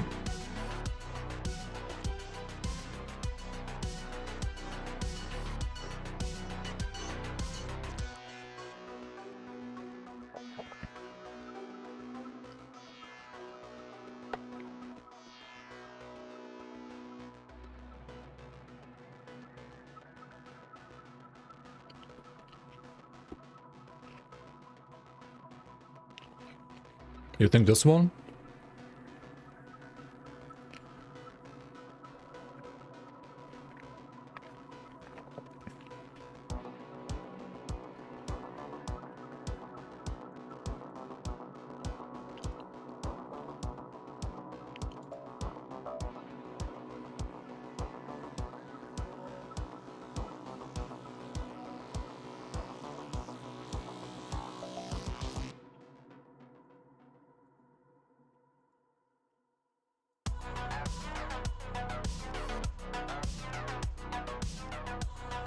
QWER and like the numbers usually, right? So like QWER with like numbers for pots, like potions. On average, we feel like way more consistent. Like they hit me here. This is the damage from the projectile Nova attack. It's here. This is like 3k damage. Like it's already far gone, right? I mean, I'm standing here. I'm not standing like in him, right? Cost Q. That like hits me before.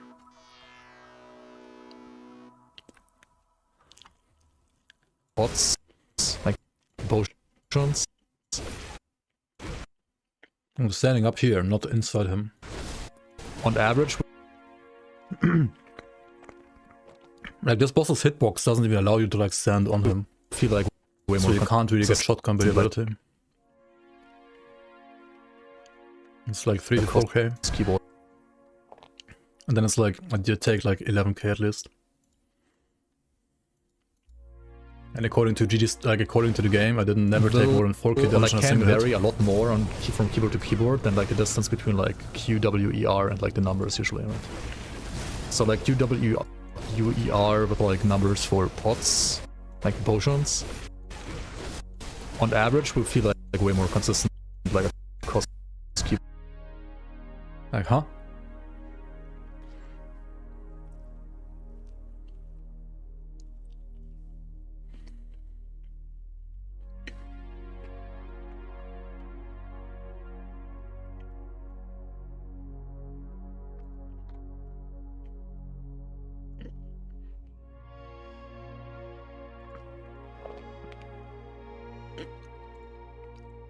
I mean, like, what happened here then? And you can't see it here, but there is no like.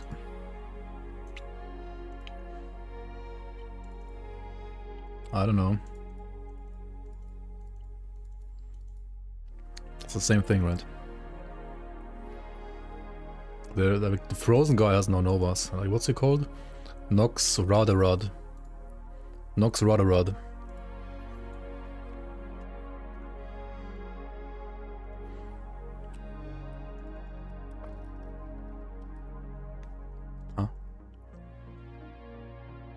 Doesn't exist. Oh, why is this Reign of Terror?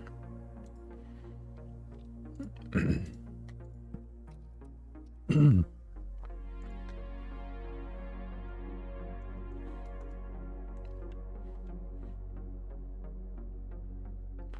has no projectiles.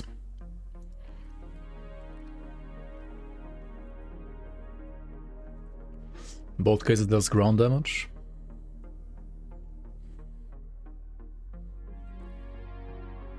Ground Zero had a rip like this in Season 4 too. Yeah, he did. Some people had like... I mean, there's not only ground, there's other people that also had rips like this in Season 4. Kronze, for example, had a rip like this in Season 4 as well. That also had like no explanation, to be honest.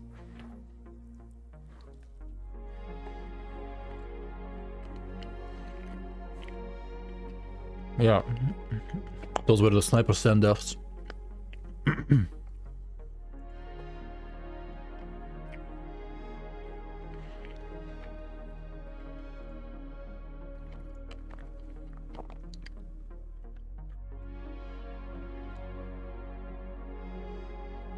I don't know what's happening, but something is wrong.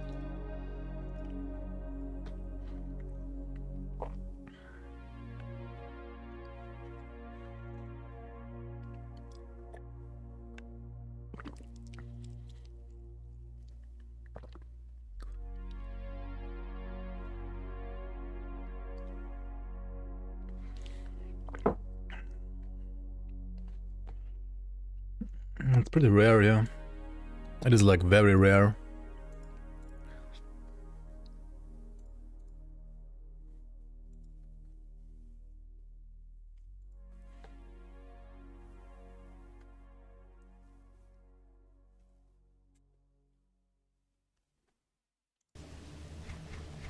It has nothing to do with the boss. I'm pretty sure. Like, it can happen on any boss. Or like any elite apparently.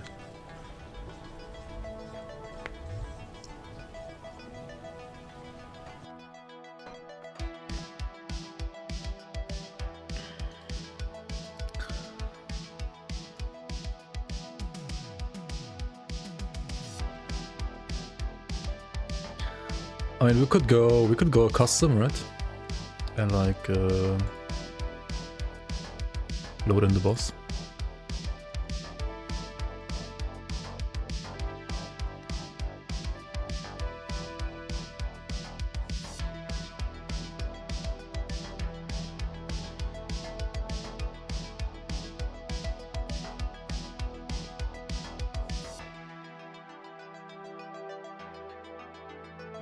Yeah, the clip was in AOM too. Yeah, like, it never happened to me until this patch. Never happened to me ever.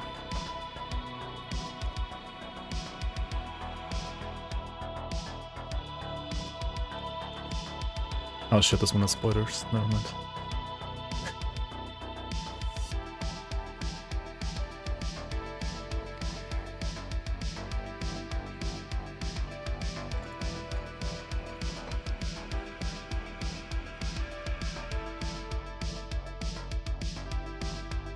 Oh, this one has spoilers too. Maybe not. It has... Not too bad. Okay, does it have fixed resistances? That's like all that matters, right? Okay, it does have that.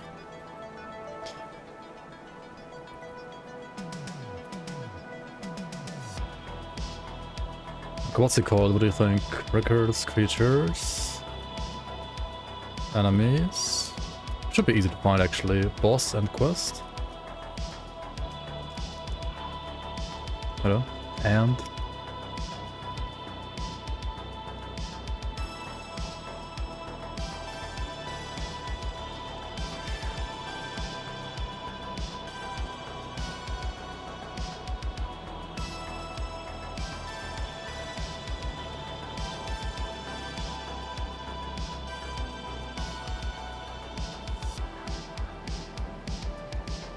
that's him.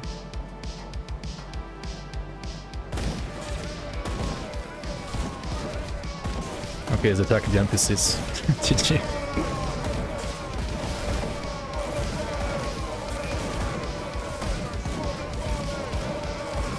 Okay, maybe that's not the best testing area. Let's clean some room here. Get some clean room here.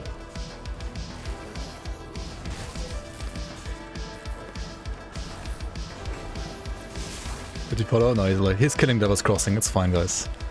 He's just casually killing Devil's Crossing.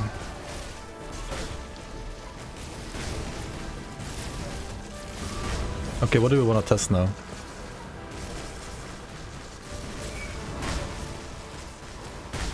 That he can deal damage? Like stand inside him and then what?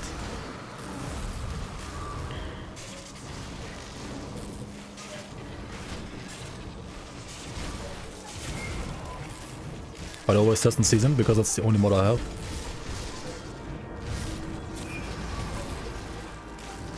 There's also no problem with that in my opinion. Like, what's the problem here?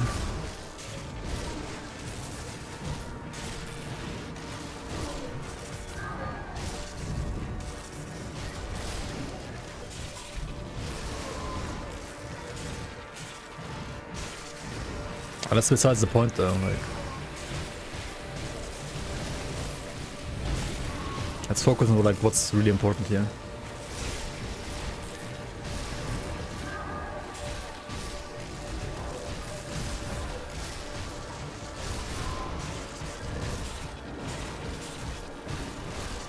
Okay, where's the one shot? Where is it? I wanna stand closer.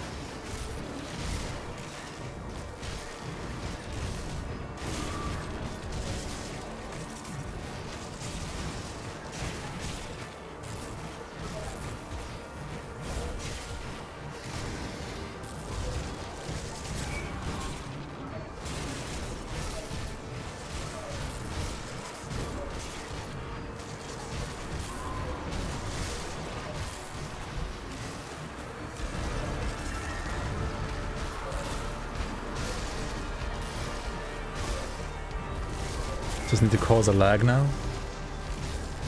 Spin the camera really hard. Doesn't even lag, dude.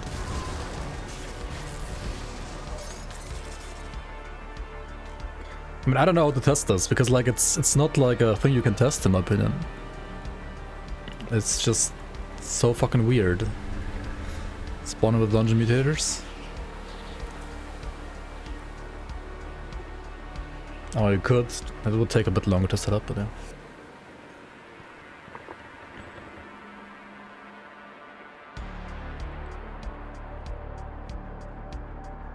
Look where the loot spawned.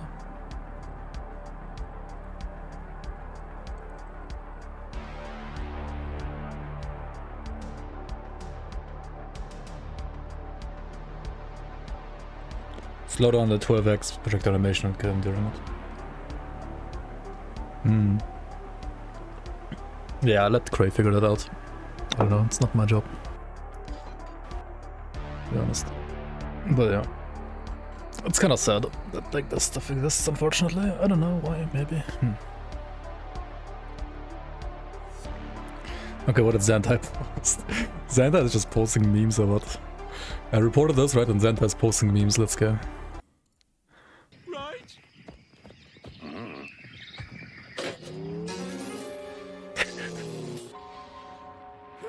I'm back. Oh, my loving family. Nothing's changed. Idly ho, slaverinos. Hey, what the hell is that geek flag? Okay, am I gonna get like DMCA'd now for that, or what's his endgame now here? The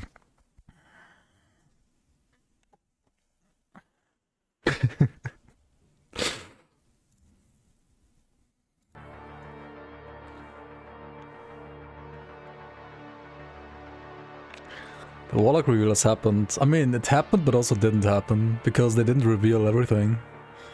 It's like, they revealed... Just kidding. Full reveal, just kidding. We just revealed like 10% and like the rest we'll reveal later, right? Anyway,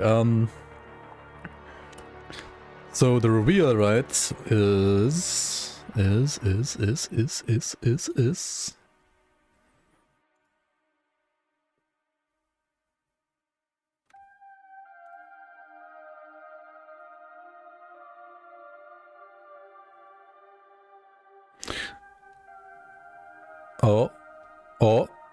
Oh, wait, there's actually more. There's actually more now.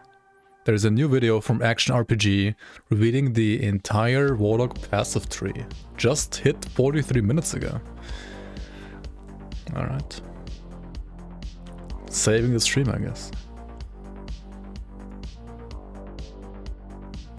Bad chest, dude, bad chest. This company is being bled like a stuffed pig, Mac, and I got a paper trail to prove it. Check this out. Take a look at this.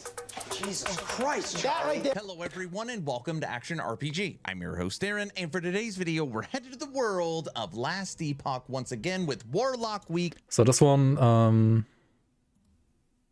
okay, he plays the clickbait game, of course. I mean, I don't blame him. So you have to like click on the other video first to get to the post. This was the post to Icy Veins, right, which like reveals stuff. They reveal like stuff here, stuff here, stuff here, stuff here, stuff here. They don't like reveal everything in one day. And I mean, that's on like Icy Veins, I guess, the decision, and that's how it is. And we have this like reveal week, and so we're getting like some new stuff like pretty much every day or every second day. Day 2. And we talked about like the curses and so on earlier, and some of the new skills, and now we can look at the actual passive tree apparently, which also released like right now.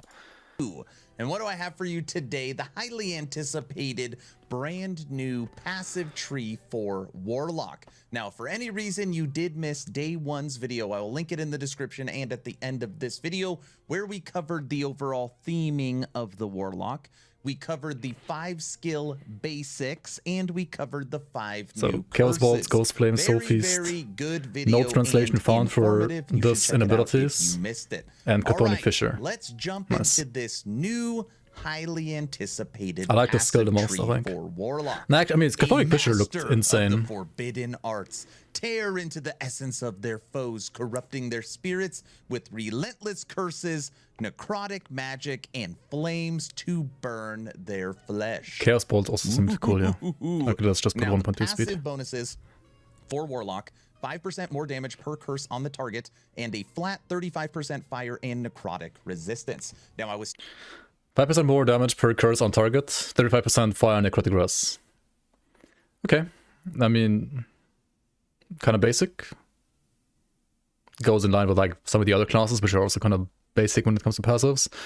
5% more damage per curse on the target, though. That's actually more interesting than like some other passive bonuses and other trees. I mean, I could see like a world where you play like one movement ability, one main skill, and 3 curses, right? To get like 50% more damage for your main ability. But of course, there might be like some other like case where you play like another passive or like another, I mean, skill that like has other buffs that, you know, gives you more than just 5% more. So I think this one is at least like some kind of trade-off. I think this is not that bad. It could be worse. Like this is, it's not like super crazy complex interesting, but it's like not the worst either. So in yesterday's video about the I mean, this part is obviously like very bland. On the target as possible, and you see that right at the beginning with the passive bonuses. Now, is there a stackable dot curse? I think all the curses don't stack now. Something I want to show you. You get a blanket 35% necrotic resistance. In the base Acolyte class, you're going to get an additional 40 if you take Forbidden Knowledge. And so if you like put necrotic capped. 5 points into Unnatural, you get an additional 2 if you take Wait. Forbidden Wait, you have Knowledge, and if you put 4 points into 5 points into this is already Unnatural, 1.2 speed. 20, This is already 1.2. Going into Warlock, you will have 95% necrotic resistance, and this will matter, as you will see later as we go through Warlock week. You want as much necrotic resistance as possible. Okay, let's get into this new passive tree. Now, when I first got my hands on Warlock, the first node I looked at, my jaw dropped. Any Necromancer fans out there? Check this out. Chaos Flames, increased fire damage, increased ignite chance, increased necrotic damage. I know why his jaw dropped, because it applies to minions. I know he's a big minion enjoyer. Oh my fucking god. Yeah, okay, nice jaw dropping there. Damned chance, and you can put 8 points into this makes you passive uninstall. node. And there is 3 magic words at the bottom here. Applies to minions. More like dies of cringe. Those are the 3 magic words, dude. Okay. That means all Fire Necro builds, all Golemancer, all okay, Lazy Necros I mean, are just getting let's move on to the blanket actual buff interesting to ones, their please. damage and their dots from this singular node. But yeah, Warlock minions is viable. Huge. It's going to be And instead of viable. being able to only put 3 points or 5 points, There are it's some an curses that are good for minions as well. Node, absolutely awesome. I Just to wanted put it out start there, like with it does that. work. So let's kind of Would just be nice. jump over the passive board. You have Soul Eater, increased mana regen, and you can regen mana based upon how many curses are on the target. So for example, if you had 5 curses, you would have a 65% chance to get some mana back, and you can affect the cooldown of this because it has a 3-second cooldown. Wait, what? Oh yeah, okay. You gain mana and hit every 3 seconds. Okay, that's what it means. I was like confused with this effect cooldown. Like, what the fuck does it mean? But yeah, okay. So you gain mana every 3 seconds, right? Yeah, okay. Cooldown. Okay. Occultist like mind, mana steal. intelligence, and 5 points invested. However much intelligence you have, you get mana. You got 100 intelligence. This would give you 100 mana. Very powerful. So it's a very mana stacker, kind of like sorcerer in a way. Damage for your spells and increased area. And then we're gonna jump up here. Wait, how does spell damage and curses work? Does it just like tick every second, or? Wait, how does spell damage and curses work? 15 mana every 3 seconds for each curse? Yeah, basically, yeah.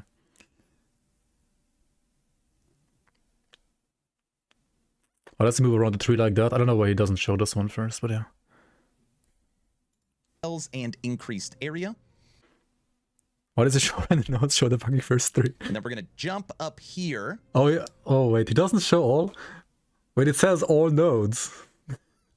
What the fuck is it doing? Okay, maybe he like shows them like order, like thematic, you know, like thematic synergies. Leech against cursed. Okay. To Spirit Leech, this is a node that almost everyone is going to take. This is just Life Leech and Leech based upon everyone's going to take this on the bad target. You chest. got to make sure you are hitting cursed enemies. Such a choice. Now, let's talk through our first cluster and see our first passive skill. All right? We're going to look at these 3 right here. Spiteful Decay, increased damage over time and base health. And what do you mean passive skill? They're like others. Okay. Damage per time, health, more damage over time to cursed. Okay. I mean, that's like the same as this. Just like 1% less. And then damage over time and health. Okay, so it's like dot synergy. And okay. more damage over time to cursed enemies, and that is multiplicative. Then you come right here, Cauldron of Blood. No, wait until somebody takes pictures and combines this. Cauldron of Blood, bleed chance. 5 points, bleed overload duration. What the fuck is bleed overload? Gain bleed overload, rip blood, and up to 5 enemies. Huh?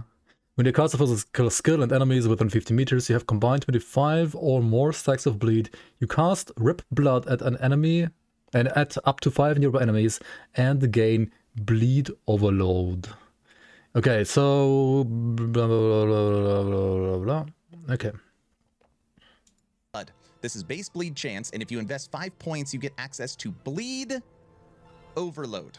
When you cast a physical skill and enemies within 15 meters have a combined 25 or more stacks of bleed, you cast rip blood up to 5 targets and gain bleed overload. What is bleed overload, Aaron? Great question. Bleed over rips blood out of a target, enemy dealing physical damage on it. Oh, that's rip blood. Wait, what is... where the fuck is bleed overload then? This only shows the rip blood. We know what the rip blood is. That's like a base skill from Acolyte. overload grants you 15% more physical damage. Oh, here. Bleed overload grants you 15% more physical damage over time to bosses and moving enemies. More damage. Pog you, dude. Pog you. More damage. Okay. Damage over time to bosses and moving enemies. And you can further boost this. No, now it's 1.5. I already changed to 1.5 now. To 6 points by Crimson 1.5 Favors. speed. This is an increase to your physical damage, increased bleed chance with Rip Blood, and with 4 points invested, your Rip Blood's hits. Rip Blood casts each second with bleed overload. Okay, so this is basically like Rip Blood 3. Like, if you don't play Rip Blood, you maybe can still play this in certain situations, otherwise you don't. So it's basically like a Rip Blood passive tree. I mean, it seems pretty cool if you actually play that skill. Have a chance to bleed enemies while you have bleed overload. You cast Rip Blood at nearby enemies each second. So it just triggers over and over again. This is our first cluster, pew, pew, pew. And this is our first skill, Bleed Overload. And remember, the first half of this tree is available to Lich, and it's available to Necromancer. That's actually true. Like, you just play like Rip Blood Lich, for example, with this. That's pretty nice. Moving down to the bottom for some survivability. So on Harrowing Armor, this is base armor, base health, and more damage per curse on target. You got 5 curses on the target, you're going to get 15% more armor. Also, oh yeah, this more curse, more armor on target, and like more damage on target. These are also available for like liches, right? So you can do like, yeah, like you can be a lich and do other stuff, right? Wait, by the way, where are like all the curses? Like, they're not active abilities apparently. Like, what's going on here? And you can get 7 points on Dark Protect. This is ward per second, less damage taken per curse on target. Yeah, okay. I think we get it by now. Like, curse enemies This is get ward per stuff. second, and again, 5 points invested, less damage per curse on the target, 5 curses on the target, 10% less damage taken. More survivability that is definitely going to be needed. Necromancer inside of the Warlock. Now, any channeling fans out there or anybody that wants to use Ghost Flame, so you What is Ghost Flame? Which one is that again? Is that a channeling one? Ah, that's a channeling one. Yeah, that one sucks, right? Like, mechanically it will just suck, I think. It's like Cadaver's Tempest and Grim Dawn, right? But you have to channel it. It's like, I don't know. It looks cool, but Ghost Flame. So you have will Ward probably suck. Ward of Malevolence, you gain additional ward decay threshold, and you gain ward on kill. You also gain ward per 2 seconds per 2 points of intelligence while channeling a skill. Okay, so that like helps with survivability when you're channeling. So you will need to like stack int and then ward for Ghost Flame. That's like the idea here at least. Ward gained on kill, bad chest, ward decay, threshold. Which okay. I see. So like okay. I mean, okay, yeah, it's just like ward stuff. Now, this is ward decay threshold, ward gained on kill, and ward per second per intelligence while channeling. Okay. You can also get ward decay threshold per, ready, 1% necrotic resistance. This is the first. So that's like where you have like 95% necrotic resistance, so you can get like more ward decay threshold. And of course, you also want vitality for like HP. I guess vitality got nerfed. It's not like as OP anymore as it used to be. But yeah. The fact this guy can speak slow on 1.5 is impressive. 2 points per poop.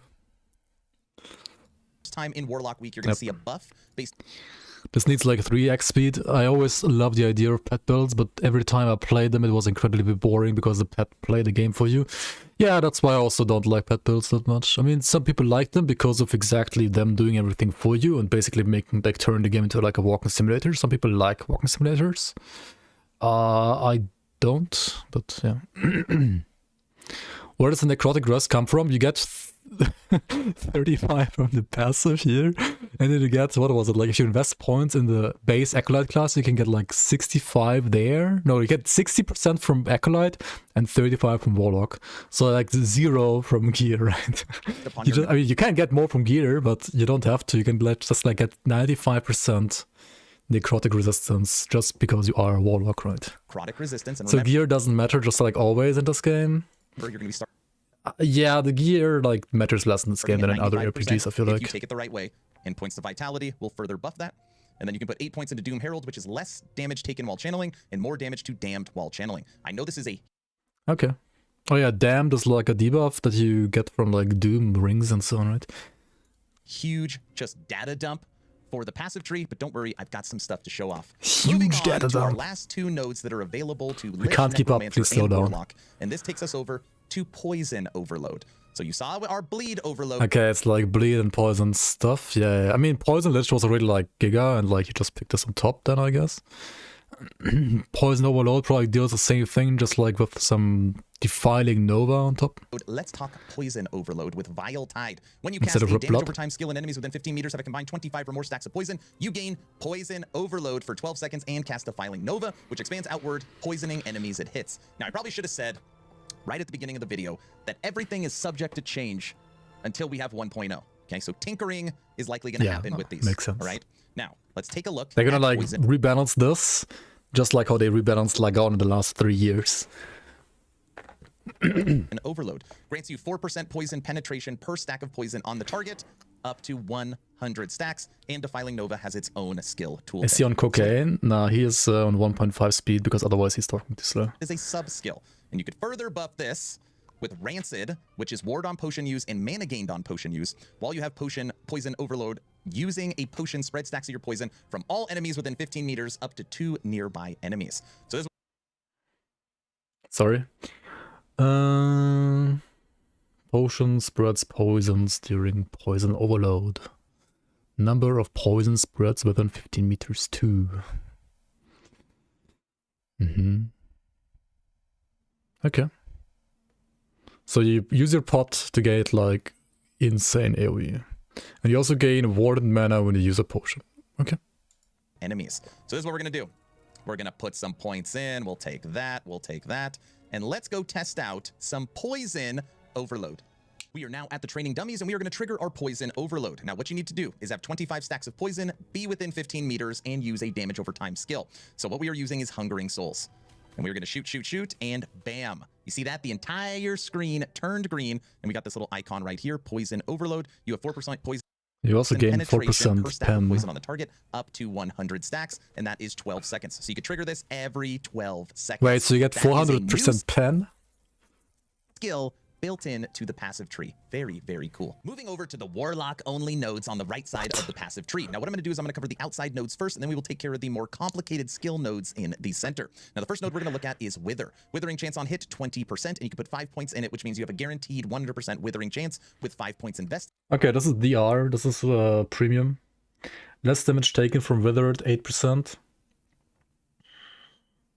Yeah, okay, so you have with 5 points invested, you have 100% withering chance though. So like every single hit you do always withers the enemy and you always take 8% less damage. So this is basically like 8% DR. And you get a multiplicative less damage taken from withered enemies. Again, a lot more survivability inside of Warlock. Like always, as long as you attack. I mean, why wouldn't you attack in an RPG? Unless you played it one curse that like, I mean, even then I guess you always attack, right? To give up because you're going to want everything. Now, what is withering? Each stack of withering increases damage taken from cursed by 10%, 6% against players, and 20% on... Wait, it also gives you more damage from curses. Okay, so it's like increases damage taken from curses by 10%. 6% against bosses and players. Wait, can you like wither yourself? Is it like PvP ready? Or maybe like enemies can also have the wither debuff, right? It lasts 3 seconds, can stack up to 20 times. So you get 200% more damage on your curses when you wither up. Like when you hit 20 times, you get like 200%. Okay, good thing, right? Good thing. They have these kind of mechanics that have insane ramp. When at the same time, they also have bosses that have like ramping defense, right? Like the more often you hit the boss, right, the less damage it takes in this game. Why? I mean, they could like remove both ramps, right? Like remove remove the ramping defense on bosses and then also remove like ramping damage like this that like stacks into like craziness. Like, huh?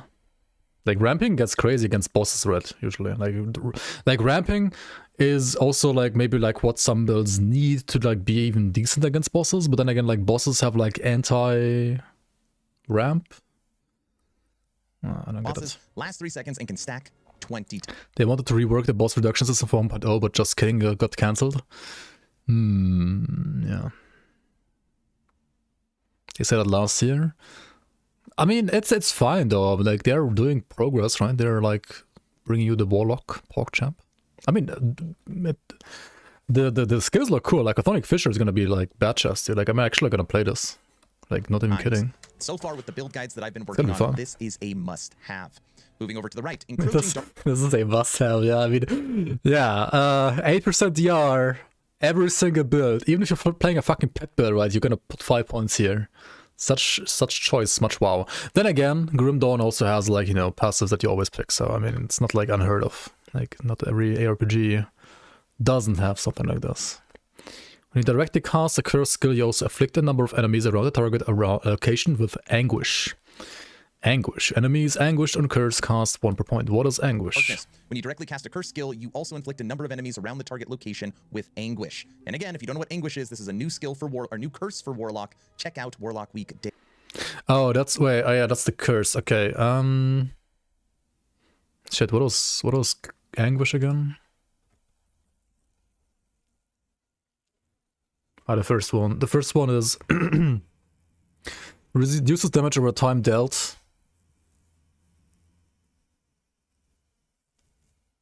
It's like from enemy, like that's like it reduces damage over time dealt by enemies to you, right? Yeah.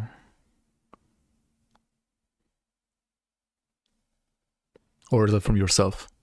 Like, does it make you less like do that so much? That would be like actually interesting, maybe. These necrotic damage to other enemies afflicted with it whenever you kill an enemy. Oh yeah, this is also the like you have to kill to. Okay, so when you directly cast a curse, you also afflict a number of enemies around the target location with anguish, so they take damage when you kill something else. So when you cast a curse...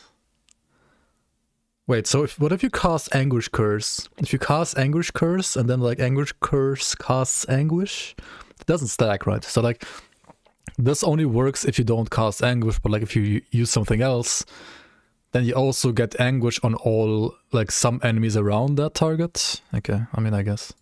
One video. So this is a really easy way, honestly, even if you only put 1 point in to ensure you are inflicting a curse. I mean, it's at least like a bit more interesting, like mechanical. Cruising down, spell base damage for your curses, 3 points allocated. Hitting a boss or a rare enemy also triggers anguish on them. So know that there are 2 nodes. Okay, so with that point you also got the anguish on the enemy. Yeah, okay. 3 points allocated. Hitting a boss or a rare enemy also triggers anguish. Yeah, okay, so it's like no longer on... Okay, so this is what like makes anguish viable. That's what I said earlier, like if you have an on-kill ability like this, like anguish, it's useless unless you can have like another mechanic that like makes it, like it enables it for bosses. And this is the node that enables that, right? I mean, yeah, it makes sense. You put 3 points here and then your anguish also works. Then you can play like an anguish build and you also deal damage against bosses. Wish on them. So know that there are 2 nodes, one right here, Unholy Torment, and Duskbringer, that you can boost the base damage of your curses. Yeah, it's also going to be good if you like want to actually like deal damage with curses. 10 points if you want 10 points of intelligence and 10 points of vitality. I mean, that's like a super generic node. I mean, Let's see, Passive Trees has like lots of these, and this looks like a sorcerer node or something like that, right? It's like the same, more or less. You're so confused why this is on the passive tree and not in the anguish tree, though? That's the thing with the curses, though. Like, you don't see them here. Like, they're not skills, unless they're like base skills from the class that all... Like, the Acolyte class had like the Bone Curse before, right? So maybe like all curses are just like base skills from the classes. Like from the base class. And then they all have trees, yeah. Like, why is this not in the tree? Well, it's probably not in the tree because they don't want non-warlocks to be able to play it. Yeah, that's probably a base That's a good skill. one too. Moving over to Chaotic Strikes. Yeah, it's have a chance to deal double damage. Additionally, your hits have a chance to deal double damage per curse on the enemy. Wait, what? I mean, that's like for hit builds, of course. Not for dot. Like, everything else was like... This class seemed very dot heavy so far. This is like something that can potentially make hits kind of crazy, though. So you curse, like, different curses, ideally. And then you deal double damage. 5% chance only, though. Wait, 5% chance, and you get like another 1% chance per curse. So, you probably have like what? At least 3 curses, maybe like 4 from like some other activation or something like that. Maybe with endgame gear like 5, I don't know, and then you have like 10. So like 10% chance to deal double damage is basically 10% multiplicative damage increase. Is that good enough? I don't know. I mean, probably okay, yeah. Double damage chance. I mean, for 5 points, that seems fine. 10% multiplicative more damage for 5 points should be actually really good. Double damage per curse on the target chance. There are multiple ways to boost double damage with the Warlock. And again, you'll find out more throughout the week for Warlock Week. And you can further bring this with Critical Strike Multiplier and 3 points invested, Critical Strike Multiplier with Chaotic. But this is only for Chaotic Strikes. You have overall more crit multi. And then you also get more crit multi on top of that for Chaotic Strikes. You want minions? I mean, there's minions here. Like, there's no actual like minions, but there's support for minions, let's say like that. Strikes. Boost up that crit multiplier. 5 points in Aspect of Death. Now this one, you are going to hear a lot about Warlock Week Day 7. I'm trying to crack it. Aspect of Death. When you have increased health, and you deal more damage multiplicative per stack. Did he just say when you have increased health, you have increased health? That's funny. And you deal more damage per stack of each negative ailment on you up to max of 90. Oh, so it's like, it's the one. There was like a self-poison, like self-bleed build, I think, for Lich. So this is more or less that as well. Just better, I guess, for you. Even crazier. Damn yourself on kill or minion kill. Damn yourself when hit. You inflict damage on yourself when you or your minions kill a target or take a hit. More damage and negative ailment on you. 0.5. Okay, 90. So it's 0.5 times 90, that's 45% multiplicative damage, right? For each negative ailment on you, up to a maximum of 90. Increased health and increased damage per negative ailment on you. The 3-point bonus you inflict damned on yourself when you and your minions kill a target or take a hit. Yes, putting damned on yourself for any negative ailment is going to boost your damage. A Curseer, increased cast speed for curses, and the 3-point bonus When you're below 35 health, you will cleanse all curses off you. And how many curses are on you, you will gain ward from it. This is kind of like your fail-safe if you're putting too many negative ailments on yourself. And I know we're kind of bound. Okay, so, but this is like only, this is not usable when you're playing low life. I guess like self-curse you can't play with low life anyway, right? Because otherwise you just always like kill yourself. So this, you don't play this with low life, you play this with like more than low life. And if you like drop low, you, yeah, okay. So like you have the solution. Okay, so the self-ailment thing might look something that like is maybe like complicated to play around and like not that hard, like not that easy to figure out, and requires like some proper theory crafting. But then again, they just provided the solution to this problem like right below the actual problem, right? So like this is the problem or like the challenge, right? You get like insane damage for like cursing yourself, and then the solution to like save yourself from dying is this, right? This works with low life. I mean, but you would activate this all the time then, right? You would cleanse yourself every 5 seconds. Which makes this node useless.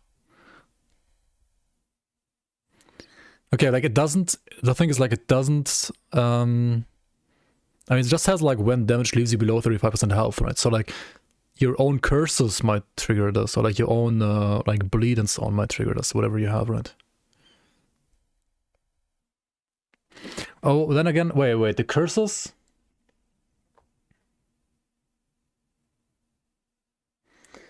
I mean, no, wait, they don't deal damage, all of them, do they? Like, if you use some that, like, don't deal damage, then you only...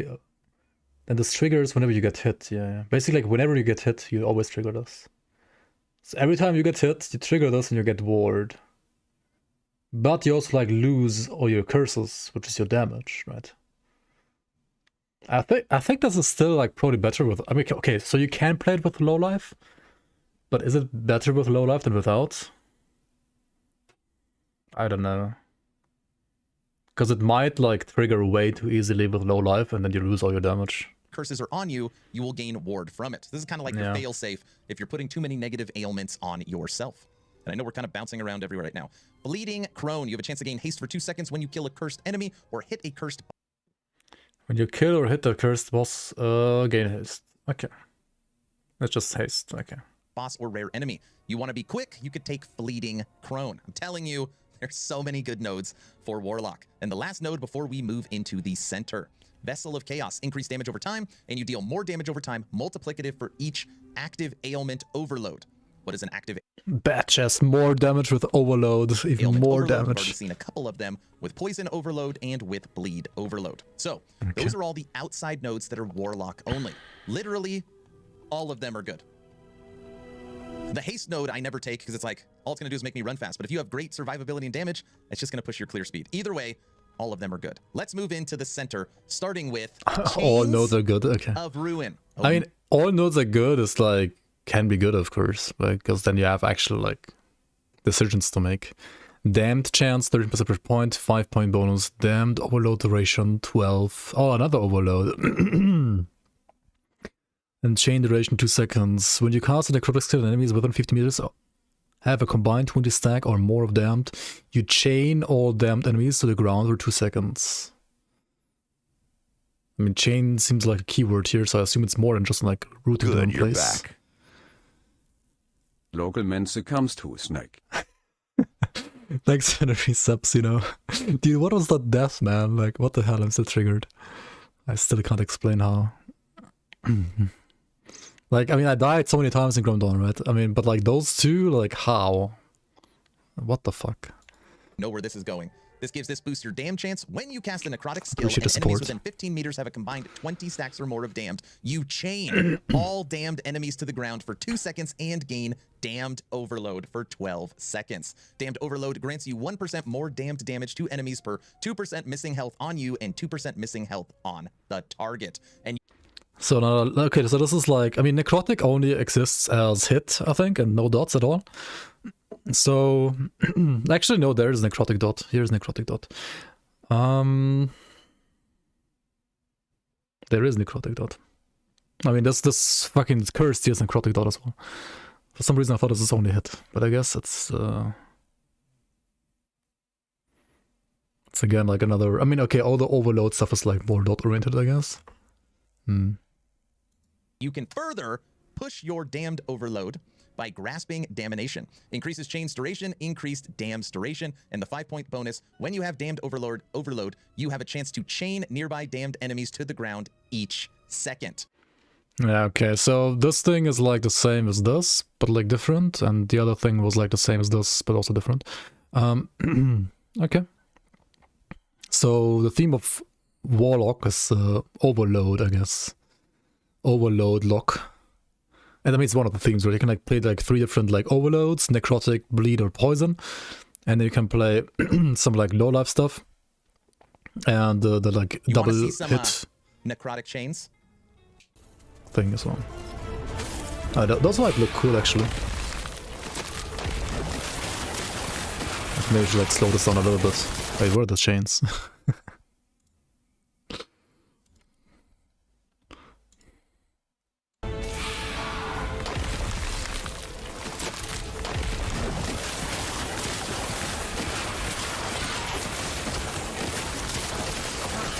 Okay, what are the actual chains? Oh, those. Okay. I am extremely excited to show you this next one. We are moving down from chains to Infernal Lash, which gives you base ignite chance, and with 5 points invested, when you cast a fire skill and enemies within 15 meters have a combined 25 or more stacks of ignite, you strike up to 3 nearby ignited enemies with Flame Whip and gain ignite overload for 12 seconds. Flame Whip has its own sub-skill tooltip, and ignite overload.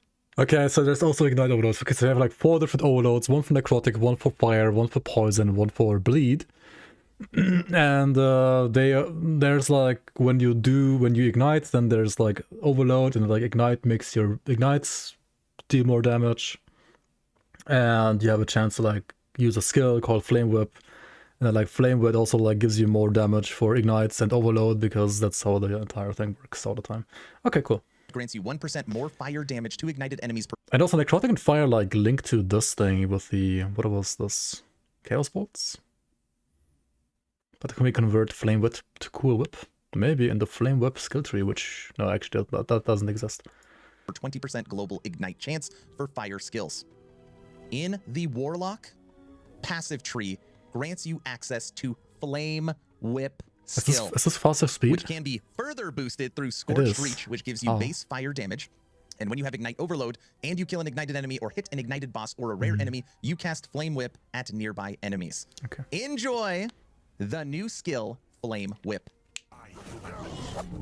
Bad chest. Let's look at it.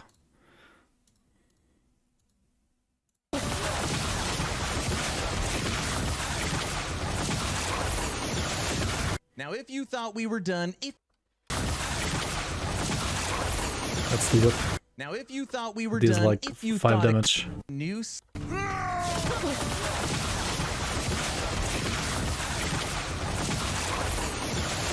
Okay. Now, if you thought we were done, if you thought it couldn't get any better, you would be incorrect. We still have 2 nodes to look at. Moving over to the Ashen one, which gives you increased necrotic damage, increased elemental damage, and with 5 points invested, when you gain Ignite Overload or Damned Overload, all ignited and damned enemies within 15 meters are inflicted with Witch Fire for 12 seconds. Aaron, what in the world is Witch Fire? How am I going to remember all this? I don't know. Witch Fire is an ailment that deals 300 fire and 300 necrotic damage over 12 seconds. It cannot stack. And you can further boost Witch Fire, which if you want to take Witch Fire, this node is required. Domain.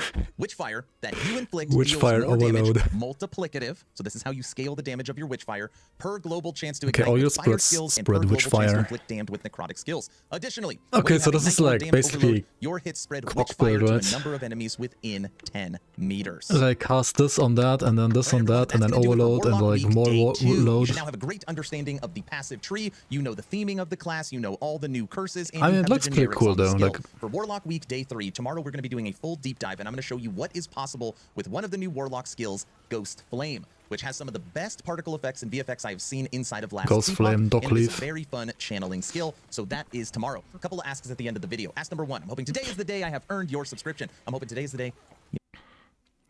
You click that button. Like and subscribe, guys. Like and subscribe. Okay.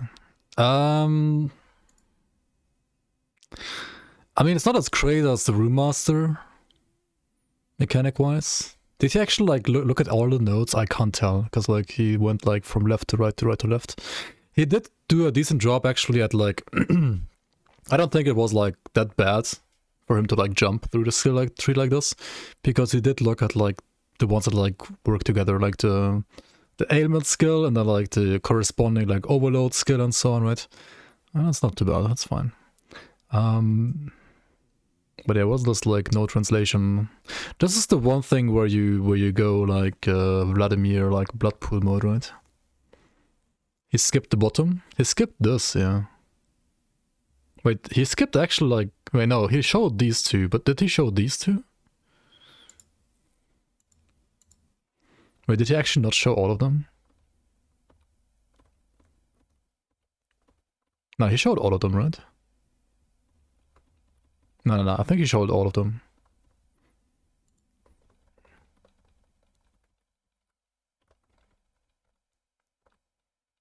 I'm pretty sure he did.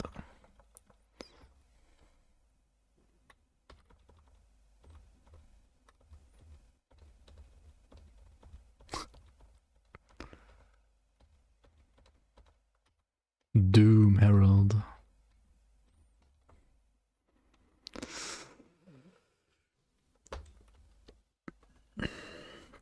Okay, so poison plays around potions, right? That's pretty cool. I mean, the different overloads have like their own touch, like a bit like poisons, like with potion mechanics. The bleed one, they didn't show the bleed one, right? Like not in game at least. Not sure why that's not on the forums.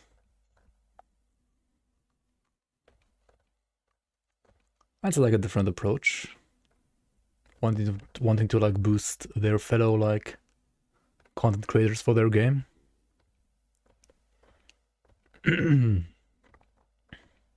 Should have like shown one skill each day.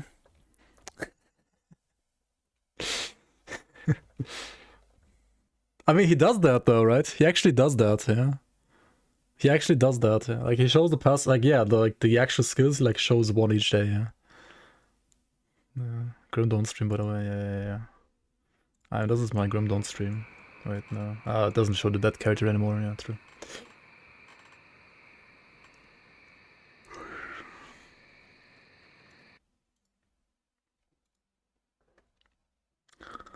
Warcock week. This week is the Warcock week. So we got today. No, wait. Okay, what does this reveal then? This is revealed as this Chaos of Flames skill, then this skill, then this skill, then no. Oh no, it's this skill, then this skill, then this skill, then this, then this. Okay. Whatever those are. Okay, I mean we're gonna like check this out again, like on this date, I guess maybe. So we can like speedrun all the skills. Really disappointed when trying to watch Buys Witch Hunter playthrough now and finding myself looking at Last Epoch. Really bad. Rect or name your videos correctly or will cancel myself on your videos. Seriously. Yeah. Still shorter than the wait for Falconer and Warlock.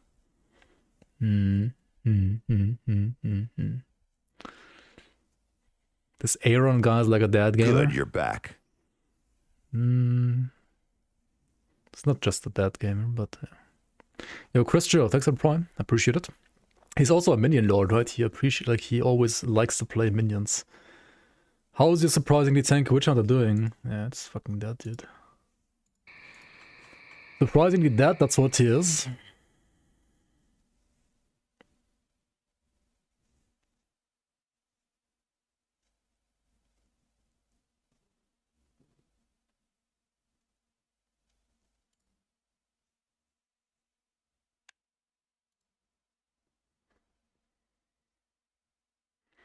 Don't get shotgunned, he says. The shotgun didn't kill me though.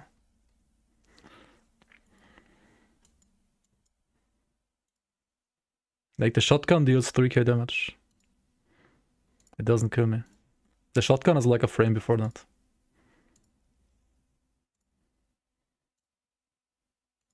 If you think this Aether shotgun killed me, I'm pretty sure you're wrong.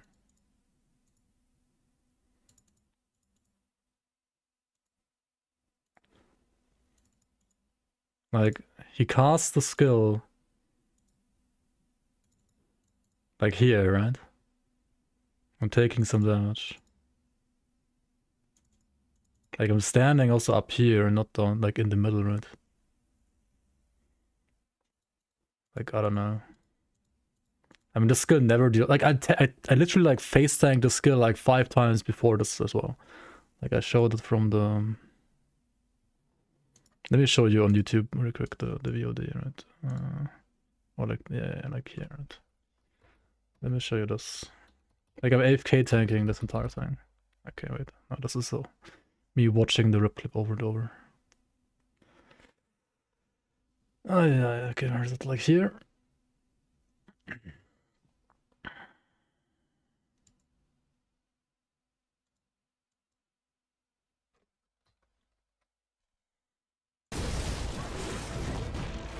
Like here, for example. I'm like as far away from the snake as at the point of death. Right. So like attack it here, take like 2-3k damage. Like, I mean, you can go like one further up and play like with 1, 2, 3, 4 and so on. And then like use the F keys for like other healing and so on maybe. But first of all, my specific keyboard, like the F keys are basically unusable because they're scuffed. It's like a scuffed keyboard. And also the distance between like the F keys and the other like number keys will or like can vary a lot more on from keyboard to keyboard than like the distance between like Q, W, E, R and like the numbers usually, right? So like Q, W, U, E, R with like numbers for pots, like potions, on average will feel like way more consistent like across keyboards. What? Nah, I'm calling bullshit on that theories, you know, like I don't believe it.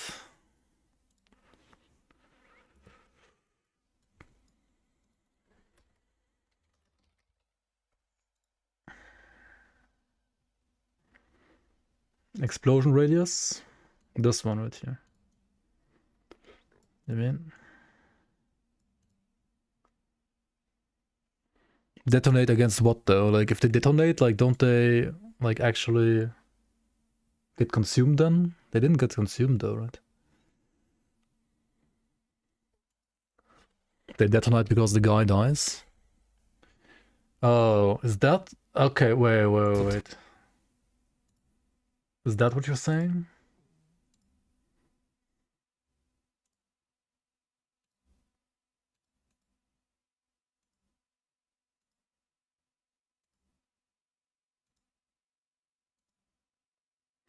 But like 2.5 radius is tiny. Like this is... okay, wait. I mean, it could be that like these... Okay, wait.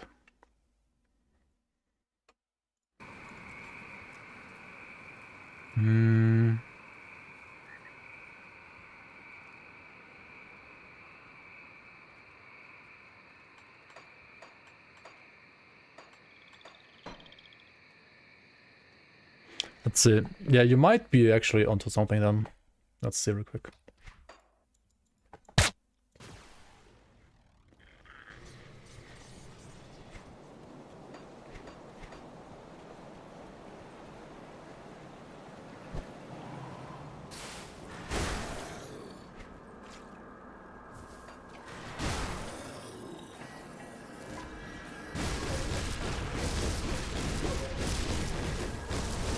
And this character obviously has like way more armor and so on, right? Let me just kill this out real quick.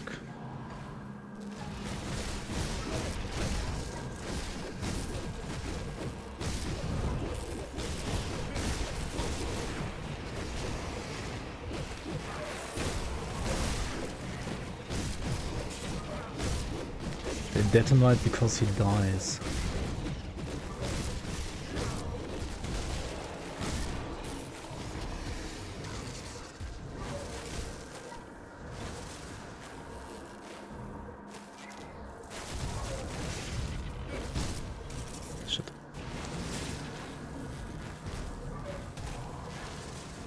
Okay, do it again. Come on, do it again.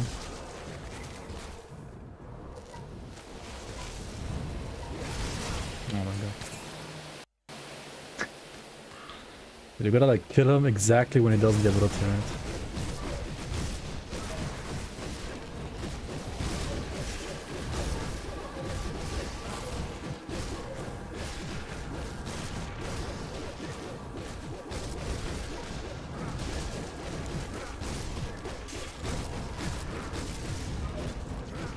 Oh my god, if I would have like kept attacking, would have worked actually.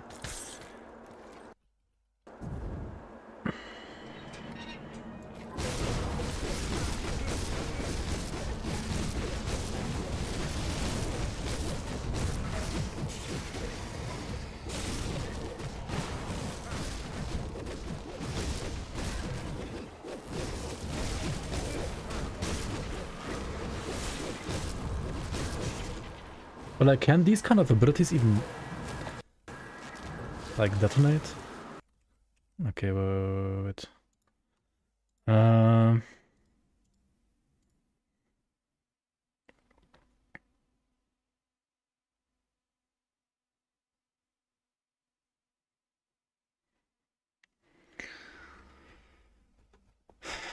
Sounds like Basilisk roguelike.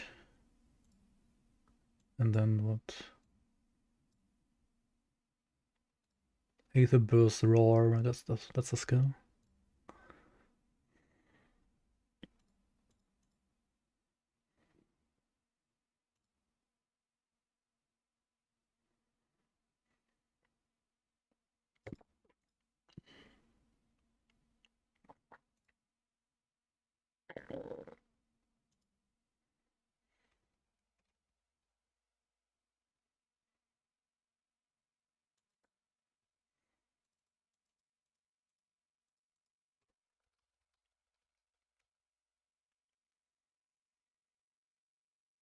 It's also yeah. I mean, it's like Rune of Hagrad, right?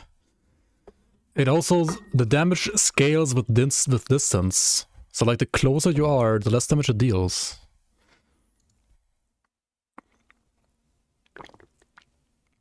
Like between 0 and 2 meters, it only deals like half damage. Then between 2 and 10, it like scales up to 100%. And then between like 10 and 20 meters, it like scales up to 150% damage.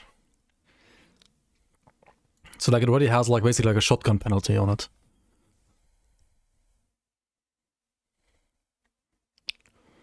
The scaling is instant? Jumps instant, okay. Okay, so it jumps instant. Okay. Okay, so like we are taking this damage, right? Because we're like standing 2 meters away at least. And where's the explosion radius? What's it called again? According to Grimtools. What now? What? 2.5 meter radius.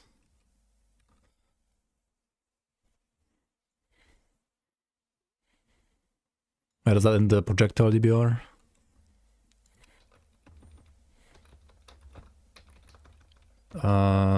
No, here. Projectile explosion radius. But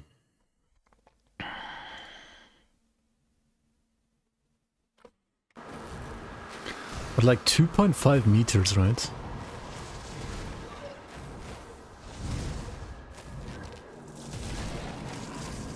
But isn't that tiny? That's like super tiny as well, isn't it? That's like as big as the character is wide almost. I mean, not quite, of course. It's a bit bigger than that, but... Like, it's bigger than him himself, right? I mean, smaller than Snuffstar is wide, I think.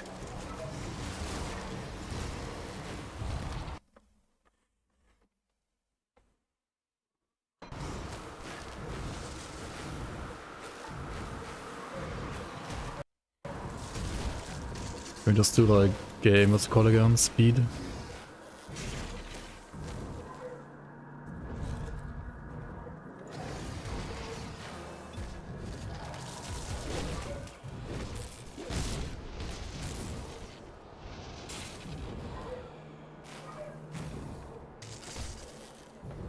Give yourself an instant cast to deal with Omega damage.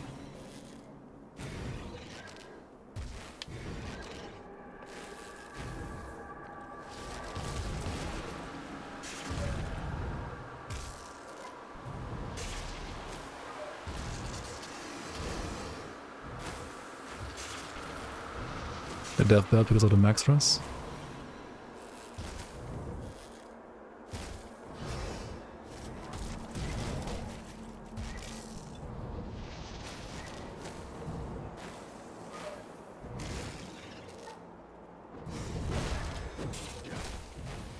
I'm attacking too slow now. Shit. The game speed doesn't really fix it, does it? Oh, this will just makes the testing even slower. Okay, I should just like slow down everything, I guess.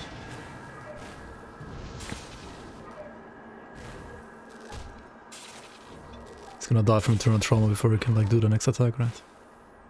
Oh, maybe not. He just casted it, right? I don't know. Okay, we can try one other thing though. We can just try like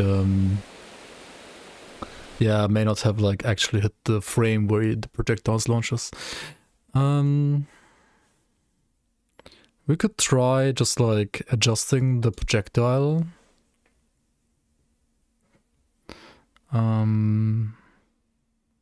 Could we just like increase the projectile radius of the explosion? Like the projectile explosion radius. Please not the league mod. Okay, we're gonna do it off stream then maybe. Yeah, I don't know. It's fucking weird.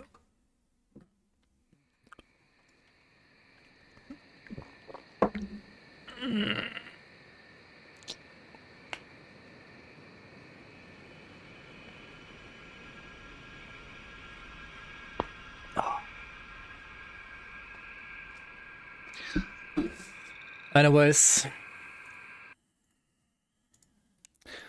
next stream I'm gonna play the, what's it called? The Demon Slayer Trickster, I guess.